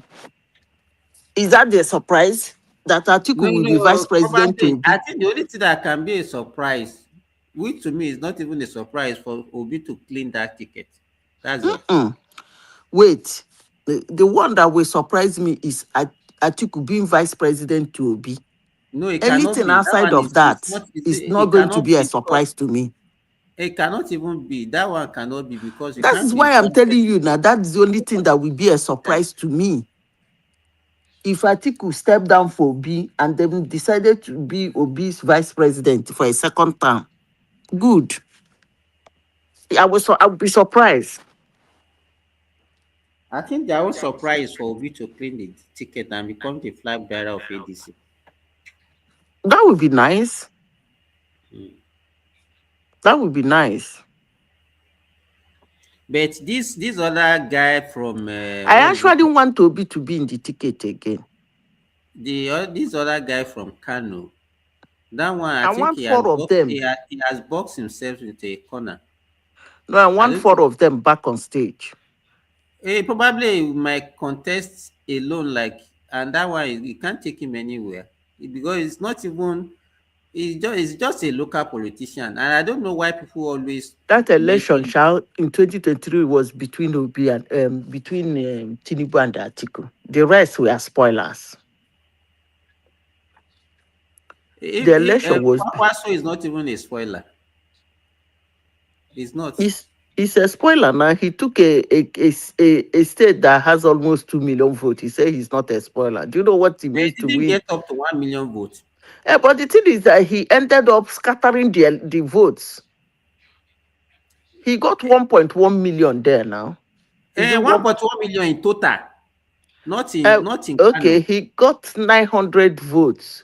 900,000. Yeah, that was what he got. And the APC got 500. Yeah. The other person got how many? Can you imagine that vote going to one person? 150 or so. 150. I think we got like 150 or so. Can you imagine the whole of that vote going to one person? Do you know how that vote would have blessed somebody's life? Don't talk like that, he's a spoiler. But let me tell you now, but the political landscape now, from that 2020 to 2027 now, has changed in Kano. Kakwaso is not in charge the way people are thinking that, okay, whenever he contested, all the vote in Kano will come to him. He's not. He doesn't have that capacity again. Let me tell you one thing that people don't know. Ganduje, I don't know where that man got his money from, has been the one sponsoring, even when he was contesting, when he was even the governor, he was the one that sponsored him. That has been sponsoring Kwankwaso. Now they are not in the same camp. Two, he's having problem with the present governor of the state. So are you telling me now that with all this, the governor will take his own vote away from him, the Ganduje will take, and the power that be from the federal also? You think that he can even get up to what you got in 2023 if he even stand alone? Talk less of being a vice to somebody. I don't think he has that weight like the way he used to have, the way people are thinking about him, as if whenever If he's in the ballot, yes, that weight will follow him. But if he's not in the ballot, he's just a member, that weight will not follow him. That's so are you Kwankwaso saying for now you. that with that weight now, he can still garner that 900,000 votes in 2027? He can't. He cannot get that 900,000 again. If he's in the ballot, yes, he will get it. Why? Why do you think so? Because he has Kwankwanzoya that can only vote him. But if he goes to another party to be a member, ordinary member, they will not vote that party. They don't vote party. His Kwankwanzoya don't vote party. They vote Okay, so these factors that I Kwankwanzo. mentioned now, you think that they are not going to, it's not going to affect him? Is that what? The factors that I mentioned. Which factor? Okay, the governor is not in his camp again. The Ganjude factors also. The governor has The not federal might. deflected though. Eh? He's yet to deflect. Okay.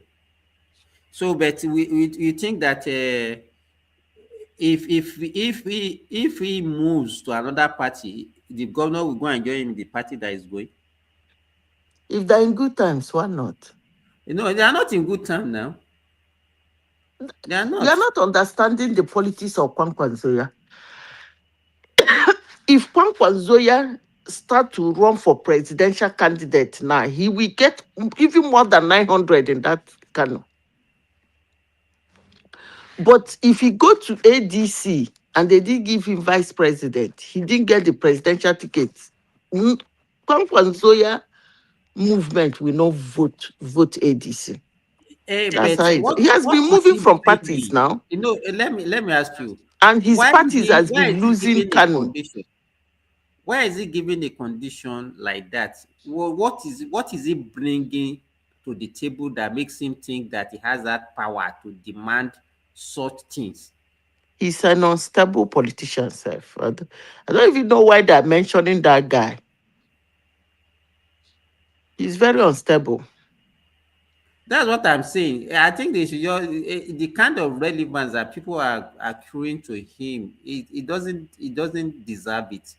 Well, I think maybe because of what he's hearing, the way people are saying kwakwaso, kwakwaso, as if any party he defect to, it automatically will win the election. It doesn't work that way. I better make a leave on. I'm going to continue. Okay, bye-bye. Bye.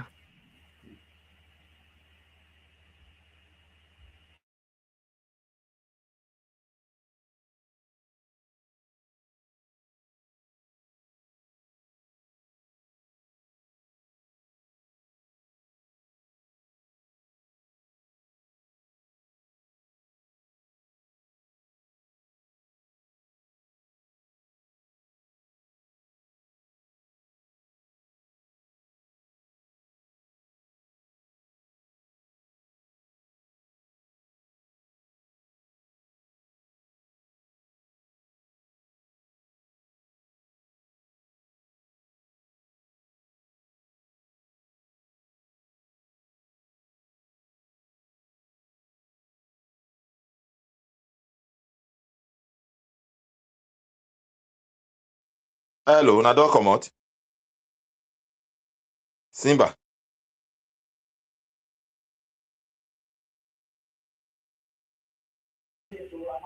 Ade. Okay, I think say everywhere you move once. I think say everybody don comot sef. And now only me and Zita dey talk now, and Zita don't go. So Okay, I just dey listen because the politics one I dey discuss, the whole thing get as it be. So maybe we just wait till 2027 because it not go easy for anybody, even the sitting president. All of them go hear them. So people are strategizing. It's not going to be easy at all. but you know the problem. The problem is that people, okay, what people are strategizing. What are we strategizing? When we put the candidates there, okay, look at it this way. We are talking about who do you think among the people that we are even talking about can perform better than what we have now? The thing is, the performance you just said, my brother, depends how it they benefit people. Some area largely believe that nothing is happening; it's just business as usual. So you can't take that from them. So okay. So we are not looking at generality of Nigeria. We are not looking at competency. We are only looking at what will benefit me if my tribe man is there. What am I going to benefit being by virtue of being my tribe person? You see, for me personally, I believe. But does tribe person even provide advantage? To be honest, does he really? Because he provides. Okay, hold on. Buhari ruled for 8 years. Hold on now. Buhari ruled for 8 years. The best the governor of Katsina is doing this day was to be negotiating with bandits. How does that benefit Katsina? You understand? So look at the northern part of that country. You understand? They are the one now giving the southern part problem as a For you to even start from Buhari, it's the service. Let us even start from the session of this Fourth Republic. Of what benefit was Obasanjo to the southwest when he was exactly there? To the southwest? Of what benefit? Of what benefit was 6 years? Wait, now you are from south. Of what benefit was Jonathan to the south for 6 years that I spent? Exactly. Wait, to what benefit? You see, the reality is this. I just want to speak to that reality. You see, when people, a nation that is built upon nation, that's how we define Nigeria. That tribal affiliation is something of genetic, the way I would describe it. You can't take it away from Nigerians. Once their tribal person is in power, in fact, you only ask question, what is the benefit of our leaders to the entire country, not just a tribe? The truth is that when they are let me tell you. So you are changing. You are the one that move us to this. Now, why are you? Because I've never said anything. I've never said anything. Want to be flopping now?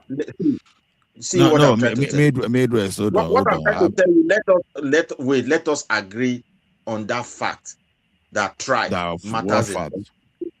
Wait now, for me, it matters a lot when it comes to election of Nigeria. Tribe play a lot of role. I've had people. We are not talking about matter in the election. We are talking about benefit to people. Forget about the election. We are talking about benefit to the people. The benefit to people. Let me be specific in that.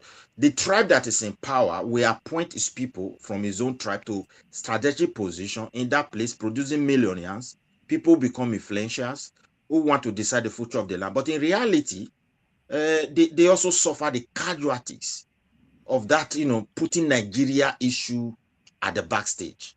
Okay.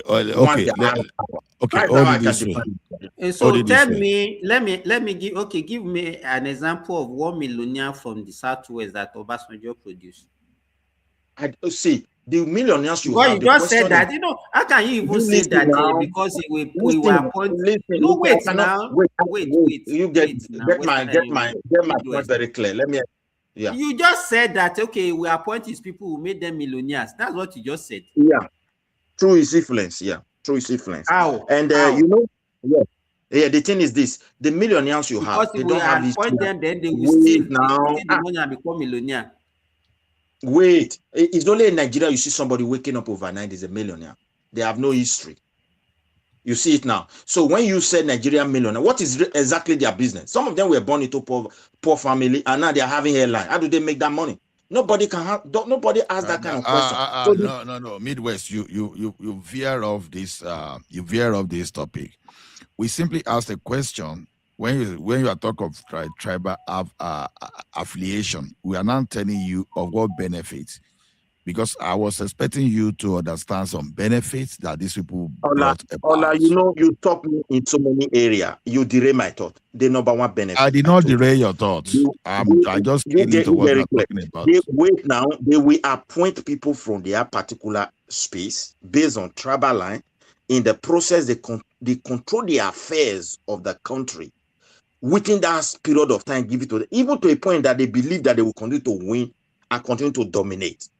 That is the benefit of tribal people. Look at the Northerners today. They are not crying. When Buhari was there, they will be in charge. All these Malami and all, they will always be the authentic decision makers. You understand me? So if you also look at the West, it's plain today. When Jonathan was there, you see job people lauding everywhere. Though he benefited, and they never really use it as something. So these challenges for me, it is there. If anybody want to say it is not there, look, that tribal issue is what is killing Nigeria. It's distracting the government ability to govern the entire country. Once they are there, they think of their people. That's just the truth that is there. We are deceiving ourselves. Okay, now you are contradicting yourself now. You understand? When you say when they are there, they think of their people. We are now telling you what's the impact of having Jonathan from South. Then I gave the impact. I gave the negative impact of having Buhari coming from Katsina. I gave an example. His governor is notorious for setting for letting off the bandits or letting this bandit self is becoming something to use. Let's use the terrorists that were under court proceedings. You understand? That's all he can do today. So what did he do to secure that state? Is it not the same thing we are almost saying here? It's you that is confused about me. Buhari was there. He supported terrorists. Why? Because tribally they are affiliated to him. They gave him leverage. They make him to win an election, and that is why he pampered them. So are you now saying the benefit of having President Buhari was to influence his people to become terrorists? Was that the benefit to his region? Maybe you don't understand me. We are coming from a general statement that look, every places or tribe that produce president, they benefit something. Though what they benefit, the country itself may be a casualty to those benefits, like neglecting the nation, the country, the Nigeria himself, while they concentrate on my tribe is here, my tribe must occupy here. Whether they are doing it effectively or not, he continue to shield them and protect them. And that is the reality of ground. Buhari know what to do as an military officer, but because these people are of his own more than the country, he decided to figure out, will I be buying my people to get, stability or less romance with them? He adopt the policy of let's talk with them. But they didn't benefit. That he actually put them in a difficult position. So is that a benefit to the people? What you are saying, is it a benefit? For me, the number one benefit to his people, to him, I don't know whether it's a benefit or not, but to him, because they are his people. He adopted that policy. For example, you compare. Wait, hold on a moment. Compared to the action they were taking in the Southeast.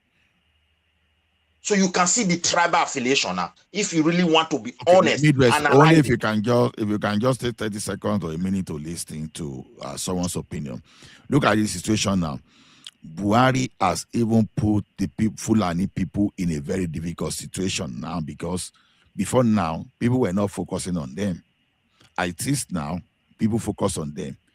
We should pray that there should be no civil war in Nigeria. Do you know the one that will be more that will be facing most existential threat as I speak now? It's not going to be Kanuri. It's not going to be Hausas.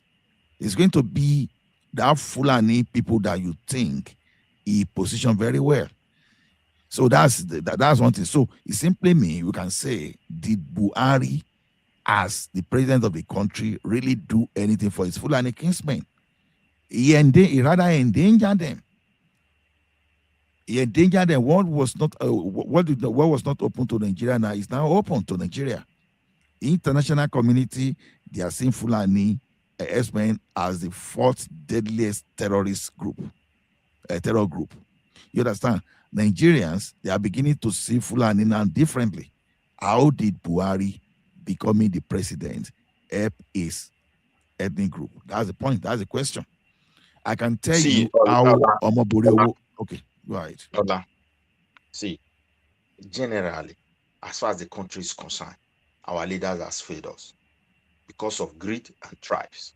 Not that they don't know the rightful medicine, but when they consider their own tribe, either the position they are not satisfied, they turn blind eyes and adopt policies that just keep them in power for those years. Once they leave office, the other people will now start putting revelation into what they have been doing, when what we were not able to have a preview to hear or to see, particularly when it's not from their party. When Buhari was there, the truth of the matter is that the action is supposed to take is to fight these people, make law that will punish them severely, but they reason together. This is our tribal brothers. We cannot be killing them. Let's try to talk with them. Money is there. Let's try to, what is it called when they repent? I don't know what they could use that word. They will not be, happy then when they start bringing people back to their normal state. That English word they normally use there. So they were pumping money and trying to help these people so that they can bring them back to the society. Now, it's also a policy. And in that process, they were now embodying these people to believe my brother is in power. We are in charge of this country. We are the one that will make decisions. We are the one that have the final say. They were enjoying those privileges. Now, when another regime came in and they are menaced now, even this current regime, to the extent those people have gone, he was afraid to mention even names of people that were sponsoring this thing. Latin America came in. That's to tell you those people indeed, they have gone higher to some certain level. I have You to be have honest with you. extended beyond the scope. Stay within the scope. Now, you said he was trying to negotiate with them, trying to reform them, all those blah blah blah. Okay, why didn't Buhari, or because at least we have educated people, highly educated people of international standard, global standard within that region? Why didn't say okay? Why didn't Buhari say okay? I will do in such a way that I will build world-class primary and secondary school facility. I will build industrial hub and bring some kind of a technical station where they would train people, and casino will be where people would like to go and acquire skill and trade and do all those stuff. So make that place livable to the point that as I speak now, if I want to visit Nigeria, that okay, casino should just be focused of that point. Why didn't that happen? That's exactly what we are saying. How has picking the president from your region become? How has that helped? That's the type of question we're asking. See, my dear brother, when you look at the people in charge of Nigeria today, majority are from Southwest. Why? They're from there. And they are influencing the politics of the country. When Bob Buhari was there, it was the same thing. All these facts we cannot just sugarcoat. Is the reality, brother. Let's be honest about it. And that is just my submission. No, I can still tell you what Tinubu is doing in Lagos as we speak now. I can still tell you what Tinubu is doing in Lagos. You understand? Now, Tinubu being in Lagos now, the Lagos Murtala Mohammed airport that has not been remodeled, although it's a federal asset, right? It's been remodeled now, and that's hopefully, and that's what I'm suspecting, will become a regional hub. You understand? Then there's this, I don't need to tell you how the Lagos Calabar super coastal road started from Lagos and the part that we completed. So, head of tail, the Lagos part of it will be completed, probably be completed before the end of its own term. Every federal government that is said to be done, you understand, in that country, that will be of economic benefits, will likely be completed before Tinubu will leave that power. So those are the kind of things I'm telling you. Okay, look at this underwater link that will link Lagos Coastal Road, I think, with Banana Island as some part of that Lagos. So if the northern leaders, if they be building something like that gradually, do you think we have this level of insecurity? The thing is, the insecurity in Nigeria is in a very good stage now. It's going to get worse, whether we like it or not. Because one, it is only spreading. So the government is buying time for it to spread. Look at it very well. I keep on telling Nigeria, if you want to know what's going on in Nigeria, your place of origin, your village, your town and city, visit that place. You will see the demography changing because of over migration of these people from their own place to your place. And as they are coming, we are all one Nigeria. That does not mean, irrespective of geographical location, there are no, what I would say, little tiny difference the way we do things. Because the behavior sometimes a Yoruba man will exhibit, Igbo man may see it, can never behave like that. So then the kind of character Igbo man will exhibit, everybody will know Yoruba man can't do this. The characters on Benin person cannot, they will tell you, now Benin be this. The one outside, we have this one. But when you now see people not just coming, having right to settle wherever they want to settle, the way nobody document where you live, nobody cares. And now they are putting to bed with their same way of thinking, way of life, and you want government to overcome those kind. No, the good area that we once point to, whether it's a Yoruba land, a Do land everywhere, my brother, is prone to crisis. So if anybody say government is doing anything to address Nigeria, that person is just joking. They are not serious about the truth. I have to be honest with you, my brother. That is my own submission this morning. Okay, look at this question. The government is not serious. They want it to spread, and it will become something very big and very dangerous if we continue on this strategy. Hold on. Now look at Sokoto. You understand? It's in the northwest. Katsina is in the northwest, and they have someone that happened to be the former head of state from our military background, and he became the president. But today, you understand, his region was where the first of all sent Tomahawk to, right? Now, his region was where Lakurawa settled. And for Lakurawa to have such village, that means that it didn't happen under Tinubu. That means that Lakurawa settlement was coming under Buhari regime. Then, like I said the other time, his state is where the governor is comfortable going to the court to say, okay, please let us discontinue case with terrorists. So that's the point we are saying. So the leadership is not about the presidency only, to be honest. Even the presidency is part of it. So to me,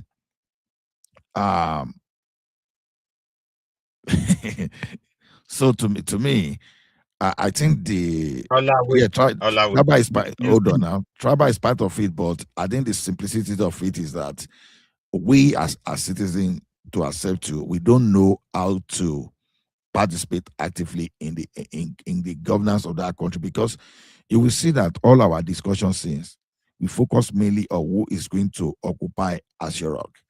Now we focus more on performance of the man in Aso Rock. Now, but we are not looking at the performance of those one in our state. Now we have a state in that country where the former governor of that state was accused of buying Elos pickup for bandits, right? So we have that place where the leaders of that regions, some particular regions, they are having photograph with bandit, with terrorists, So we have all those stuff. So how does Abuja matter? How does it matter who occupies that central office? And how does what will that do for that region, even when the people of that region cannot even do the basic for themselves. Ola, the question we're supposed to even let's look at it. This is 2025. I think Nigeria will be how many years this year now? 2026. Okay, Yeah, we are already 66. 65 now, are we? Yeah, it will be 66 this year. Yeah, It will be 66 this year. Out of that 66 years, how many years did the Northerner rule that country? If you look at it, because we are talking about benefits to the region and benefit to the people. Yeah. Northerners have ruled that country more than half of our 6 years in the first 6 years up to 66 of existence. Then go Now, on. Okay, yeah. Now, when we now look at it, the northern region is still the poorest in terms of even per capita income, in terms of infrastructure, in terms of anything any metrics that you want to use.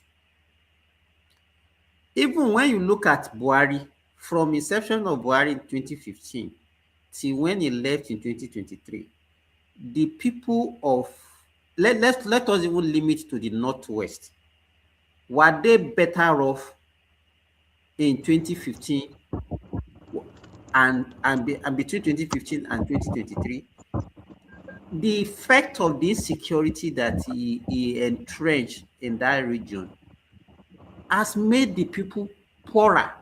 People that are farmers cannot go to their farm. Some people have lost their means of survival because of the activities of all these bandits or whatever, or terrorists.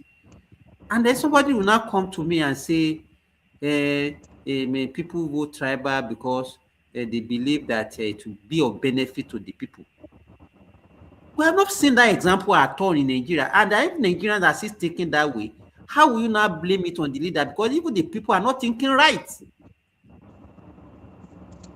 See, you see, the problem is this. Oh, why did he go? So the thing. So to me, I think we the citizen, we need to wake up and and call, because I know that many of these things that are happening in Nigeria today, we've discussed this thing for several years, but some people will be saying a lie and a lie and a lie and a lie, and that a lie does not make people even know how to even take the leader to accountability. So because everybody wants to sound politically correct, that's what we've done several years, and it seems whatever problem that we have in Nigerians are the one that demanded for it. I said something earlier on. Look at the opposition now. The people you see online, they'll be supporting the opposition. No, we want even if you ask them now, they will say, okay, they will even prefer Atiku. I don't know. You see, all these people that we are talking about, Rufai, Atiku, Tambuwa, Amici, all of them, they now guard themselves. Now they're not the one that are not saying that, that the like mind that we now liberate Nigeria, and they are the one that will sort out the problem of Nigeria. And Nigerians believe that. They believe that. No, just because they are talking from the position of hatred for someone. Hold on, maybe there's hold on Midwest. Hold on. Okay. So they are talking because that's our problem. We argue from sentiment instead of arguing from the point of our need and from the point of what we need to develop. It's just that, okay, because you don't like a president now, you even want someone worse to become the president just because you don't like this face, because you have some kind of let me high profile corruption cases in Nigeria. Look at the way Nigerians handle it. When Emefiele was arrested, what were Nigerians saying? They can say it's running after political opposition. They said, is it the only one? Why is it the one that is? Look at Malami now. Malami. Same thing. There is a political persecution that they are doing and all. So, and we will still be complaining about this. Is do you know the latest thing? They said they found weapons in his house in Kebbi. Yeah. High profile weapons that are not even supposed to be found with individuals. These are military high profile weapons. He has been arrested now. I know. You understand? Probably it's part of people that are sponsoring, and Nigerians will not now get mad with that. They will still be saying, because of 2027, because we want to sponsor ADC, that's why they are doing that. They will not see anything wrong in what that man has done. And you see the unfortunate thing there is when you see Northerners, sometimes some Northerners speaking, they are so eager that this plague, the plague that before them, Tinubu to quickly go, and so that the power will return to them. Okay, fine, but power should return to you. But your area is not safe. Your area is where the Bello Turuji was giving order, and villagers were running. And when the governor of the state would speak, they say, okay, they were trying to relocate those people there to temporary camp. Did you have that? You understand? So the function of your government today is to now be relocating people when bandits wrote a letter, instead of going to that place and make sure that they seal all the nook and crannies of that place to make sure that no bandits enter to that place, and for them to sustain that. Ola, let me say this: Nigerians don't dislike even this insecurity, and I give you 2 examples. How many Northerners have you seen that came out headlong to condemn the activities of the Boko Haram or the banditry? They will just be playing politics with it, lip service. The same thing happened. Let me finish now. The same thing happened in the Southeast when this IPOB and IPOB was doing it. The Southeasterners will not condemn, even even with the scores of their people being killed, they didn't condemn it. The same thing happened in the South when they were the so-called Niger Avengers, whatever insecurity they created.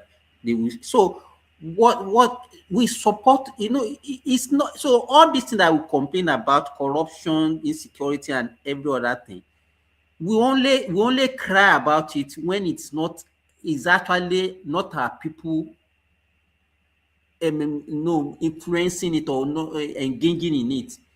But once it is that our tribe or is our person that is actually corrupt, we can't see anything wrong in what that person is doing. So what are we now talking about?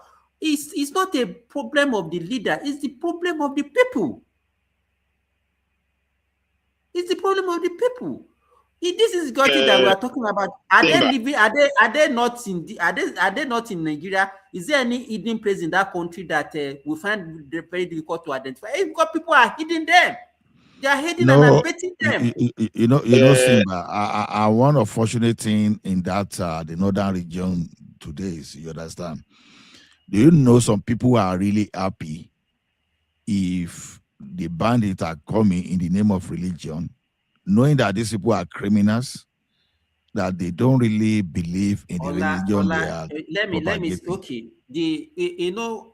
One thing I don't want us to be doing is to be linking everything to religion. Okay, so when they are Pobians, when the killings in the Southeast, are we saying that because they are Christians? Why are the Igbos supporting them? I'm going somewhere. You understand? Every region have their own agenda. People can have any reason, any form of reason to actually support any evil, what they want them to support. Hold on. When the terrorists are using religion, mind you, what is happening in northern Nigeria is not specific to that northern Nigeria. The entire Sahel. You understand? You have to look at it, the entire Sahel.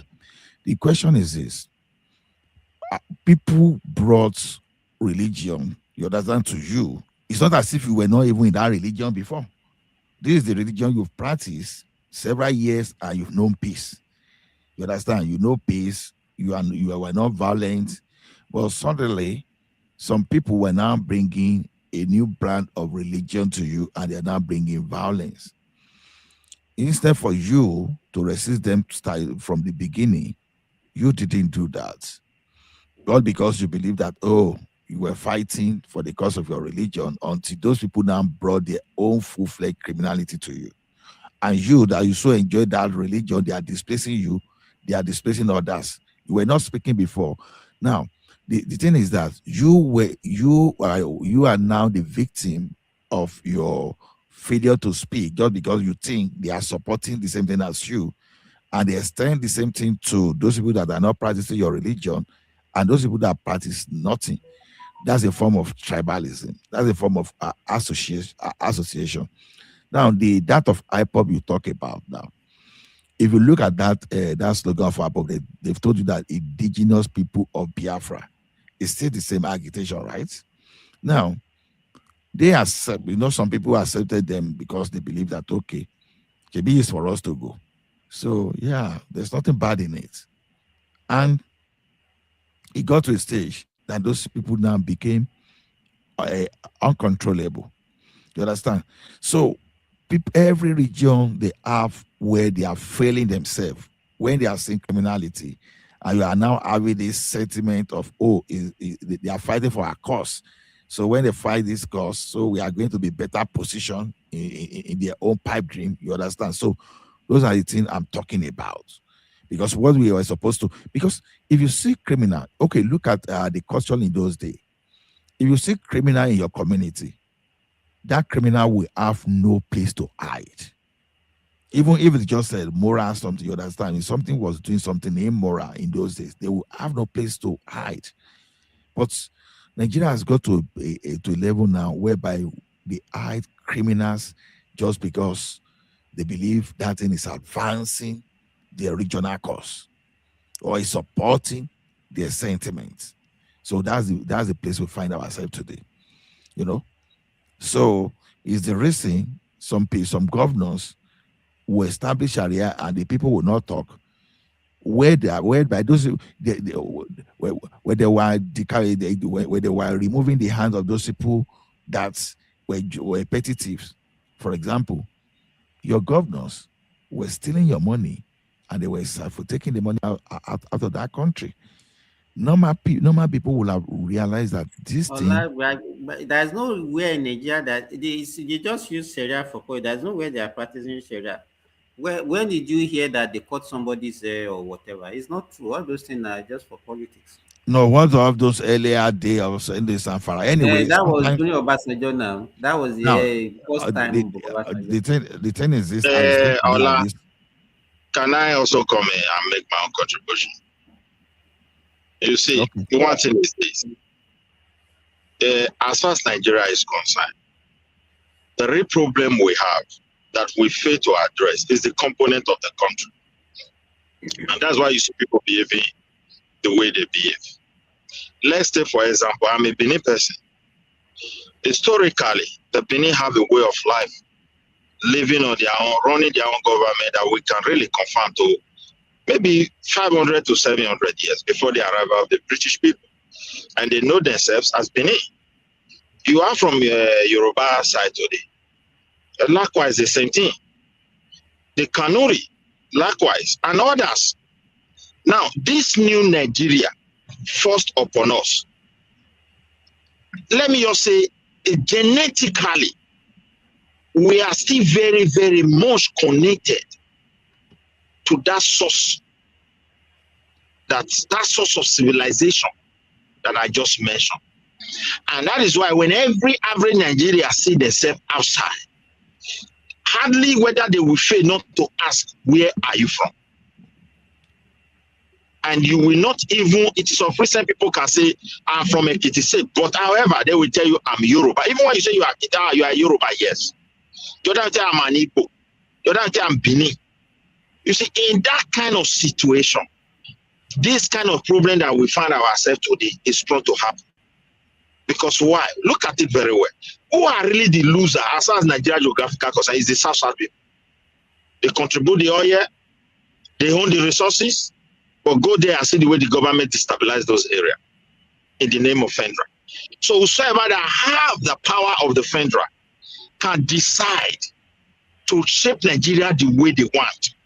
And as they are doing it, as far as they are in power, there are people from their region will always celebrate them to say whatever they are doing is the best decision for the progress of the country. But however, once they are from power, I agree. Those same people that once praised them are likely to become also the victim of the error that they made. And that is what the Northerners are suffering today. I agree, they rule that country more than every other people. Their region is poor. But if as they were ruling that region, wait, hold on a moment, that they were ruling it under regional government, the other one is succeeding, they will learn. This Amajiri school they are complaining. For me, I am a supporter of Amajiri school, 100%, because there is no way you can develop those people and remove Amajiri without creating problem. All you have to do is to modernize. Let me put this one quickly: is to modernize the school, remove the so-called begging, make the captains mechanic. Those that have book from there, trade them as an accountant, trade them as this and that. And technical school to eat and see whether we will not have useless people. I agree with you. Hold on, I agree with you that we need to renegotiate our. I'm a supporter for restructuring and doing things according to the region. But now let's even come to the Southwest. I want to use Southwest as an example. We have 6 states in the Southwest. Now, naturally, forest guards all along, not before bandit, not before the Fulani herdsmen terrorists or Fulani terrorists started invading the Southwest. All along, it has been the constitutional duty of the government to create forest guards. Now, under Jonathan, because some people wanted to chase Jonathan away, where they were bringing in those foreign terrorists into our country to trade them ahead of that 2015 election. Ask yourself, where were the forest guards that were supposed to know those new camps coming up in our forest? Where were those? Despite the state governors capturing the resources of the local government, taking the allowances, what did they do? Nobody in the forest, even when they asked someone to give them information, they discarded it. They pretended, you understand? These people were setting up camp in our forest.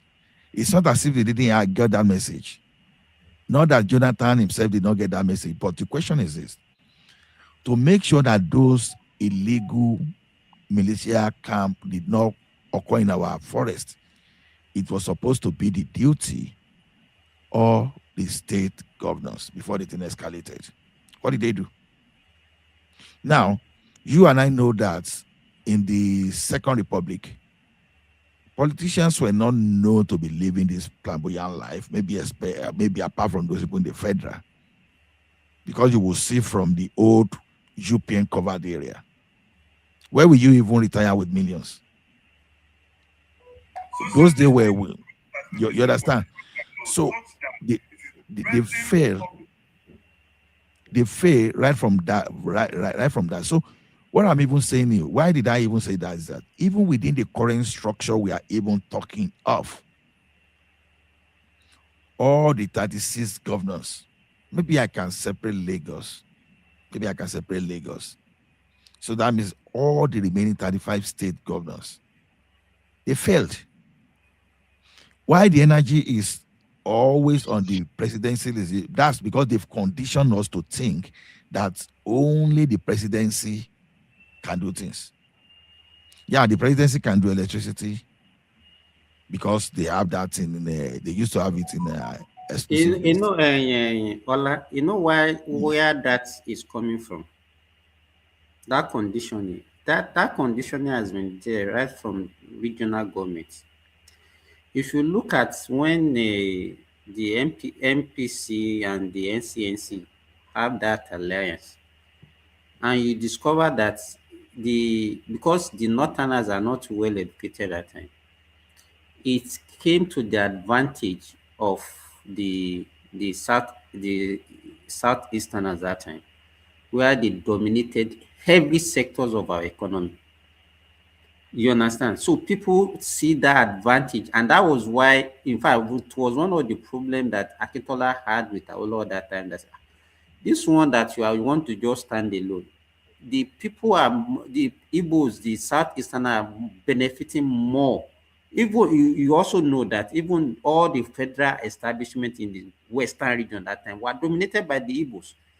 And then coupled with what now happened in 1966, January 15, when they now made the unitary government and they dominated everywhere. So so that thing had been passed to us, even we that were not even alive that time, we heard about it. And the thing was even there because it's not something that you have entrenched. It's not something that would disappear immediately. Till even recently, the Igbos still dominated federal civil service. Because of because of what they have planted decades ago. So people see that federal as being, everything has to be federal. So, and that's why the focus is on the president. Okay. I agree with you that emphasis is supposed to, we have to de-emphasize that. I agree with you as well, but I also believe that things like quota system too, I think that thing has really created a serious problem for that country. So, but you know, let me tell you, do you know the origin of quota system? Just because some group of people now corner the thing to themselves. Exactly. I know. So quota system was actually a solution to a problem that time, that we are now seeing that quota system as a problem now. Yeah, I know. So you know when I look at how the like of Awolowo manage the UPN states, you understand? Because if they say that's the one I can talk to fully, that I can, I can for so yeah. Now when you look at that focus of that UPN, like I said to start with, senators were not using the senator and all this our larger than the earth politicians. They were not living the life of luxury. You understand? They were as good as regular civil servants. So now you see, when you see UPN, it has focus on industrial estates, state-owned manufacturing ventures, cooperative financing institutions, So, those things were just building us some kind of indigenous industrialization, then that help us reduce dependence on foreign dependency. Because after all, why will you go and import a product where you can manufacture those things internally, And that thing was creating some kind of employment within the southern region. Then you want to talk of the area of agriculture, right? When UPN build like a cocoa marketing board and farm settlements, then we have all these agricultural extension services and things like that, So within, I'm still not talking of education, I'm still not talking of health system. Now, resources were being distributed the exact way resources are being distributed now. State, local government, everybody got their own. But one thing that was common under those under UPN was that they were utilizing this properly. You were not seeing the governors that would take the money from the country, take it to London or take it to Switzerland. We're doing a lot of initiative how we can even have 365 agricultural activities, whereby, you know, there are some places. So this Owena river basin that is still there now, I don't think anybody is revisiting, because things like that are supposed to give us some kind of irrigation. And now that they've extended it to that we've taken the electricity things outside the exclusive list. Normally, they should be looking at, oh, can we do some kind of hydro electricity generation around that place? So what I'm saying is this. Then they have central leadership that was able to coordinate, and we were moving properly. We used to have forest guard. We used to have a reserve, you know, we used to have reserve forest. You know, all those reserve forests developed, you know, even some were there naturally, but, you know, developed by carving them out and by making law to allow involvement of those forest reserve. So the thing now is this: it's not as if what we have, even as much as we say the constitution is bad, there is no reason why, at least at the minimum, that what we experience under UPN cannot occur even under the current constitution. But you know, our problem is this: they've captured our mind, our mental faculty, that we believe that except we have to conquer Abuja first. Yeah, we need to conquer Abuja, I agree. But there are some things you can still do, because suddenly, when we had problem of banditry, the governors of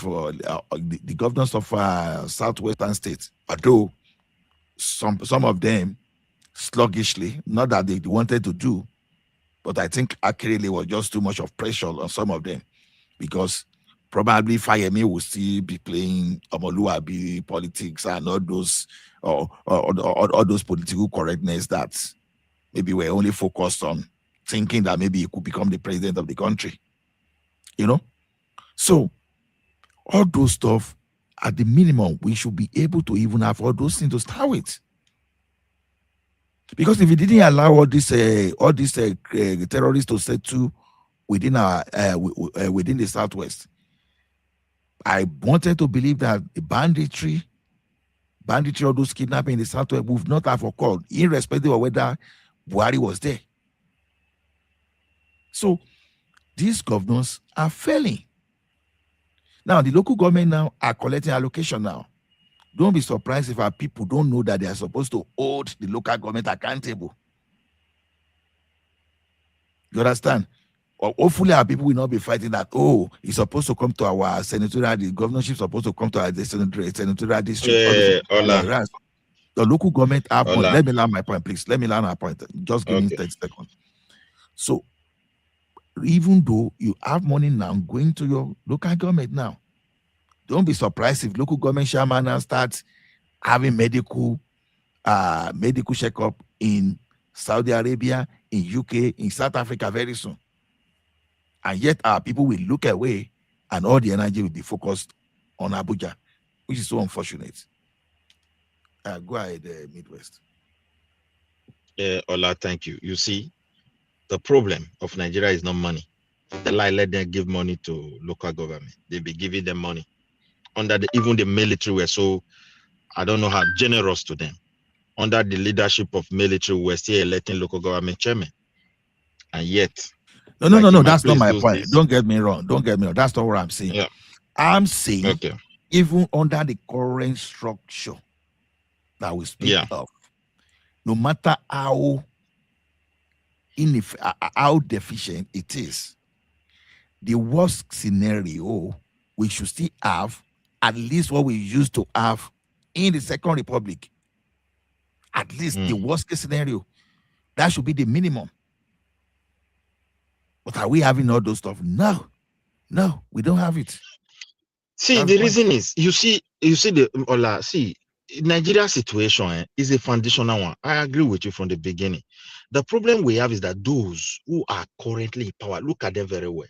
If you go back to their history from Tinubu, all of them, they were the one that were telling Nigeria the solution must be restructuring. We must renegotiate Nigeria. We must sit down and discuss our future. When they were in that track of activists, today they are now privileged to be having political powers. But what they are doing is to be putting policy upon the same foundation that has never worked for any past leader. The same thing. So no matter how good the politics is, or the policy is, I mean to say, that foundation need to be checked.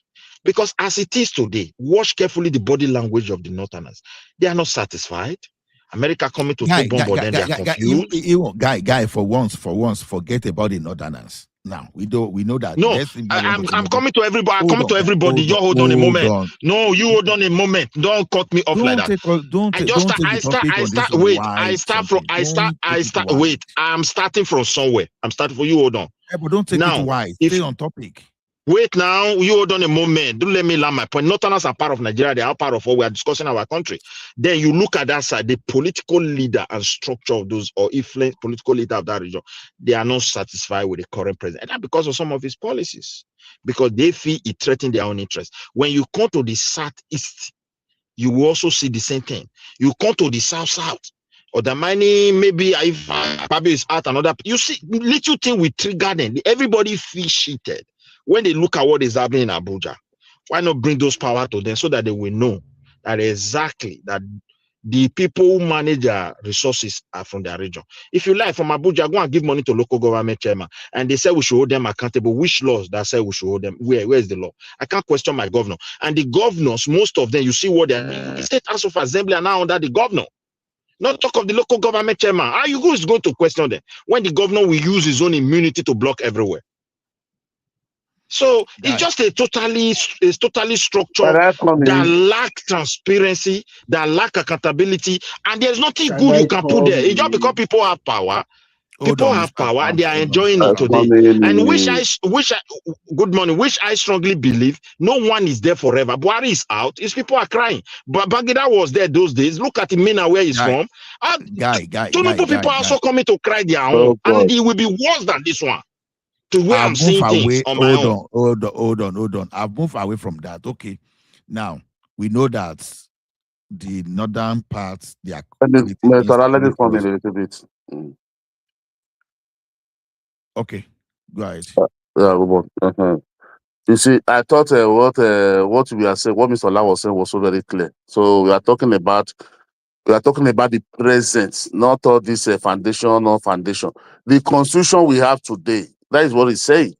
No matter how we say it is bad, how can you say you cannot hold your local government or your governor accountable? Which law? What is which law? The duty of the citizen is to hold their elected people accountable. That is facts. People are holding. What structure how are they going to do it? Just tell us how they will. I'm coming. No. Excuse me. Tell us how we can hold government accountable. Tell us the measures we should follow. So when people say they cannot hold their people, their elective representatives accountable, you wonder me. You say which law? So the government has to come and meet you and distribute a law to you one by one inside your room. So don't you know when you elected somebody, you went to vote by yourself, you went to vote. You don't know after vote, the person you elected, you need to hold him accountable. You need to know how much is coming to that state, how much is receiving, how is he spending it. If he's not spending it, if he's diverting, he's not supposed to raise alarm. Is that already a government accountable? Why do people protest for something? Why do people report to police? Why do people raise alarm? Even when we are still very young, when we are coming, when our father then they will create a vigilante by themselves. Each house will bring person. They create a vigilante to guide the streets. Is that an accountability? If they are not police, they are police, but they are still doing their own. Abroad here you see every house, every street here, mostly in the UK, they will say neighborhood watch. Those people are the people in that area. It's not government. If everything happen here, you call police. Is that not account? Is that not duty of the citizen? I don't know what they said in Nigeria. Said, okay, we have a constitution. Fine. Everybody is saying the constitution is military. It's not this or that. Okay, let's say they say I don't know if the law. If do you expect constitution to come and meet you inside your house and tell you oh God, this is red light. Don't cross it till it turn green. You will beat the light. You will say it's what are we talking about? Common basic, you cannot do it. You are just complaining. We'll go with the bandwagon of this politician. Exactly what Mr. Latok, they have changed our mind, changed our brain to believe that these people are living fat. And we are saying we cannot. These people will know them. We see them driving baby car. People are suffering. And when EFCC come, look at look at the show interview on Sunday last week. When he was interviewing the EFCC chairman. I wonder how a old journalist can ask the EFCC chairman that kind of question, even though people are saying it, that the people are complaining that is only the North, that is only the North. The EFCC chairman is only the North, or is only arresting people from the North, finding them guilty of corruption. The man have to answer. The man was so upset. So why is Nigeria? Did we want to fight corruption? When the Northerner was there, they said it's against only the South. When people, those people, Nigeria will not ask themselves, did this man steal money? Did they loot public office? Yes or no? So where is this from my village? This is my father. Why will I worry? If you cannot waste if you don't waste the time, don't beat the law. Don't just loot anyhow, and the end of the week, Nigeria will come and say the citizen for them to shout, for we to join them, because it will not be saying no, there's no law, there's no law. What they don't do you expect president to carry Bankere and start beating them? It's we that will raise alarm. We see we are in abroad. That is my pain. You see one thing that the citizen will troop out. Yeah, they will be shot. They will protest. See that thing, but no, Nigeria no. We want us to come because one politician just use our brain, tell us that the constitution is our problem. Constitution our problem, but they are losing money. Constitution our problem. They are receiving allocation. Let me add to that. You see one thing midway. This is what I'm saying. Probably Ekiti State alone now is having, I don't know the number, but let's say at least 60, or let me just say, no, conservatively 60, let me say, if not conservative, let me say 100. They are having 100 personal assistants or advisors, okay? Now, okay, we have problem of insecurity in Ekiti. Have you thought of spending that money on, let's say, more forest guard? Because in as much as a one state police, for example, forest guard is a form of state police. The only difference is the type of equipment they are carrying. Okay? Now, you see, that's a failure. That's a failure point when you look at it from the local government. You know, you prioritize personal assistance over those people that can really secure the country. Okay, that's one point. Then, if you look at Ekiti, I'm not even talking of the state funded, the federal government funded project now. Look at Ekiti, for example. We have 3 state funded dam. Then, not now, we have Ero Dam, we have Ureje, then we have Egbe Dam, right? Now, ask yourself, those are resources. What are they doing with such kind of resources? In the time in the time of Awolowo, Ekiti should be having corn, you know, okay, we're calling maize in Nigeria, maize produced 365 days in that country. We should be having vegetable produced 365 days. We should be having tomato, pepper, and all those stuff. You understand? Produced 365 days. Even who says yam cannot even, who says we cannot even change the period we plant yam? So what I'm saying is this: these are the resources that normally a thinking government should convert into some huge economic advantage. These guys, they are not doing that. They think more of bulletproof car after they created insecurity. They think more of people to give money to do PR for them and to hate them when they are not performing, to help them run a PR. Yeah. You understand? So what I'm telling you is this: within the money resources we have now, it's not that terrible that they can. But just because it has always been Fulani, this one at the center. We are not saying those people at the center are not misbehaving. They were misbehaving during the time of Awolowo. After all, how did Umar Diko embezzle billions? How did Umar Diko? So the one at the federal government, they were embezzling. But despite that, UPN was shouting, oh, they are embezzling, but we still saw what they were doing. That's the point. But if you look at today now, what are these guys doing? Nothing. Nothing tangible. So the energy should be more on these state governors. And now, in addition to these local government guys, don't tell me that the money going to local government today, let's assume you come from one local government that maybe the total population of your local government, maybe not even more than 100,000. Let me use Ikerekiti, for example. Ikerekiti is a local government on its own. Probably they are less than 100,000, or let me be out of big conservative. Maybe they are like 100,000. And you are giving them several millions in a month. If they are not using that money, maybe if they are not using that money to pay salary, whatever they have left, because it's a local government, what was those things that you can use that money to do to develop in that place? Farm settlement, because farm settlement was common in the days of UPN. Now we have places now where people farm today. They have their cassava, but they have what they have security. They probably put resources together to have security around that place. Now, if individual can put money together to have security, look at what local government can do. If this agriculture you want to concentrate on as a local government, concentrate. If it is skill development, you want to concentrate. Okay, maybe in your local government, you want to be known for making shoes, or you want to be known for making ashoke in commercial quantity.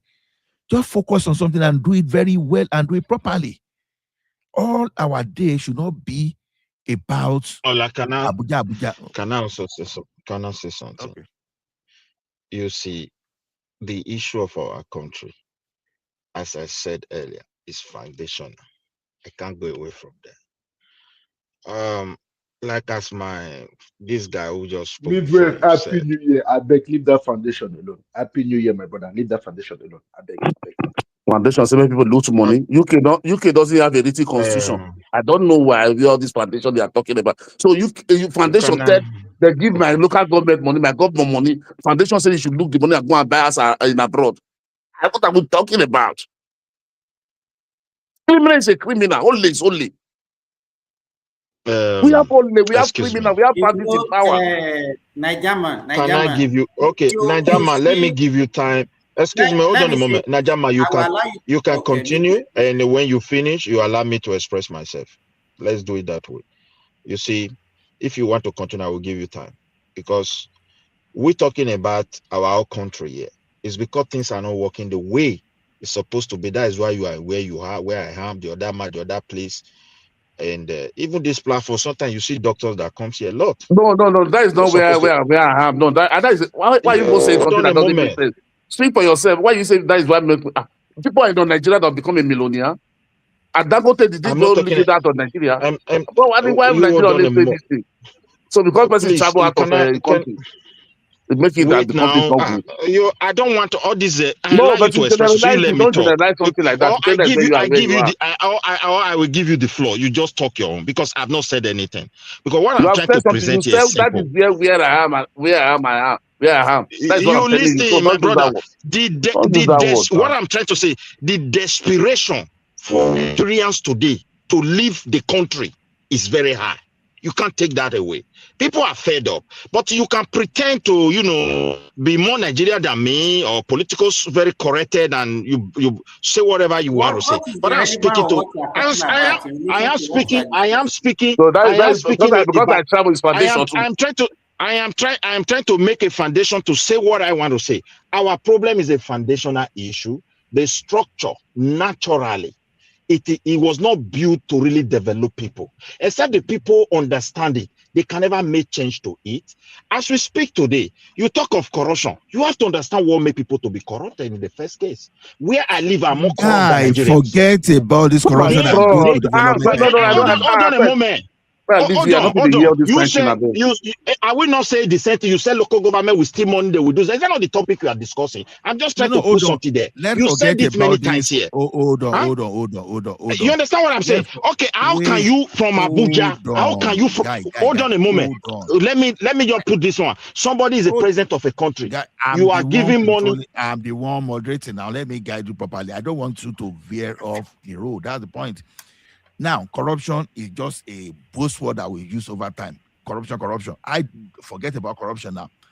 Let's look at this thing technically. Even within the resources we have today, are we supposed to be this terrible as a country? All those big power we are talking about, if for Ekiti, for example, develop its own irrigation system, producing corn, producing local rice, producing tomato, and other what we are supposed to even produce to start with, are we supposed to even be talking of a big power to start with? Those are the things I want you to talk about. Ola, see what I want to tell you. You see, human philosophy or the way humans behave is what we don't want to understand. It is natural for humans to be greedy. It is natural for humans to have tendency to take what does not belong to them. It is natural for example, just use yourself as an example. When you have excessive money and there is no true record, you have working bank that really reflects the origin of the money, the owner, or maybe that really have good record about that money, people will quickly develop the tendency to convert that money to their own. It is natural. So if in the case of our own country, where the federal government hold on, this tendency did not exist between 1979 and 1983. If I may ask. See, Ola, before I go there, let me quickly add this one. I just simply ask you a question because I don't want I will answer that question. Too much theory. Wait, now I'm seeing. Wait. You may not agree. You may not agree with my opinion, but you just hold on a moment and let me land my point, and I will listen to you. The thing is this: what corruption did to a society is this: if you allow it to grow to a point where people now see it as normal, they are only lining up for opportunity for them to grab their own. Then you have created a monster. One, it will kill entrepreneurship. It will kill advancement.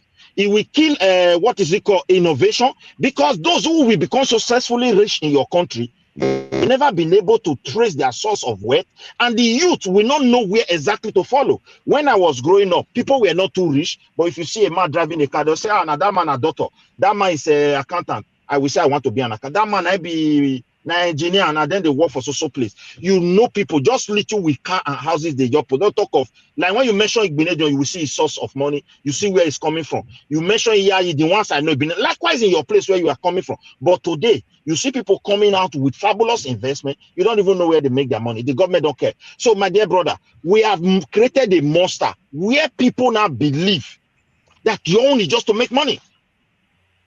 And once you have it, you have it.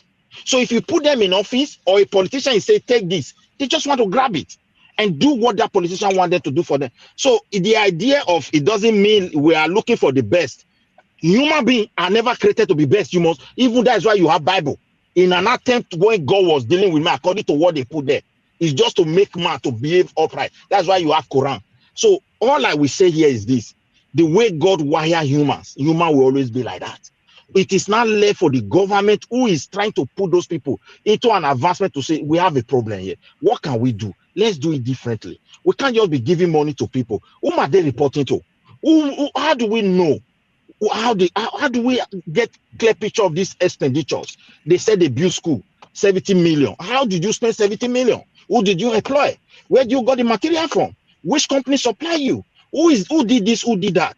These are things that will minimize corruption in our place. And this is what I just want to submit. All this idea of maybe I say something, somebody will say, oh, it's not correct. Everywhere we should go and fight. To go and fight, which local government? Am I the one that gave them money? Where I am, nobody fight government here because of corruption. There are institutions that watch over them. Those institutions is the one that told us somebody have moved money here. I've never seen citizens going outside because we don't have preview to the record. So this is my submission. Okay, let me tell you something, bro. Let me tell you something. Relatively, we were richer in the Second Republic, that's between 1979 and 1983, than today. And how were we richer? The resources we had as at that time, we use those resources better than we use the resources today. Focus that time was always on the regional leadership, Awolowo and UPN in this case, right? Then in other areas too, you understand? This corruption that we talk today was land breaking, was thundering. You understand? It's not as if the corruption is just coming today. So don't let us say as if the corruption is just coming. But what has changed today is the orientation of the people not to know who to hold accountable. Okay, Mr. Allah. Yeah. You see, you know, sometimes when we argue, we just argue. That is why what Nigeria. I can like the other day, people are. I just want to deviate just a little bit. I'll come back. Like the other day, Nigeria. And one thing I understand in Nigeria, we don't even know the nitty-gritty of what we are saying. We just want to talk. Because you see, all of us are just the same in that country. Both the politician, our father, all of them, we are all the same. We just want to talk. Let them hear me shouting. Let them hear me shouting. Without, at the end of the day, we go nowhere. It's the same way people are telling, they say the Fubara did the gross misconduct. That he went, what is the offense? They say he's spending money. He's spending money without approval. The same time when Okpebholo was coming to power, Okpebholo, when they won the election, so they now said that we started the bridge, this flyover in Benin. People, they came out, they said, oh, how can he not be appropriate? Where did he get the money that he want to use for the bridge without appropriation? He's spending money. Nobody will ask, is what this person is doing against the law or no? Everybody will form their own. They will form their own constitution in their head. They will become a lawyer. Even a person doesn't know the left from the right. Nobody will ask what this person is doing. Is it against the law? Or did it violate the constitution? Nobody want to know that one. But the same of us will come say there is no law. There is no this one. There is no that one. You say foundation. From foundation, you move to Bible. The foundation that make people not to hold people accountable, you never give it to us. You said, is it your right? Are you the one that give him money, the government money or the state, local government, that you go and hold them accountable? That there's institution. Thank God you said there's institution. That institution. Who's working there? Are those people from Mu? Are they not with Nigeria too? Are they not with Nigeria too? Are those institutions not the EFCC, CPC that are holding politicians accountable today? That we the citizens too are not saying that because it's Yoruba, because it's from East, because it's from South. Why is it only South people? Why is it only people? Is it not with the citizens? I mean, Nigeria, we should stop all this political talk when we hear anything from politicians. All this opposition, we start using it, reiterating it, repeating it as we to look like we know what you are saying. All these are political war. When politicians want to take over power, they will be saying all these things. When they get there, they do worse times 10. This is all what we are just repeating to ourselves. The institution is there, it's created there. The same Nigeria is telling Tinubu that he's using it. He's using it only for the opposition. Is that opposition still or not still? The Malami still? Go and look what they found in Malami house. And you are telling us security should go. People are protecting for that man. Lawyers are look at this guy, what is his name? Bello, Bello. 5,000 lawyers, son, come out to protest for him. They are saying EFCC hold somebody. 5,000 lawyers come out. They protest for him. That is innocent. So are you not even contradicting yourself now for using all this example?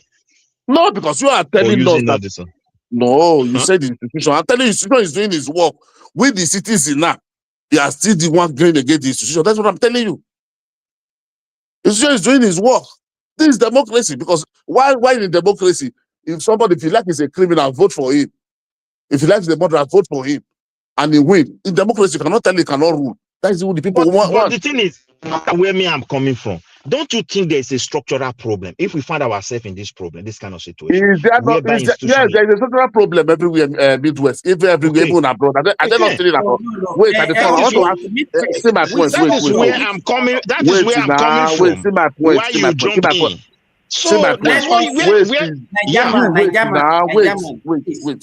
Wait. He's been See, talking there's a about structural problem. Is that structural problem? Let him Constitution that tell my explain. lawyer, my Wait governor, now, not to give me water. Yeah. Let him explain what does he mean by structural problem. Let him explain that structural problem. Okay. Explain, Midwest. What do you mean by structural problem? You see, I will just give you a brief of it. Because even some of these institutions that we mention, they were not even designed to handle money in the first case. You see where our problem is coming from. They were never actually designed. But I will still go back to where Ola is coming from. Ola, there was corruption olden days, just the way we have it here in Europe today. But it was not an epidemic compared to what is happening today in Nigeria. One, there are many factors that make those people to succeed. They were not even Nigerians. Maybe they were just like 2 years, 3 years old Nigerians. So they have their way of life. They were raised to be honest, to be upright. Traditionally, don't bring shame to your family. Even in my age, my parents were still telling me not to talk of those old people. So those things affected them psychologically, mentally. So when they were handling things, they were very, very careful. So it was easy for those people to understand what they were presenting before them. Nowadays, even that child in the womb, though I may be wrong, but believe that wherever opportunity you have and money is there, and it's government money is yours, quickly just take it. You can see the difference between those people and now. To control. See, let me go. I want to ask. Which foundation? Is that the foundation problem? They ask you what type of structural problem. Wait. Let me put foundational problem before. Wait now, wait. I just lay foundation. The way you cut me off. You hold on a moment. Let me quickly ask. Listen first. Address the question that yes, that is what I want to address. Because we are dealing. Wait, we are dealing. We are dealing with humans. Humans are general, almost the same.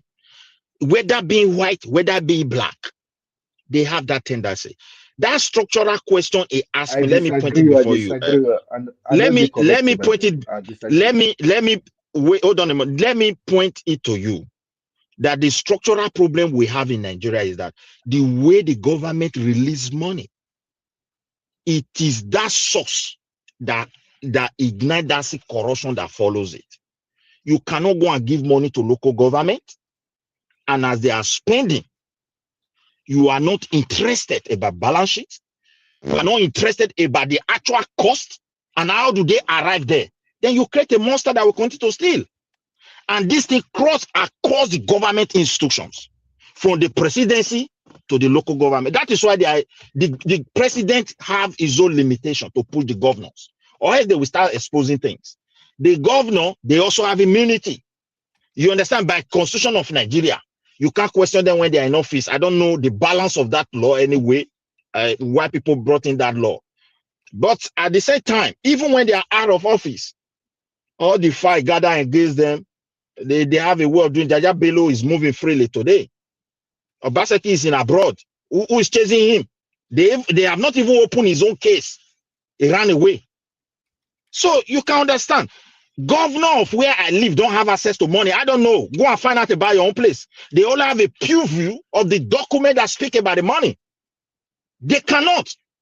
It's not allowed. Which governor have access to money? No, excuse me. No, we have to put something correct. Which governor the black money they can't give you allocation inside your office? We keep on there. They share hand to hand. Wait, my brother. See that your question. I don't want to go down. I want to put this one, Jonah. For people where they listen to us. Don't have to, but let's answer one by one. You hold on a moment. Hold on. I want to put this one there for you. That UK where you did, Sweden where me I did. The entire government expenditure for 2025, not in June, every receipt and invoice involved and company, they have started their balance sheet from the Ministry of Finance. We don't do that. I disagree with you. We don't care. I disagree because I do business with you. Understand? Even individual, where you can disagree. Where I live in your UK, the salary everybody had last year, January to June, May this year, they will send you a letter of declaration. Your local government expenditure, all companies and shop, they have started. So now when people steal money, they are very careful. They understand that something like this will take place the following year. so that it doesn't, when I put company B that sold 5 things for me, and I'm trying to say it sold me 300 just for me to steal money, the government is going to detect it there. Either as a result of VAT Nah, or as a lie, nah, result lie, my of the brother, lie, nah, profit lie, nah, lie. Guy, of you that don't, you don't, company. guy, you So don't know anything about Europe. Just forget all this your theory. You don't know what you are I saying beg, I about. I beg, I beg, I beg, beg, you I just beg, I beg. You relax. don't know this thing you are saying about. Beg, You I are just beg. talking as if you are president of the country you are, or you are the minister of finance. What are you talking about? You know corruption when you put in UK here every day by day. Well, plenty, even for The that ministry. excuse me, hold on. Let's put corruption aside. What I've said that is wrong, Send you their tell me. minister. I also want to say, No. if all their You ministry see, here is you more see, you see corrupt your than Nigeria. argument. You see your argument now. You are Oh, the one that don't do doesn't that know one. What are you saying anything. doesn't even exist. You What did you not are saying doesn't even exist, Oga. speak. You did not even talk like somebody that is in an advanced country. You tell me what I said that is wrong. Are you not going to get your tax refund this year?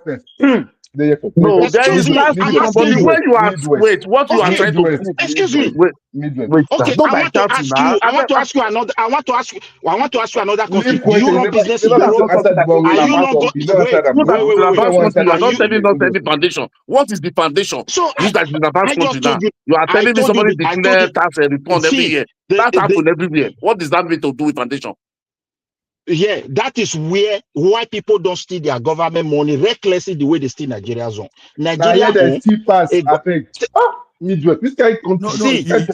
you see one thing, Midwest. You still I bet look around. may we forget. I don't want to talk with people like Hold this. on, Midwest. Hold on, Midwest. You still loop around and you still come back to this same thing we are talking about. It's still the same. You are still dancing around the same topic. Now, you said it's a structural problem. I put an hypothesis that hold on. I put an hypothesis Foundation, Mr. Foundation, even part what of we correction. have Foundation. now should still not stop us from even functioning at the level of the state. Now, look at the when we talk of resource control the other time, I think people really mistaking what resource control really mean. Number one, the people that are have oil and gas, they want to control the oil and gas. The people that control the mineral resources, they want to control. Control means that you want to determine how you are going to use your resources, you bring your investors, how you are going to develop your industry, okay? Then, now, where they don't even have that resources, you have land as a natural resources. You have land, if you don't know. You have water as part of natural resources. If you don't know, those are resources. Now, I'm not telling you now, water as a natural resources in Ekiti State. I mentioned at least state-owned dam. We see our federal there. We see our federal. I'm now asking you a simple question. Even the water resources we have, that is within our control, what are we doing with it? Are we having 365 days agricultural process across the country? No, we are not. That's what I'm saying. Forestry is still our own resources.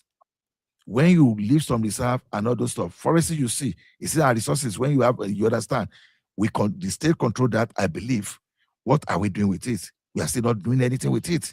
So, and I'm now telling you that even the one we have as we speak today now, what are we even doing with it? Now, when like hold on. I've seen you. I've answered that your question. I think you did not listen at all. Hold on, guy. Hold on. You keep going around this corruption. Now, even we are talking of this corruption, you understand? We as the people, we have our state governors. Now, by extension, we are going to have our own local government. Instead of we focusing on these big guys, okay, this guy come here. How much was the allocation to our local government last January, for example? Okay, we want to see what we are doing with it. We should be able to attach projects, developmental projects, that will impact our people economically to whatever allocation we are getting now. It is just because we are not shouting. If you use the same energy we used to shout about Abuja, if you put the same energy on the state government and the local government, we are going to be better for it. The remaining thing we'll be talking about will probably be even electricity is even decentralized now. But if electricity was not even decentralized before, you understand, we will still do some basic things. Basic things. Nigeria, a black man is born to complain. Let's forget all these things. If you see the one in America, the same thing. If you see before we say the thing Oyibo, is, so it's foundation that make my state not to have 5 more I water. told you, Foundation. Lola, what I told you is this: the way I answered that your question. I told you, if you allow corruption to become like a big epidemic, it will kill what? Entrepreneurship. It will kill what? People's thinking. And that's the way I answered that your question. Guy, hold on. Hold on. Hold on. They are hold on a moment now. Hold on. My governor. You can't be saying this and be telling me to wait. You are still going back to the same thing. Let me tell you one thing. Okay. Tinubu is corrupt. You don't think Tinubu? Then that's why Nigeria is dying. Yeah, they are all corrupt. I'm not saying it's not corrupt. Yeah. See. This boss went over studying, over education. Sometimes it creates problem, and simple thing we amplify it. Tinubu is corrupt, right? But as corrupt as Tinubu is today, Lagos is still moving, is still developing.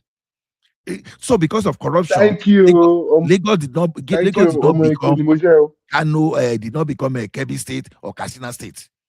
Out of that corruption, Lagos is still moving forward. I'm still telling you, excuse me, that corruption we are talking about.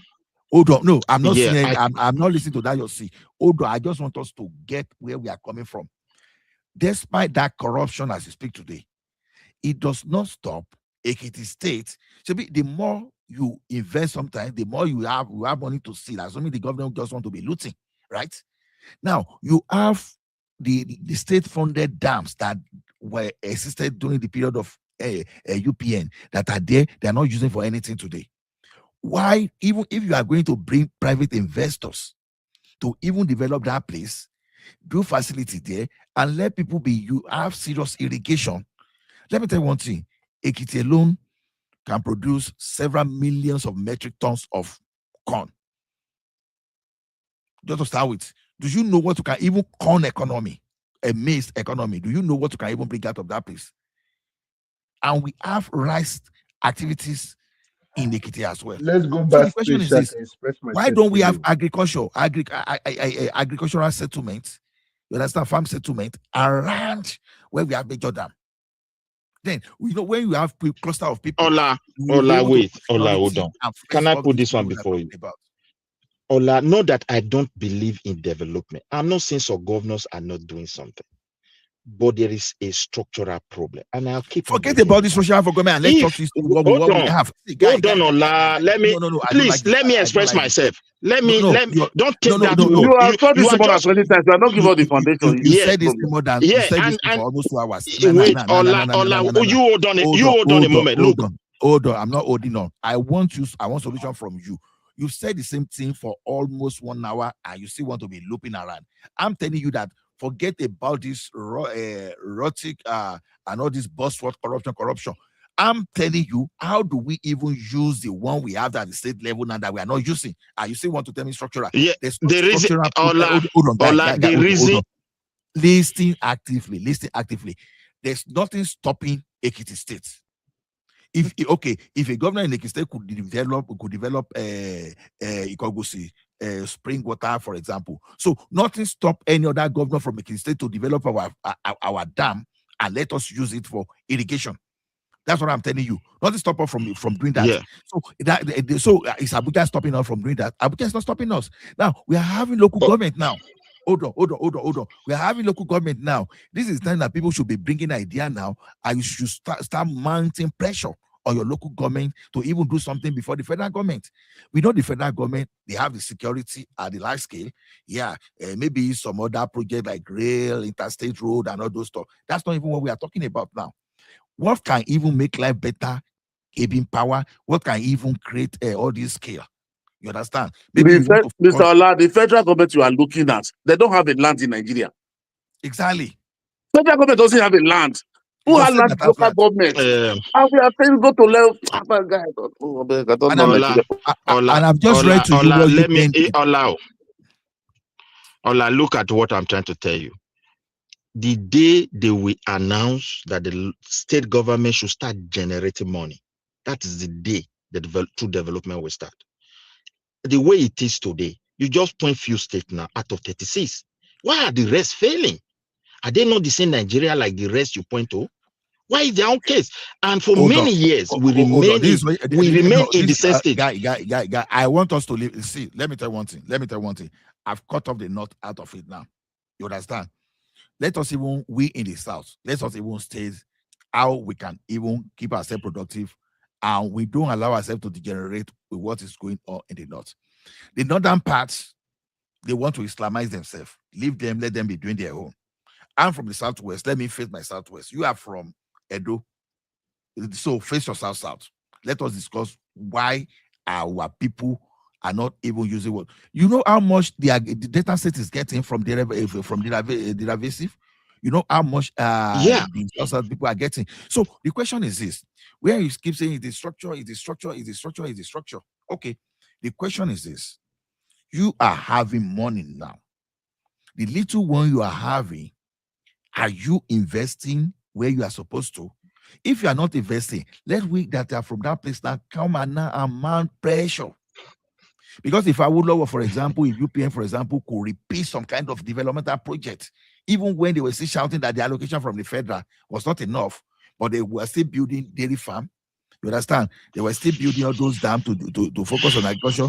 They were still building industrial where we have textile industry and all those stuff. But they were still shouting, no, the money was not enough. But they say the state, the UPN control states still have a bank, their own bank. You understand? They still have their own estates. You see those people, those guys you use as I don't want fanciful lecture. I want Midwest, you just like to argue. This solution, you just argue. I've just mentioned one solution because I think it's a conversation. He has also supported my own submission. I said the day that they said these governors, you know what? You're going to start generating money. You will finance your instructions. You will engage in your development, and you bring percentage to federal. Those guys you just mentioned. They have money now. The small one they have now, they can't give account. You said we should give them money. You hold on a moment now. I'm going somewhere. Those guys he referred to, they were responsible for the administration of their region, the development they will do for their people, and why they contribute to the federal. Jesus Christ. That is why they achieve what they achieved. Ola, you did not agree with that? So it's not foundation again. Hold on. There was no foundation there. The foundation is different from ours. Hold on, guy. It's different. Hold on. Will people elect local government chairman and the councillor? Will they do manifesto? Will they campaign? Will there be election? Yes or no? So if people are coming from your state, from your local government, and you cannot see the manifesto, and you cannot question, and you cannot question and hold them to the manifesto, what are you talking about? You don't need to ask local government to generate money before they have to use idea to generate money. It is the duty of the citizen to look at who can lead them properly, not someone giving order from the federal government. Okay, now the northern people, they want to Islamize themselves, they want to practice Sharia. Now, if you have northern leader now stay in Abuja now, so you want someone that want to do Islamization to tell you that I don't know the local Eastern local government too. Eastern from the local government from Edo. I want you to Islamize. So that is another too now. That's another. Why don't you, the people of that community, said, okay, we want to become shoemakers. We want to become carpenters. So let us invest in the skill trade of carpentry. Let us invest in the skill trade of shoemaking. That's exactly what I'm saying. But I'm telling you that as we speak today, we have resources unused in Ekiti now. I'm talking of Ekiti now. For me to be talking Ekiti, we have more in Osun State, probably. They have more in Oyo State, probably. Ekiti State today, you understand, if we use our water resources and what we have in Ekiti State economy should be at least $30 billion in the worth of GDP today. But what's the worth of Ekiti GDP today? Not even sure it's up to 10%, up to 10 billion. So that's what I'm saying. What we have in Ekiti today should keep Ekiti GDP should not be less than 30 billion in terms of dollar in terms of GDP. That's what I'm talking about. You don't need the center there, because the center, they are not coming to your land farm. If you want to create land settlement and you want to finance your agri, you want to segment them into cooperative and finance heavy agriculture. Now, instead of importing food, I'm telling you that in Ekiti today, because Ekiti is one of the major cassava producers today, anyway, for you to know. So if we can be one of the major cassava producer, for example, then we can be producer in some other things. Because that cassava production you see, they are the effort of individual that invest aggressively. But I'm not telling you that, okay, there are some other crops that you need irrigation to do, that, a gestation period of corn. You understand? 3 to 4 months. You understand? You can do something with tomatoes. You can have vegetable economy. You can have a lot of things that irrigation. We have rice that, but you plant rice during the dry season, during Amata, you understand? You have your system of irrigation to do all those stuff. You are supposed to Ola, let me ask you a question. See, hold on. Ola, so you don't need anybody to tell you. I wanted to ask you a question. Ola, I agree with you. Everything you have pointed out. That is not what I'm arguing. My question is, since they are no longer doing it now, what can we do? What are the factors? Why are these people not really doing what you are suggesting? Take, for example, the money that go to Delta state government, Bayelsa state government alone is enough to take care for the entire SASA. Not to talk of the Niger Delta money they also bring in. Not talk of adding like Akwa Ibom and the rest to it. Why are these places so neglected? Because the energy is more of Peter Obi. It's more of Peter Obi and Tinubu who is going to occupy Aso Rock. The energy is more of that. Okay. They are not even looking at ways of occupying that is okay. That is to say that is what I always said. There is always a structural. Something must be very, very wrong, because these people cannot be having access to this big money and they don't invest in the life of their people, and yet they are not being bars. It's not. They are not structured. They are not being bars. Guy, hold on. That is not structure. Okay, a garment industry is coming to Ogun State. Multi-billion naira garment industry is coming to Ogun State. Are you saying that's a structural thing? For example, is it a structural thing that we don't have that in Ekiti or that state? Is it structural? It's not structural. Now, hold on, guy. Hold on, guy. Some people are into tomato paste, for example, where they create. You understand? Now, is it a structural thing that Ekiti, Osun, or let's say Oyo, is it a structural thing that the state cannot create industrial hub? And that industrial hub, you really want to create it and separate it from others? You bring private investors, and those private investors, they will electrify the place, and you have industry there whereby you can develop your industry. Is federal government stopping that? I beg making a good stage now. Don't give I agree. This guy from France, they can talk. You said what? Is it the foundation that make this Donald Duke of Cross River? He did very well there. When he was the governor, he did very well. Is it not the sense? Because when you have people, we are in a different page when it comes to people are doing well. Because let me tell you, because why I don't agree with you, why I say we are in a different place. Now, I will use Europe as an example. Now, anything they want to address, even if it is good, or even America, if they don't put proper system or ground to check it, people will abuse it. And that's why I said we are all human. Everywhere you find us. Oh my goodness! You are still coming to this corruption. Europe was like Africa before. Don't forget Midwest. What is the proper system? Mr. Trump, please just give me a second. You are still finding a way to come to this issue of this corruption. If you use all our entire life to fight again, to be talking of this corruption, you understand? We are not going to move forward. Now, fighting corruption is not when you even talk about it itself. I'm telling you. Now, Tinubu is not talking of corruption, right? He's not talking of saying he's going to fight corruption.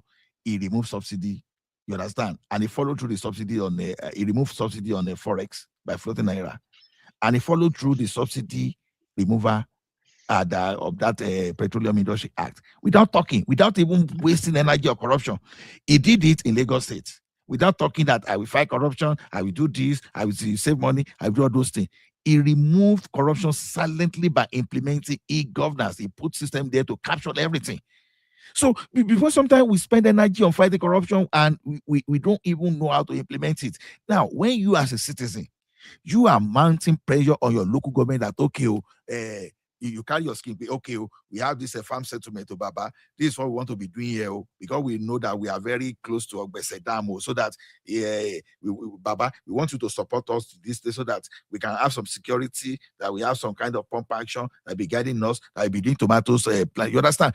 You are already putting pressure on that local government chairman to spend that money. Instead of focusing on, okay, who is going to occupy Abuja, you already presenting problem, and already maybe the local government chairman is getting like 200 million every month. You're already pushing project of 2 billion in his presence. Already you are looking at that money. You are not allowing that money to be idle. The people themselves, they got involved. You know that you keep mounting. You use every pressure to make sure that you do something. See, Ola, everybody have, I don't know, everybody have some kind of philosophy about governance, about, how other people are succeeding. But it has to be practical. It doesn't have to be theoretical. That's what I'm saying. I'm not dealing. I believe I learn from practical more than theory. I don't speak on theory. I speak on practical, what I see people doing, even where we live across abroad. I carefully study very well how they are able to, monitor things that happens around them. So when I said a system, even where I live, I still go back to that place. System govern people. It put checks on people, and it also make people to think twice before they take they do anything. That is why sometimes it is easy for people to come together and be formulating a gang up or kind of mafia into a system, because somewhere along the line it will start involving nearly everybody. So this is what I believe. If anybody want to develop a dam, it involve money, whether private investors, there should be a very clear procedure how those money should be spent, how government should capture those expenditures, how the government itself should know exactly what they have spent, either through employment, through contract giving and subcontractors, what those people are reporting, how far they have gone. In case if the government has stopped, there will be clear record for another one to continue. If you look at our country very well, every governor that comes in wants to start his own project. They don't want to continue from everywhere. But minus Lagos to some extent, I don't know what Tinubu put in that place, whether it's because he's still, that trending of his people, or the foundation politically he lay, or the electronic system he put there is helping Lagos. But let's minus Lagos out of the rest 36. Now let's concentrate on the rest of them.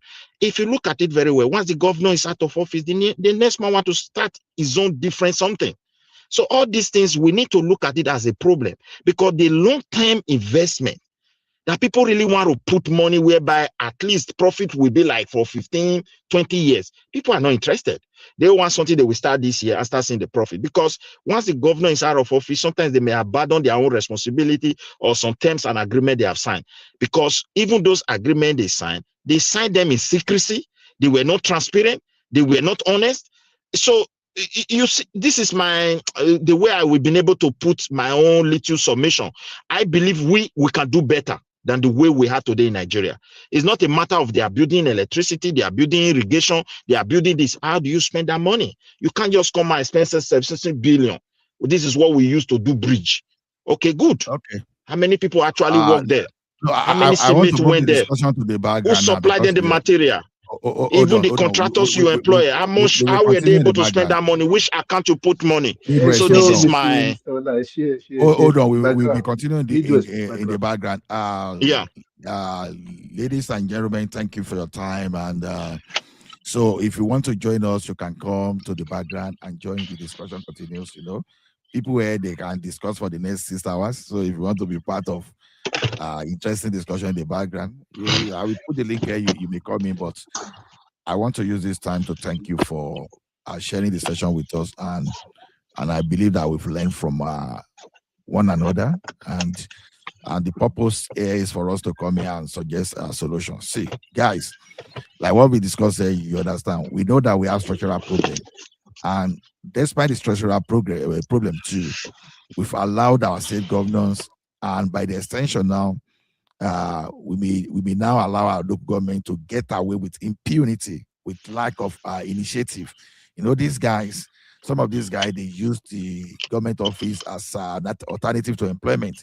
So someone that is unable to succeed in just getting the regular employment in the private sector or the public sector, you want to hand over your local government to that person, then you expect the same failure too, you know? Yeah, so that is where the failure of the local government, the failure of the state, is the responsibility of the people, because we don't, as a citizen of that country, we don't perform our civic right enough.